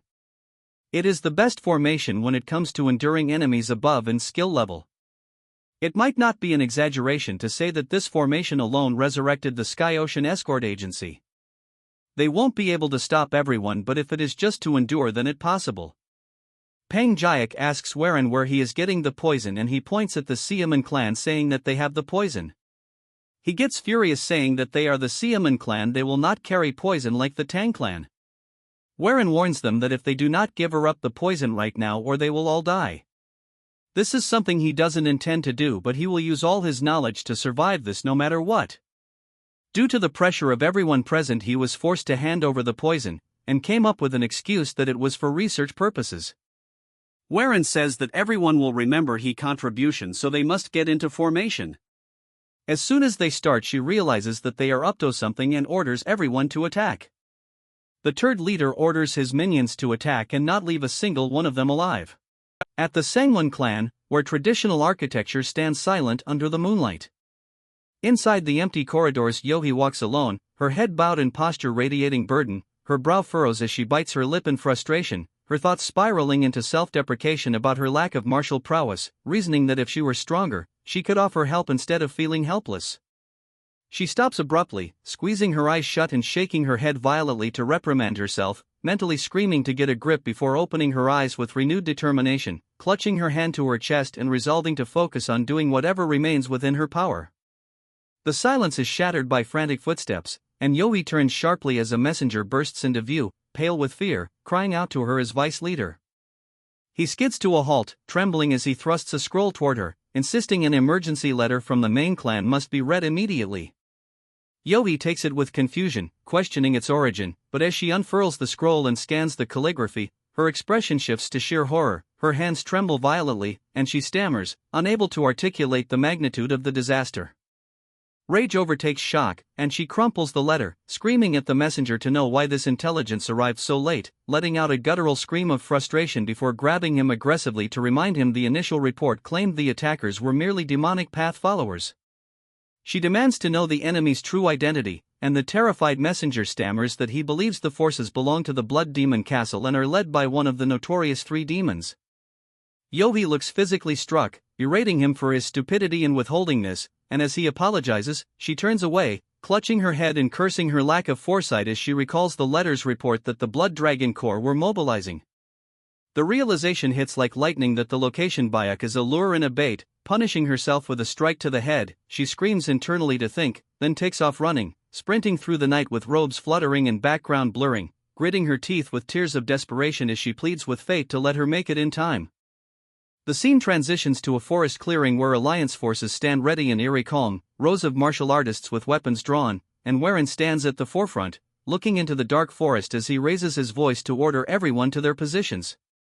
The warriors obey instantly, mesmerizing Moyan marvels internally at how seasoned martial artists entrust their lives to such a young leader, and when a young warrior volunteers for a task, Warren instructs him and Brother John to prioritize preservation by assisting anyone on the verge of collapse. A sudden wind sweeps through, and Warren's eyes narrow as he senses the enemy, drawing his weapon and booming the order to get ready just as heavy movement echoes from the tree line and hundreds of blades are unsheathed. The enemy vanguard crashes into view with ferocious speed, and Warren shouts over the din, asking if his troops remember his instructions, and as they hold the line, the strategic reality unfolds exactly as he planned. The forest forces the enemy into a single narrow entrance where the Peng and Sangwon clans wait on the wings, the Tianzhong and Xiaoman clans hold the center, and the Jagal clan waits at the rear. As the enemy commits to the deep center, Warren watches with a calm, analytical gaze, feeling a wave of internal relief and gratitude that he studied strategy in his previous life, grimly musing he never expected to use it. With the enemy deep in the kill zone, Warren raises his hand and screams for the Jagal clan to activate it, prompting a commander to respond confidently and trigger a massive explosion of energy from the rear that disrupts the enemy lines. The battlefield descends into controlled chaos favoring the Alliance, decimating the vanguard as the flanking clans strike and the enemy forces crumble, all while observed from a high ridge by Joe and the third commander. The commander trembles with rage watching his troops die, snapping at his colleagues for their laziness before declaring he will fight personally and leaping from the ridge with explosive force. Joe clicks their tongue, mocking the commander's belief in brute force and disdainfully calling him an idiot selected to be a sacrifice. The commander rampages, cleaving through soldiers, but is soon halted by the Alliance's adapting formation blocking him with simultaneous spears and swords, trapped and panicked. But suddenly, a blur of motion tore into the scene from the periphery, a heavy, dark presence rapidly interposing itself between predator and prey.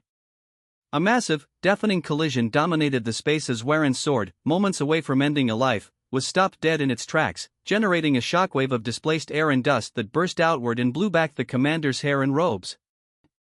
Standing protectively over the cowering commander was Joe, her posture effortless despite holding back Warren's full-strength strike. Through the narrow slits left for vision on her bandaged face, a cold, piercing gaze locked onto Warren, conveying no hostility but a profound, heavy silence before she exerted a sudden burst of force to shove his blade back. Warren skidded backward, using the momentum to create distance before landing gracefully and flipping his sword to a guard position, though his expression turned grave as he instantly assessed this new threat while the woman stood motionless, her arm lowering slowly to her side.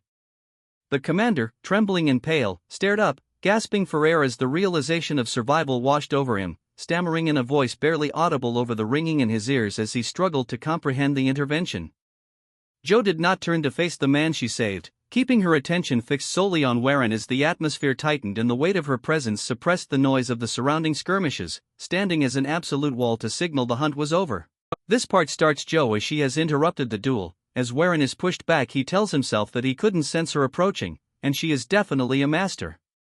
With another move, a huge wave of energy, she destroys the entire formation, shocking Warren. He tells everyone to retreat and disperse the outer formation and should get back into the inn. As everyone rushes towards the inn, we move towards the commander as he thanks her for saving his life. She tells him not to misunderstand and that she needs him for her future plans. Then as there is a brief silence, she releases killing intent and tells him to gather his men and get inside. Inside the inn, Warren and Pang Jayak wonder what is going on and who those people are. The Siaman clan's turd gets mad, telling himself that he is going to die a dog's death. He moves towards Warren saying that it is all his fault. As he charges toward Warren, he says that he did all this just so he could save some idiots. Moyoung interrupts, as she stares at him with intent. He say how he can lay a hand on him. Warren, seeing all this, gets pissed, telling him if he really wants to die here. He asks them if they really want to die here. Hearing this, them calm down as he elaborates that he doesn't want to die here. He says that he has many things to do and he has no intentions of dying. That is why he cannot die in a place like this. So everyone must get a grip, since the enemy will be attacking again. As the enemies charge towards them, Warren tells them to activate the bamboo garden soul-shattering formation. As planned, they will throw the poison. Pang Jayak agrees and gets ready to throw the poison as he cannot die without completing his blade arts. As he does so, the other follow instantly and the entire place gets covered in poison. As the poison releases, Warren tells them to stomp with chi, and as they do so, the poison gets spread. Moving to the commander, he tells him that he has been feeling strange as he goes forward. Yet he is not getting any close. As he sees Warren, he realizes that he is playing tricks again. Then he notices that the people around him are choking and falling to death. As all of his minions fall to death, he realized that they have been affected by poison. He tells the rest to hold their breath and retreat, but slowly as his breath starts slowing and his vision becomes blurry as he falls to his death. The people present stand in silence and they blast about how they managed to win. Pang Jayak is shocked that they managed to defeat the Blood Corps themselves. And it was all thanks to the strategy of the Yong clan Heir. And then he says that they must wait for reinforcements. That's when a star-like strike releases a huge outburst of energy, slashing the ground in half. Everyone in the present is shocked just by the sheer power of it. This was done by Joe, as she says that it was Warren who plotted this. She explains how he used the formation and then used chi to kill them with poison. She is extremely impressed as she never expected him to destroy the Blood Dragon Core. But she says that it ends now and she is out tricks. Then she gets ready and drop a huge strike, so Warren call forth the chi of the old man as he counters the overpowered strike. The part starts with a voice calling for Warren. That's when he regains consciousness. He is critically hurt as he instantly fainted after blocking the sword chi. That's when red aura radiates from him. The old man manifests himself saying that if he dies he will disappear forever. The scene is horrific as they are getting slaughtered endlessly. Seeing the massacre, he gets up telling the old man to hand over more chi. Hearing this, the old man gets angry, calling him crazy, as any more chi will cause his body to explode. Warren says that he refuses to sow nothing, because he is scared his body might burst, as there are people he must save in front of him. As huge amount of aura starts radiating from him, he says that if he doesn't do anything it is even more foolish. As the battle continues, old man tells him to stop or he will die as well. Warren tell him to make sure that he doesn't die. As Warren charges and recklessly, old man tell him to dodge upwards. As Warren does so, he narrowly manages to dodge the deadly strike. Taking opportunity of this, Moyang orders the two ghost blades to grab hold of the master. As they follow her command, they restrict his movement. Taking opportunity of this, Warren uses the waterfall reverse dragon ascent on him and slays him instantly. From far away, Joe sees this and is confused how he managed to handle the guardian. Since his skills were nowhere near that level, so she decides that no matter what happens she will kill him today. She finishes the minions fighting her to charge towards Warren. Moving towards Pang Jik, as Warren tells him that he doesn't have time, so he will get to the point. He tells him the weakness of his blade, the 5 tiger severing blade, which is almost complete, just misses one thing. He tells Jik that mixing water and oil is the main key. As he hears those words, he realizes that he needs to control the speed of his chi. Upon this realization, he undergoes a breakthrough and realizes that the energies that were wavering has become faster, as if they have become a fast current. As he was in a trance, Joe tells him that looking away in a battle is a dead wish. As she charges towards him with a deadly blow, Warren intercepts, blocking the blow, and tells Jik to back out and figure his new understanding. Meanwhile, he will hold her off. Hearing this, she gets angry, stating how he can confidently say that he can stop her. But she gets past him and kicks Jik, making him fly away. She says it is ridiculous if she thinks that he can stop her. Warren orders everyone to charge towards him, but she manages to neutralize all of them instantly. Warren being the only one standing. As he looks around, all he sees hundreds of injured people as she comes face to face with him. She asks him what relationship he has with the Tianzhong clan. Hearing this, Warren grits his teeth and says that she knows of the Tianzhong clan. Warren tells him that he is the heir to the Tianzhong clan, Yong Warren. She was wondering how he knew the reverse dragon ascent and the heavenly lightning ascent. So the hidden saint cult's martial arts continue on. As she confidently says that she will end the lineage. As Warren continues to block, a voice tells him that he is late, as a tigering strike blocks her, and it's none other than Pang Jik. He has finally completed his blade and has no regrets even if he dies. In order to block his strike, she gets injured and rips open her mask. She gets real pissed, using slangs on them. Jik supports Warren and tells him that if he dies as his friend. Warren, however, tells him no, as it is too early for them to die. The reinforcements have arrived in Moyang and the rest are relived. As she is stuck, she curses Warren and says that they will meet again. As she runs away, the old man tells his troops to focus on the injured. As Warren sees the injured getting treated, the relapse kicks in and he loses consciousness. The incident that occurred that night resulted in many orthodox martial artists losing their lives and some were severely injured. But also accomplished the feats of destroying the Blood Dragon core. The battle was later named the Eclipsed Bamboo Bloodbath. On that day, two heroes emerged, Yong Warren and Pang Jik. In the aftermath of a brutal conflict, the world begins to piece itself back together amidst the rubble and the weight of the fallen. A wide, sweeping view reveals a sprawling city nestled within a valley of verdant green mountains under a clear blue sky, where the radiant morning sun casts long shadows across traditional tiled roofs. Architectural details of the Sangwon clan's territory. Moving into a courtyard of stone pavers, the atmosphere is heavy with clinical stillness, leading toward wooden buildings where, inside, a man with his arms tightly crossed and a blue-gray scarf wrapped around his neck waits patiently near shelves of medicinal herbs. The interior is revealed to be an infirmary where several warriors lie under white sheets on raised mats. Mo Young, her long red hair falling over her shoulders, sits at the edge of a mat holding a small white bowl as she watches over them with focused intensity. A close-up of his sharp features and golden brown eyes shows a pensive expression as he processes his internal state before he begins to move. Hwarin is later seen from behind, sitting on the edge of a raised porch and looking out over a central courtyard, his hair tied back and his pale robe cinched by a dark belt. In the courtyard below, two men in simple gray tunics engage in manual labor, one shoveling earth while the other wipes sweat from his brow. In another area, a powerfully built man with a mustache listens as a shorter woman in white robes gestures and provides a report. Hwarin brings a small ceramic bottle to his lips, drinking the liquid with determined focus, before exhaling a sigh of relief as his expression softens, though his eyes remain alert. Gripping the bottle against his knee, he reflects with relief that the medicine from the Omniscient One prevented deep internal damage, even as a close-up of his dark robe highlights the physical toll of the battle. Looking toward the bright horizon, a somber thought crosses his mind regarding the heavy cost of victory and the far too many people who died. He remains seated in reflection until the sound of steady footsteps approaches, and Jacques drops down beside him. Jacques greets him as a friend and asks what he is drinking, causing Hwarin to repeat the word back with skepticism. Jacques maintains his grin, suggesting that good things should be shared.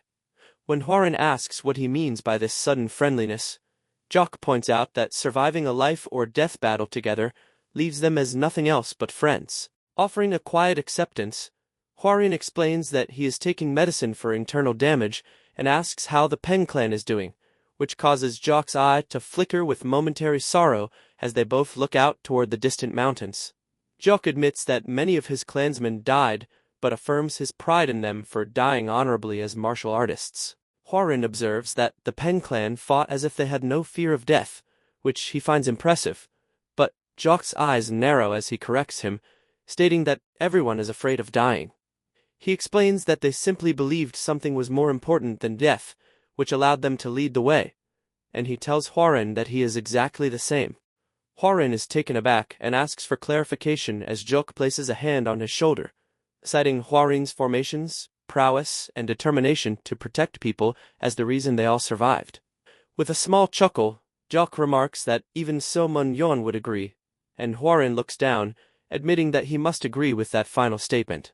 Erupting into a boisterous laugh, Jacques promises to give Hwarin some of his clan's carrier pigeons and warns him with a smirk that a monstrous woman might visit him soon.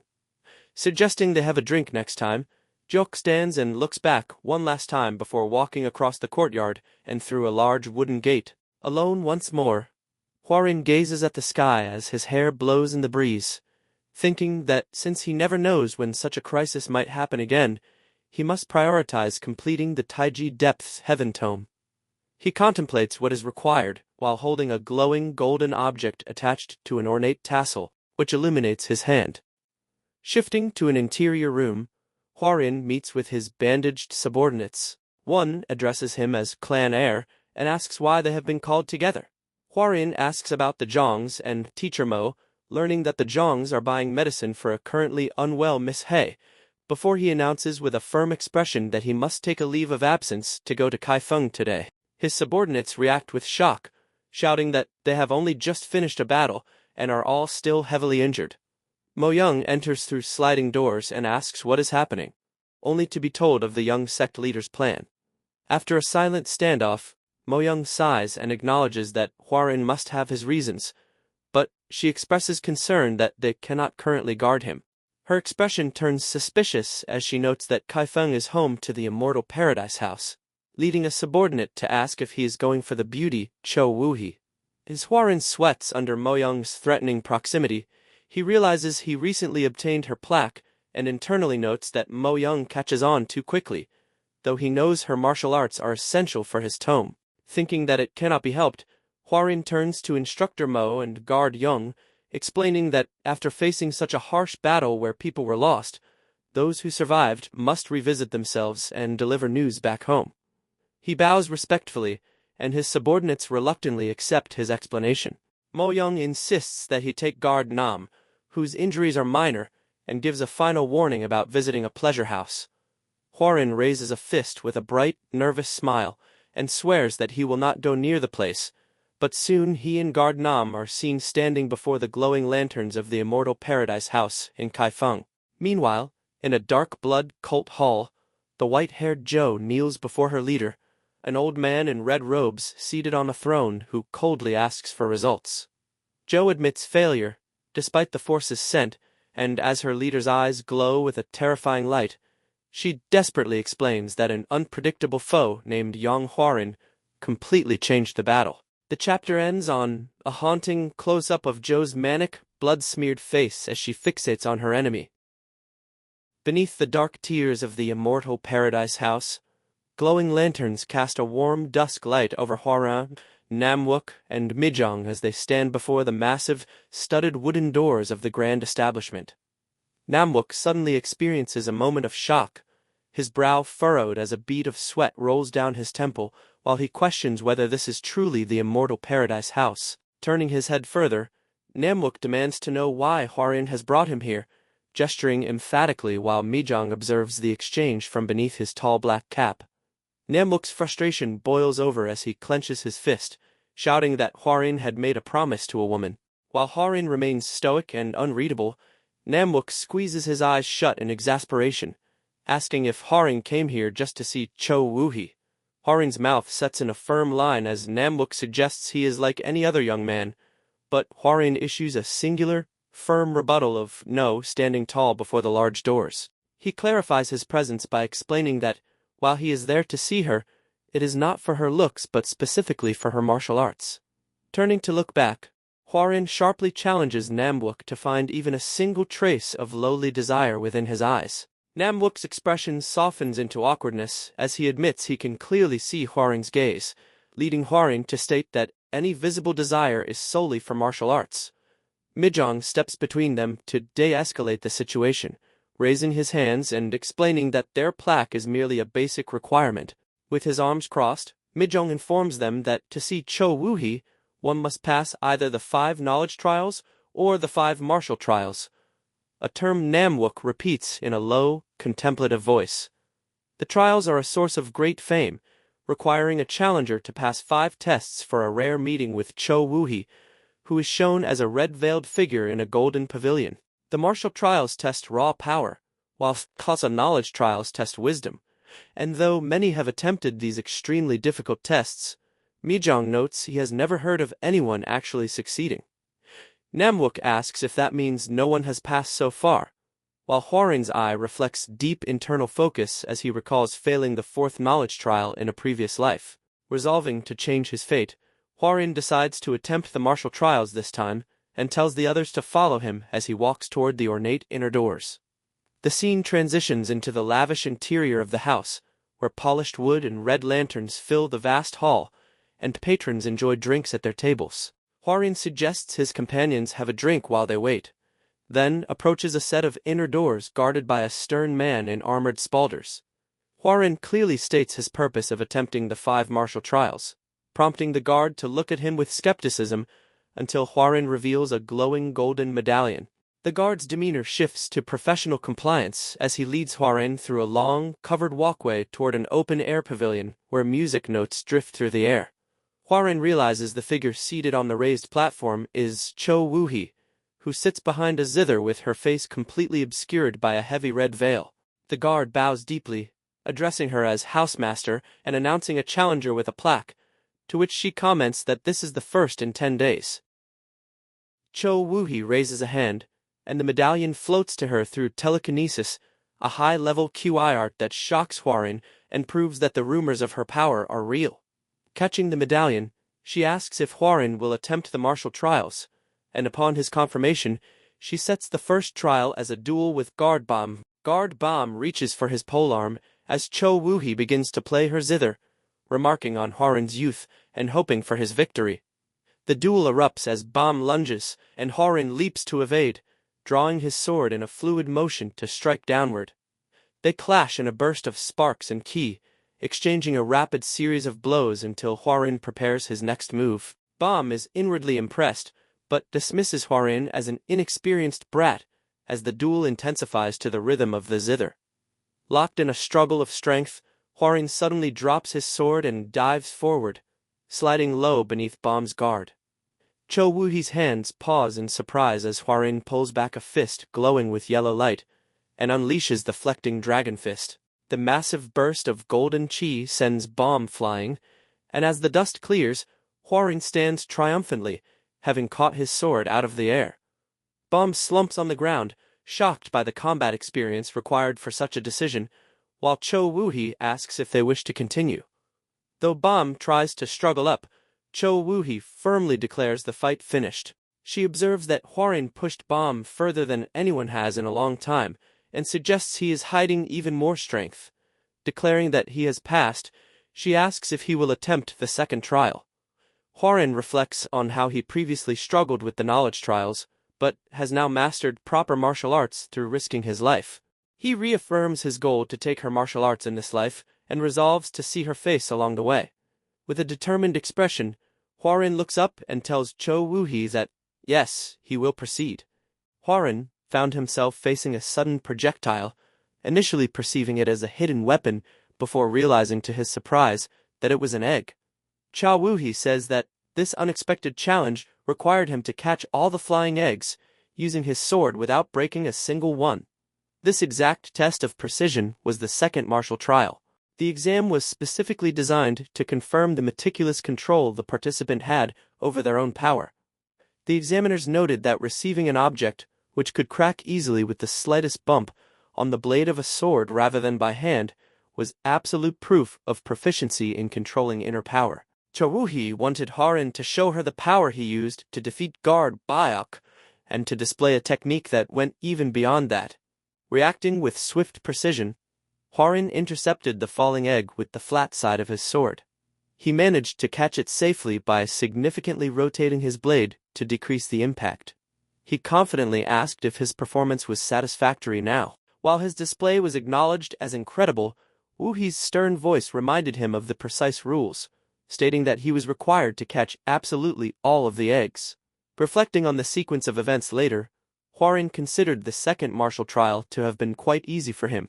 He recalled the nature of the other tests, noting that the third martial trial required participants to hold gas in their hands, set it on fire, and raise it.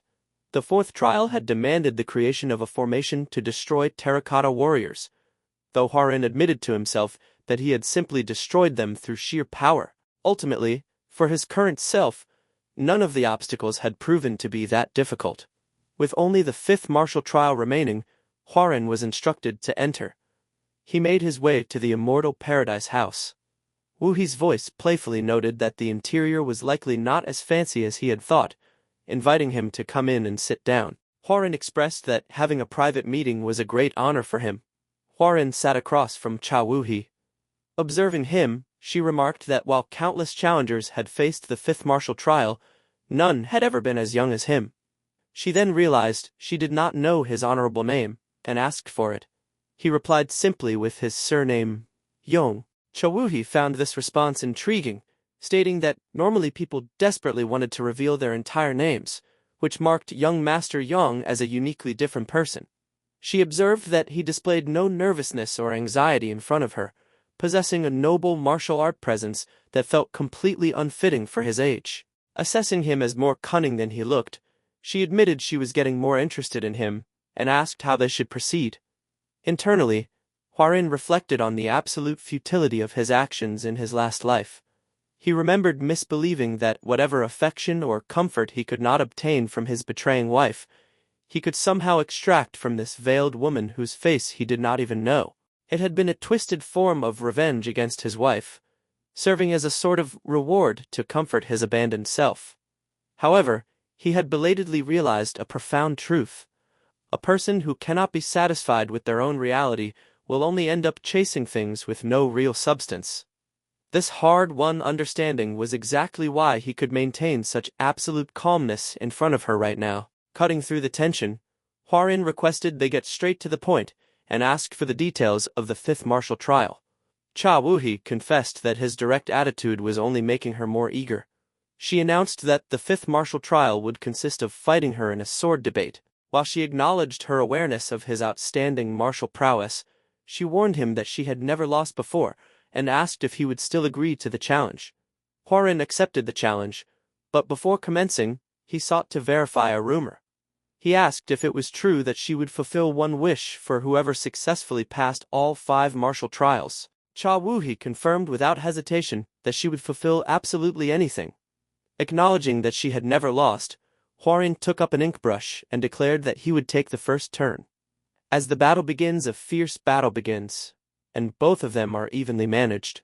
The high-stakes confrontation of the mind unfolds in absolute silence, Hwarin frozen in an intense concentration as they engage in a battle of theory.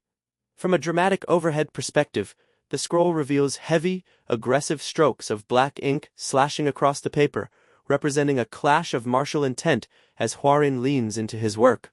This mental battle manifests visually as a sequence of high-speed maneuvers, where the veiled Cho Woohee leaps with ethereal grace, her light blue robes fluttering as she parries an unseen strike.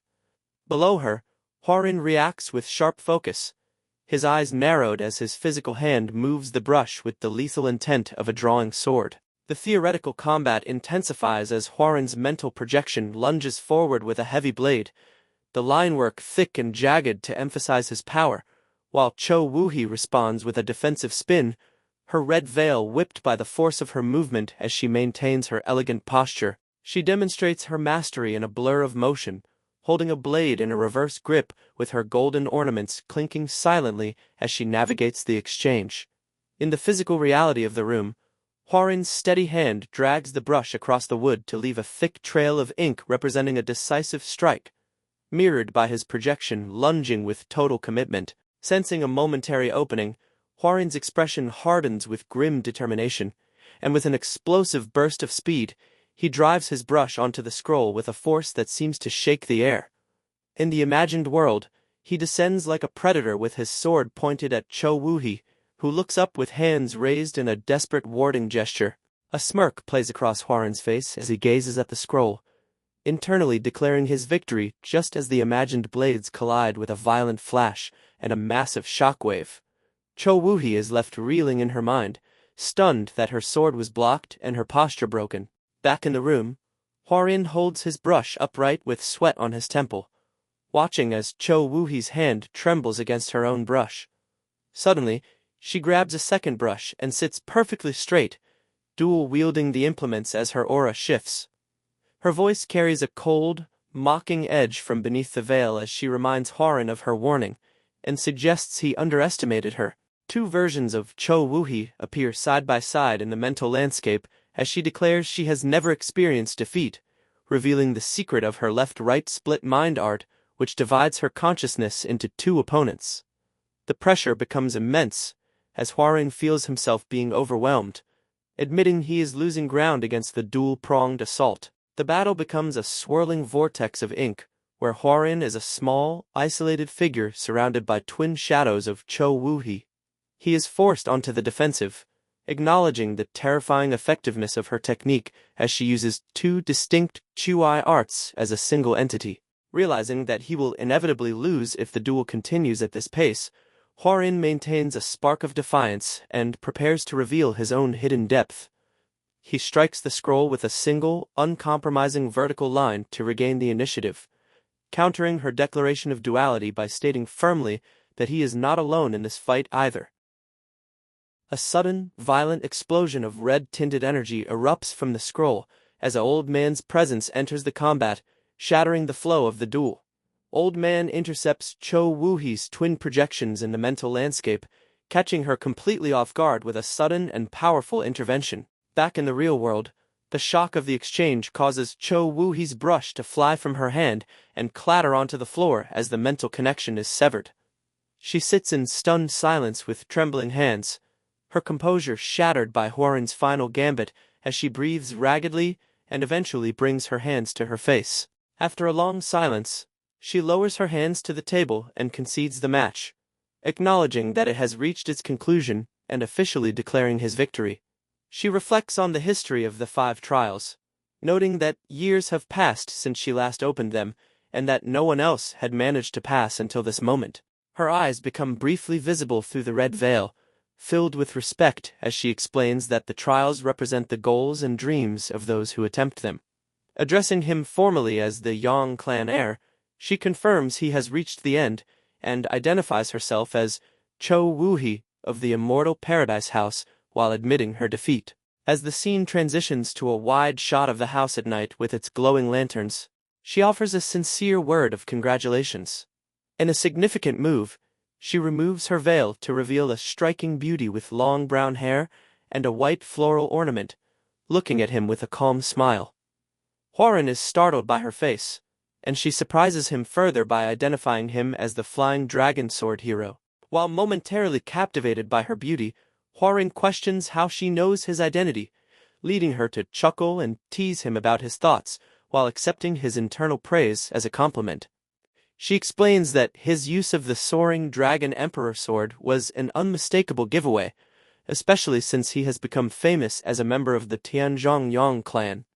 Hworin realizes he was easily identified, and stammers a compliment toward her intellect. Cho Woo-hee leans back and decides to move to the main point, inviting him to ask for anything as his prize. Hworin's jaw tenses with the weight of his request as she reaffirms her commitment to grant any wish. She leans forward to tilt his chin up, telling him there is no need for shame and whispering that the outside world will never know what transpires tonight. She adds that the night is long, but Hworin breaks the tension by shouting that he wants her martial arts. Cho Woo-hee is left in genuine shock, her romantic atmosphere derailed by his blunt focus. Soon, a hand holds a bound manual for a secret mind art, and Hworin stands with it tucked under his arm, looking pale and haunted as a small ghost-like figure represents his drained state. He turns to leave immediately, but Cho Woo-hee calls out to him as he reaches the door, asking if he is truly leaving just like that. As he looks back warily, she reclines in a provocative pose with a sly smile, offering to grant him another wish. The next day at the sunlit entrance, his allies wait impatiently. Namwook with a bandaged neck complains that a full day has passed, while Mijong scolds him for inappropriate thoughts. They wonder if Hworin failed, but the Mijong insists his skills are too great for that, and they resolve to scold Hworin for the wait. When Hworin finally emerges, Namwook lunges forward to complain, but stops in confusion at Hworin's pale, sunken-cheeked face and exhausted aura. Hworin ignores them, walking past with a hollow stare and a command to return home. As they watch him stumble away, Namwook concludes with pity that the young sect leader must have failed the trials after all, running after him to offer help with his training to soothe his perceived disappointment. Following the events, the trio continues their travel. On the journey, Hworin analyzes the martial manual all day and night. As they finally reached the Sangwon clan, the imposing architecture signals the group's arrival at their destination. Standing before the gates, Hworin notes that they managed to return much faster than expected, and as he approaches the interior, he wonders what the others have been doing during his absence. The heavy doors creak with a distinct sound as he pushes his way inside, where the ringing of clashing practice weapons leads him to the training grounds. There, he spots Mo Young and engaging in a focused session, and he watches from the sidelines, impressed by Mo Young's fluid movements and observing that her martial skills have improved significantly. The sparring match comes to a halt as the practitioners notice his presence, leading to a brief, silent moment as they adjust their stances to acknowledge his return. Hworin notices Mo Young and his guard engaged in a low-toned, serious conversation, and wonders what could occupy their full attention before his light footsteps draw their eyes toward him as he enters the immediate training space.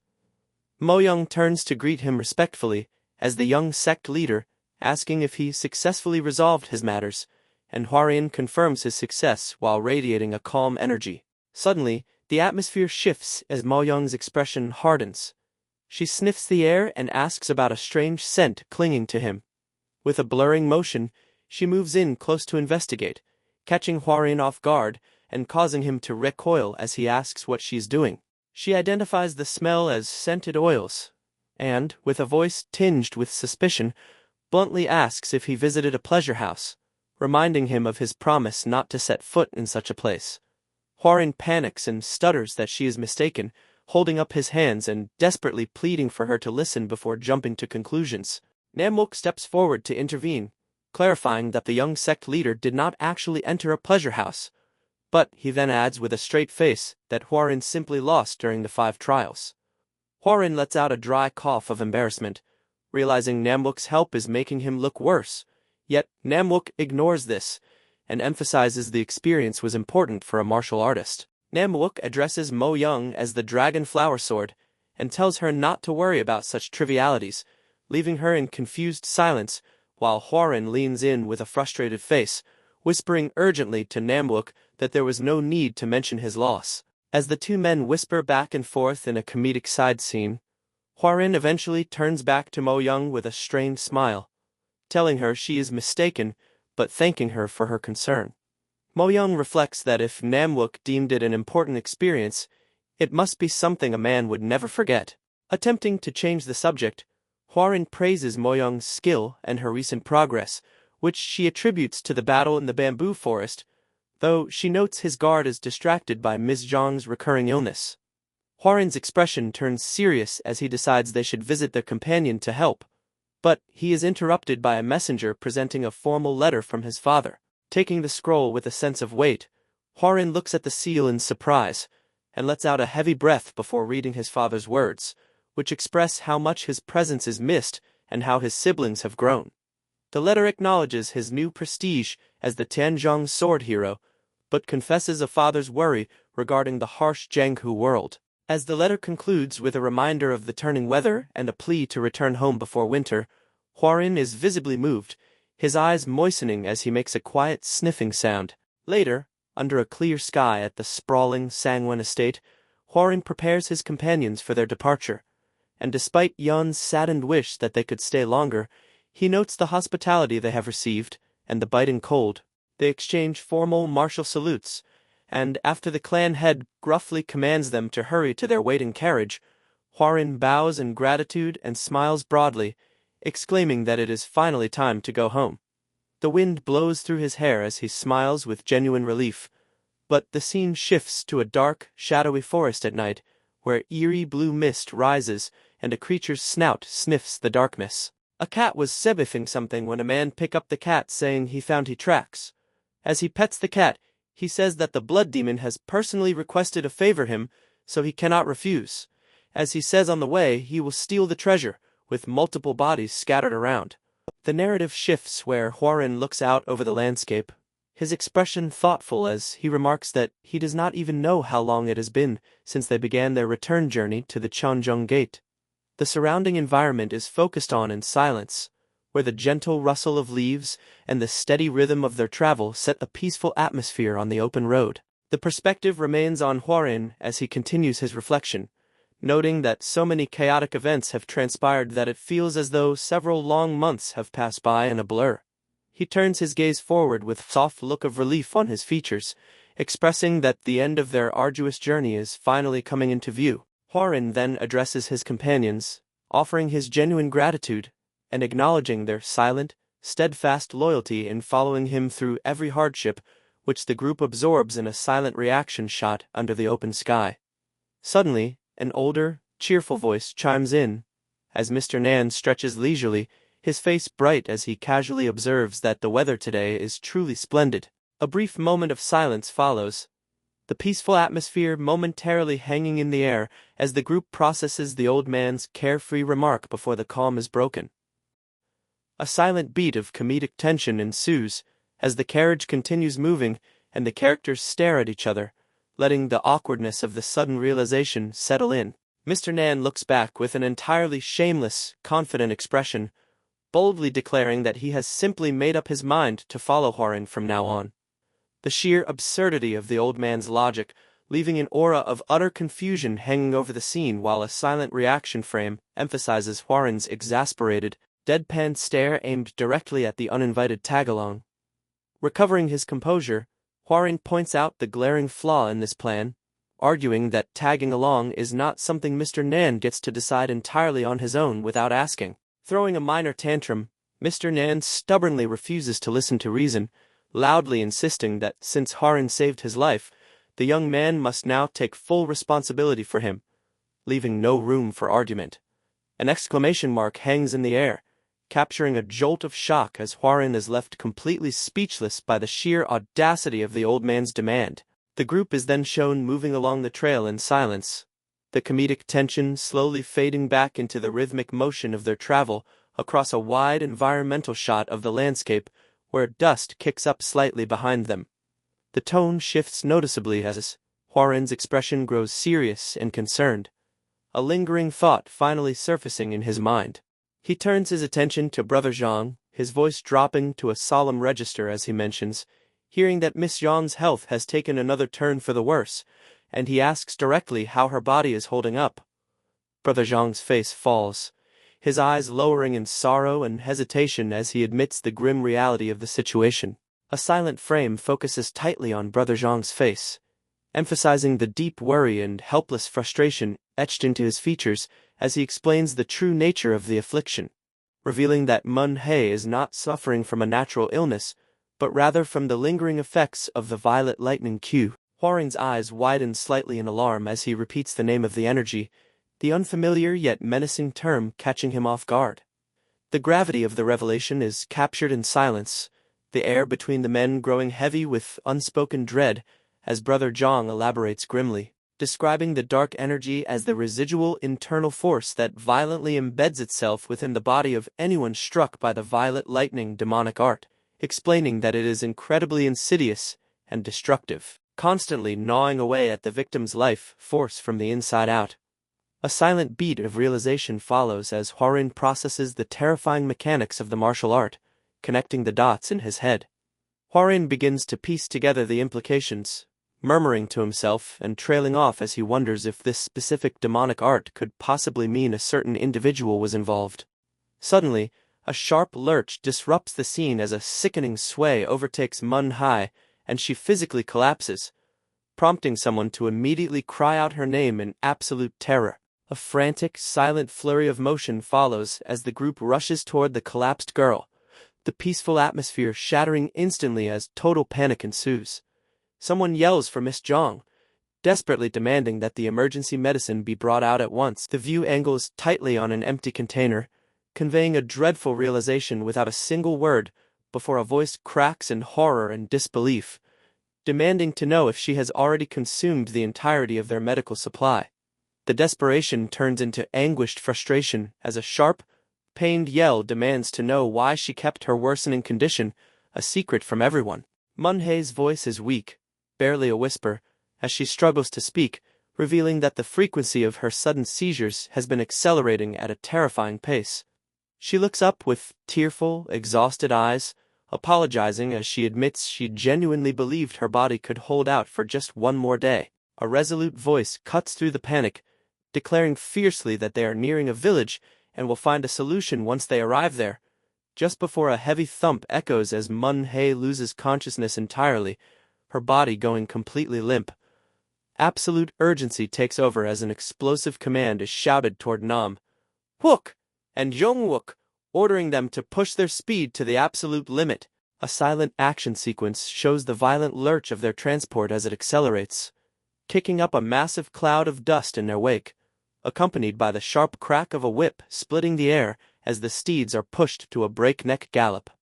And they finally arrive, the dust settling around them as they bring their frantic sprint to a halt within the village bounds. The environment of the settlement comes into focus, easing the chaotic pacing slightly as they prepare to search for aid, shown in a silent frame as the group disembarks hastily, carrying the unconscious girl with utmost care. They navigate through the streets, the tension still high as they seek out any sign of medical assistance until someone reports back with a glimmer of hope, relaying that, according to a local innkeeper, there is a pharmacy located just a short distance away at the foot of the nearby mountain.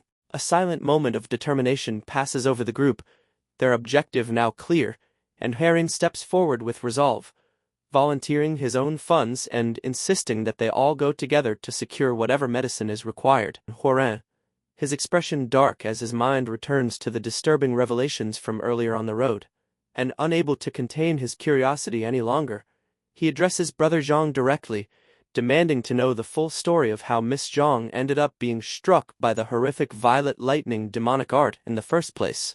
A close-up tightly focuses on Brother Zhang as the question hits him hard, forcing him to confront a painful memory. He looks down, his shoulders tense, clearly struggling to find the right words to explain the tragedy. He finally opens his mouth, his voice hesitant and hollow as he begins to formulate his answer. But before Brother Zhang can finish, a chilling, unfamiliar voice suddenly echoes through the area, dripping with dark amusement as it declares that they have finally arrived. A silent beat of absolute shock overtakes the room as everyone freezes, their heads snapping toward the source of the sinister voice, with the perspective shifting toward the entryway to build the tension before the intruder steps fully into the light. The heavy, oppressive aura of a powerful martial artist floods the space, suffocating the room in pure dread, as a silent frame showcases the terrified reactions of the group, their eyes wide as they recognize the sheer danger standing before them. Brother Zhang stammers in utter disbelief and horror, forcing out the terrifying title of the intruder, identifying him as the Violet Lightning Blood Demon. The villain lets out a low, sadistic snicker, finding their terrified reactions utterly pathetic and entertaining, and with a smooth, deliberate slide of his foot, he steps fully into the space, clicking his tongue in mock pity at the sight before him. He refers to himself proudly in the third person, stating the name Jae-gung Hyuk with an air of absolute superiority. His piercing gaze locks onto the weakened Mun-hye, casually noting with venomous glee that the little sect leader is apparently still suffering immensely from the violet lightning chi he planted in her.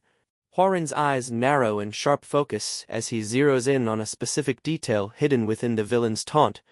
He repeats the title internally, questioning the term, referring to her as the little sect leader with a mix of surprise and sudden understanding of Mun-hye's true identity. Brother Zhang throws himself forward in a panic, desperately urging Hwarin to flee the area immediately, a silent action shot showing the tension snapping as the defenders prepare to buy time against the overwhelming threat. Brother Zhang yells over the escalating danger, reasoning that since the demon's primary target is them, Hwarin should have a clear window to escape with his life.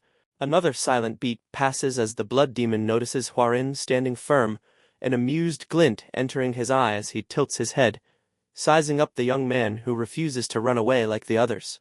The blood demon shakes his head slowly, his voice laced with cruel amusement as he casually informs them that escaping is simply not an option, casually preparing his stance in silence, ready to slaughter everyone in the room. He explains his sudden appearance, noting that he recently accepted a highly bothersome request that requires his immediate attention, a silent close-up revealing his cold gaze entirely devoid of mercy. He elaborates with a smirk, mentioning that a certain woman had thrown an absolute fit, desperately begging him to assassinate Hwarin. A silent reaction shot shows Hwarin unflinching, merely absorbing this new piece of information regarding the hit placed on his head. The blood demon shrugs effortlessly, pointing out that since he has already been paid a handsome reward, and his primary target happens to be standing right in front of him, things have worked out perfectly, showcasing the villain drawing out his dark aura, his mind flashing with recognition as he calmly notes that the name Violet Lightning Blood Demon is indeed tucked away somewhere in his memories. A tense standoff, captured in a silent, wide frame, highlighting the final clash of tension between Hwarin and the Violet Lightning Blood Demon, the explosive battle ready to begin. Old Man stops Hwarin manifesting himself. He tells our Chad that he will be his prey and wants to take control of his body. Although Hwarin has some objections, he agrees to it and gains control of him. As he does so, he smirks as if he has gotten himself the body. Yong, seeing the condition of his sister, tries to make an impact, but he instantly gets knocked out. He then moves on to Hwarin and uses his purple thunder and lands a huge strike, knocking him out. Then he goes towards Mun-hye, but before he could do anything, Hwarin holds onto his hand. He then overwhelms him and starts smiling at him with crazy red aura exuding from him. Hwarin, possessed by the old man, easily hold on to the turd, releasing the red aura. The muscle turd decides how he can stand after taking a direct hit from the purple lightning demonic art. His aura and presence are completely different from before. Then, Hwarin starts calling the demon by his name and says that he is in a very good mood right now. He then smirks and tells him that if he gets lost, he spare his life. Hearing this, he makes a creeped-out face and distances himself for our Chad. He then releases the purple thunder and says who he is talking about mercy to. As he charges towards him, he says that it's something that the strong bestow upon the weak. As the punch was about to land, Hwoaring gets pissed and holds his arm, and decides to teach him a lesson as red aura exudes from him massively. As the punch lands it instantly. The old man says that if it was his original body, he would tear him apart in 3 forms. He thinks it is a shame he is stuck in Hwoaring's body. As the fight continues, he lands multiple heavy strikes, seriously injuring him, to the point that he would lose consciousness. In a desperate attempt, he releases a streak of weird purple thunder, which stops Hwoaring for a second. Seeing that it is causing issues, Hwoaring kicks him in the gut and sends him flying. Then turns around calling him a weakling. All of a sudden he looks down to see a huge wound on his chest, as purple lightning releases from the wound. The punch that landed had purple lightning infiltrated his body. The retard starts laughing, saying that once the purple lightning hits him, he can never defeat him. Then he mocks him, saying that soon the purple lightning will tear apart his dantian. Before he could yap anymore, Hwoaring gets behind him in a second, and he gets shocked. Old man says he is ashamed he was considered one of the 4 great demons alongside the like of him, then using a strong kick knocks him in the ground. Then he stomps onto him, and he goes on to a frenzy bragging about himself.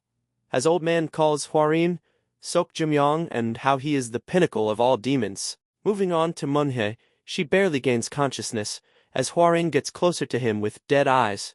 She asks him how her brother is doing. As he was about to kick her to the ground, a huge wave of lightning energy blasts out from him. His body goes out of control as the purple lighting is getting out of control, and advancing towards his dantian. As it does so, there is a risk that Hwoaring will wake up, as he rips of his clothes, saying that he will not let it go, and goes crazy, saying that the body is his, until old man realizes that he has failed, and that Hwoaring has waken up. Hwoaring says that he tried to steal his body, and insults him, calling him a thief, and tell him to go where he belongs. Using his QI, Hwoaring puts him into the vortex as he flies away from her in the ground. Hwoaring has gained consciousness, and says that his body won't move because of the martial arts old man used. But he needs to take Manhwa to the infirmary. The dense blanket of night remains unbroken, until the absolute silence is suddenly pierced by the footstep echoing through the gloom. He gazes down into the vast, mist-filled valley below, where the sprawling architecture of a grand estate rests quietly in the shadows. Hwoaring showcasing his absolute stillness and unwavering focus on the distant horizon. The view then shifts abruptly to the top of another figure's head. The old man, whose face remains hidden, questions bitterly whether Hwoaring has journeyed all this way, merely to mock him. Deep within a shadowed, ethereal forest setting, Hwoaring sits with perfect posture upon a large flat stone, his hands resting serenely on his lap, and his expression completely unbothered. In the extreme foreground, the back of the old man's white-haired head is visible facing Hwoaring, who smoothly offers an alternative reason for his presence.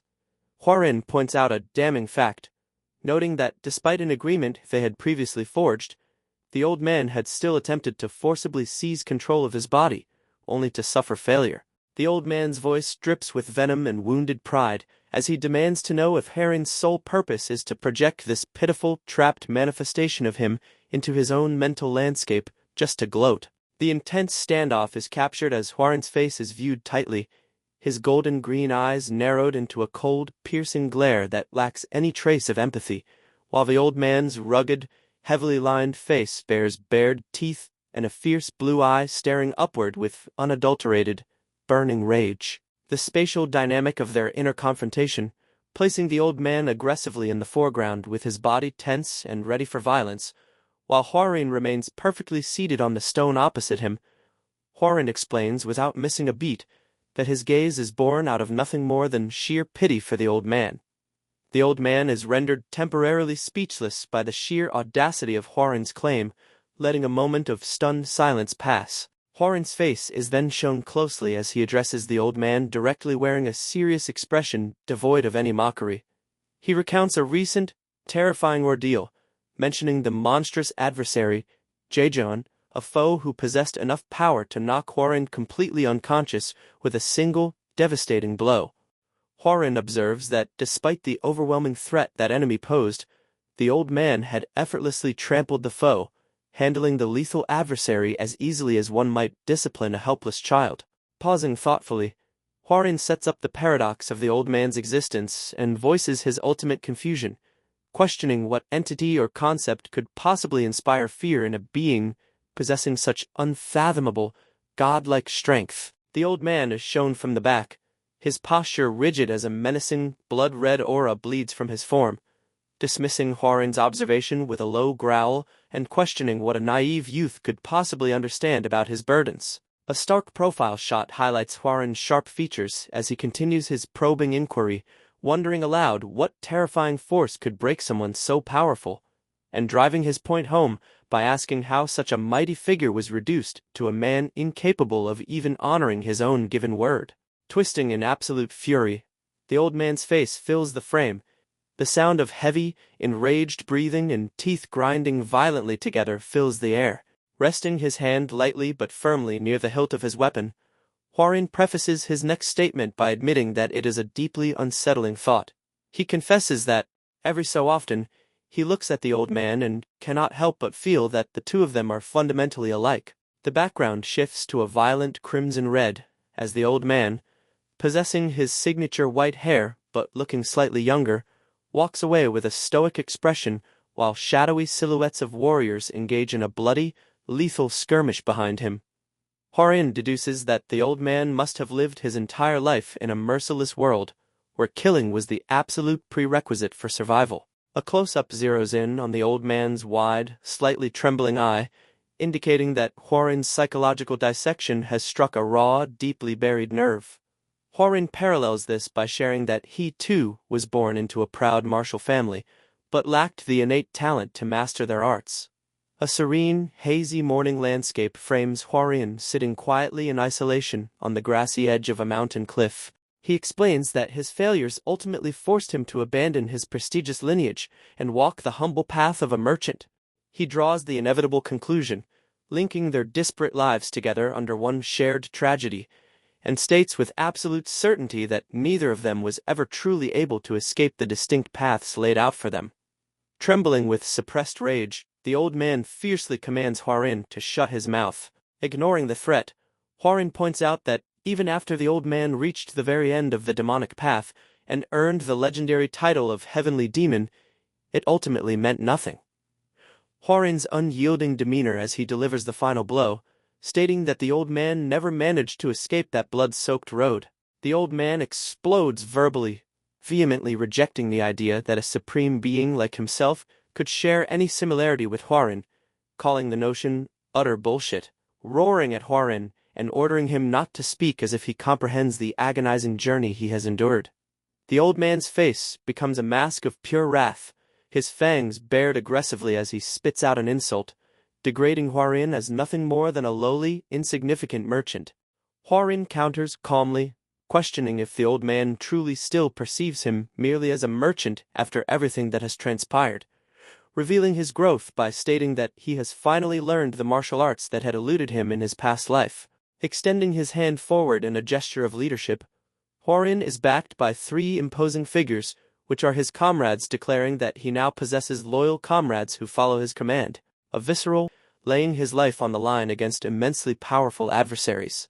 Highlighting his waist with his hands casually resting near his sword belt against the flowing blue fabric of his robe, Hwarin establishes his current authority, announcing his position as the vice-sect leader of the Shanjung sect, and boldly declares himself a true martial artist named Yong Hwarin. He delivers a stern, profound warning to the old man, advising him not to tread back down the past path that was already hopelessly stained with mistakes. Hwarin postulates a grand theory, suggesting that the very reason both he and the old man were sent back in time was specifically to correct those past failures. The old man is struck entirely motionless, his intense anger evaporating and replaced by a wide-eyed, slack-jawed expression of profound shock as the sheer weight and truth of Hwarin's realization crashes into him. The mental landscape begins to dissolve, and the figures of Hwarin and the old man slowly fade into a blinding, ethereal white mist, signaling the end of their internal communion. A desperate, panicked voice cries out, calling for the vice-sect leader. Hwarin's blurred, recovering vision captures the muscular man, Namwook, and the woman in red, Mo Young, leaning in close, their faces etched with deep concern as they check on his condition. Hwarin groggily questions his surroundings. A wide view reveals a spacious, traditional room bathed in warm light, where Hwarin sits upright on a bed. Hwarin looks downward with a serious, urgent expression, prioritizing an immediate question about the fate of the monstrous Jaejeon Hyoma. One of his comrades responds, delivering the report that by the time they arrived on the scene with Instructor Mo, the terrifying enemy was already deceased. From behind Hwarin's shoulder, Mo Young and Namwook stand respectfully, delivering their updates in the quiet room, and continuing with positive news that the other two injured allies were also found safely at the scene without sustaining major harm. Hwarin murmurs softly to himself, expressing a mix of gratitude and guilt that he constantly finds himself indebted to the Chonyung sect. Sitting cross-legged on the bed, asking with a tone of awe if it was truly Hwarin who managed to strike down the fearsome Jaejeon Hyoma. Hwarin's eyes widen slightly, a bead of nervous sweat appearing on his cheek as he realizes the dangerous misunderstanding, and he looks away, clearly caught off guard. He quickly deflects the praise, acknowledging that the fallen enemy was a supreme master far beyond normal capabilities, and seamlessly weaves a lie by claiming that his memory of the event is highly fragmented because he had been knocked completely unconscious during the clash. Hwarin casually mentions that right before blacking out, he vaguely recalls seeing an old man sporting a beard and a tied-back ponytail. The comrades react with immediate astonishment, wondering aloud if Hwarin had miraculously been saved by a legendary hidden master of the martial world. Mo Young stands firmly, her arms tightly crossed over her chest in a defensive, highly skeptical posture, while Namwook remains stoic beside her. A close-up of Mo Young's face reveals her sharp, calculating purple eyes narrowing suspiciously, clearly finding Hwarin's perfectly timed story of a mysterious savior highly convenient.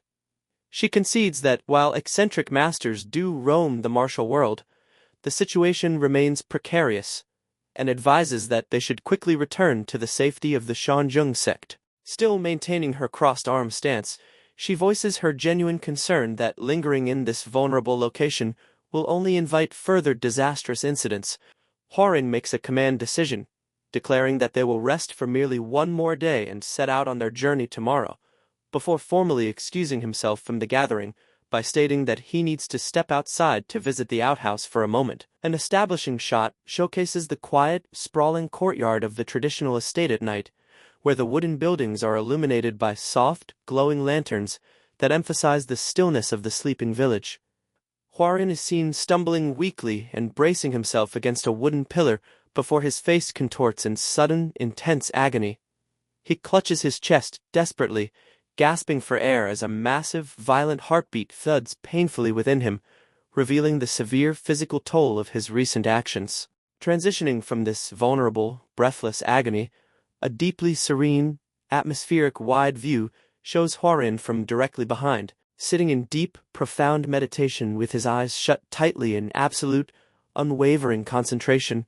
The previously dark and shadowed environment is violently illuminated by a massive, crackling aura of pure purple and bright blue ki erupting from his physical form. The intense, ethereal energy flares upward like a roaring flame, while the heavy tension in his expression suggests that he is actively and forcefully mending his battered internal pathways, reining in the terrifying physical toll of his recent, legendary battle with sheer, unyielding willpower. The morning sun broke over the bustling town square, as Hwarin and Mo Young stood near their carriage, observing the locals prepare for travel. Their attention was soon drawn to a commotion in the center of the courtyard, where an angry young martial artist was vehemently shouting at two officials. Her companions hovered close by, desperately, trying to restrain her from escalating the dispute into a physical brawl. Hwarin noted the tense dynamic, but, wishing to avoid any unnecessary trouble, deliberately turned his gaze away from the unfolding street drama. Beside him, Mo Young watched the spectacle with stern disapproval. Suddenly, the atmosphere shifted. Mo Young's eyes widened in surprise, and she broke her usual stoicism to direct Hwarin's attention toward an unexpected figure approaching from the periphery. Turning back, Hwarin fell into a heavy, stunned silence as he processed the newcomer standing before them. A sudden spike of apprehension washed over him, and he awkwardly attempted to mask his nervousness with a strained smile, a gesture Yong met with a deeply unimpressed stare. Dropping the facade, Hwarin shifted to a guarded stance and demanded to know the approaching figure's intent. Stepping fully into the light, a highly refined and beautiful woman greeted them. She held a closed folding fan at her waist, projecting an aura of absolute serenity and welcoming grace. However, as Hwarin stared in shock at her arrival, the woman's harmless demeanor flickered for a fleeting second. From behind the raised edge of her newly unfolded fan, she fixed him with a sharp, calculating gaze and a deeply knowing smirk that promised unavoidable complications. Make sure to like and subscribe for another part.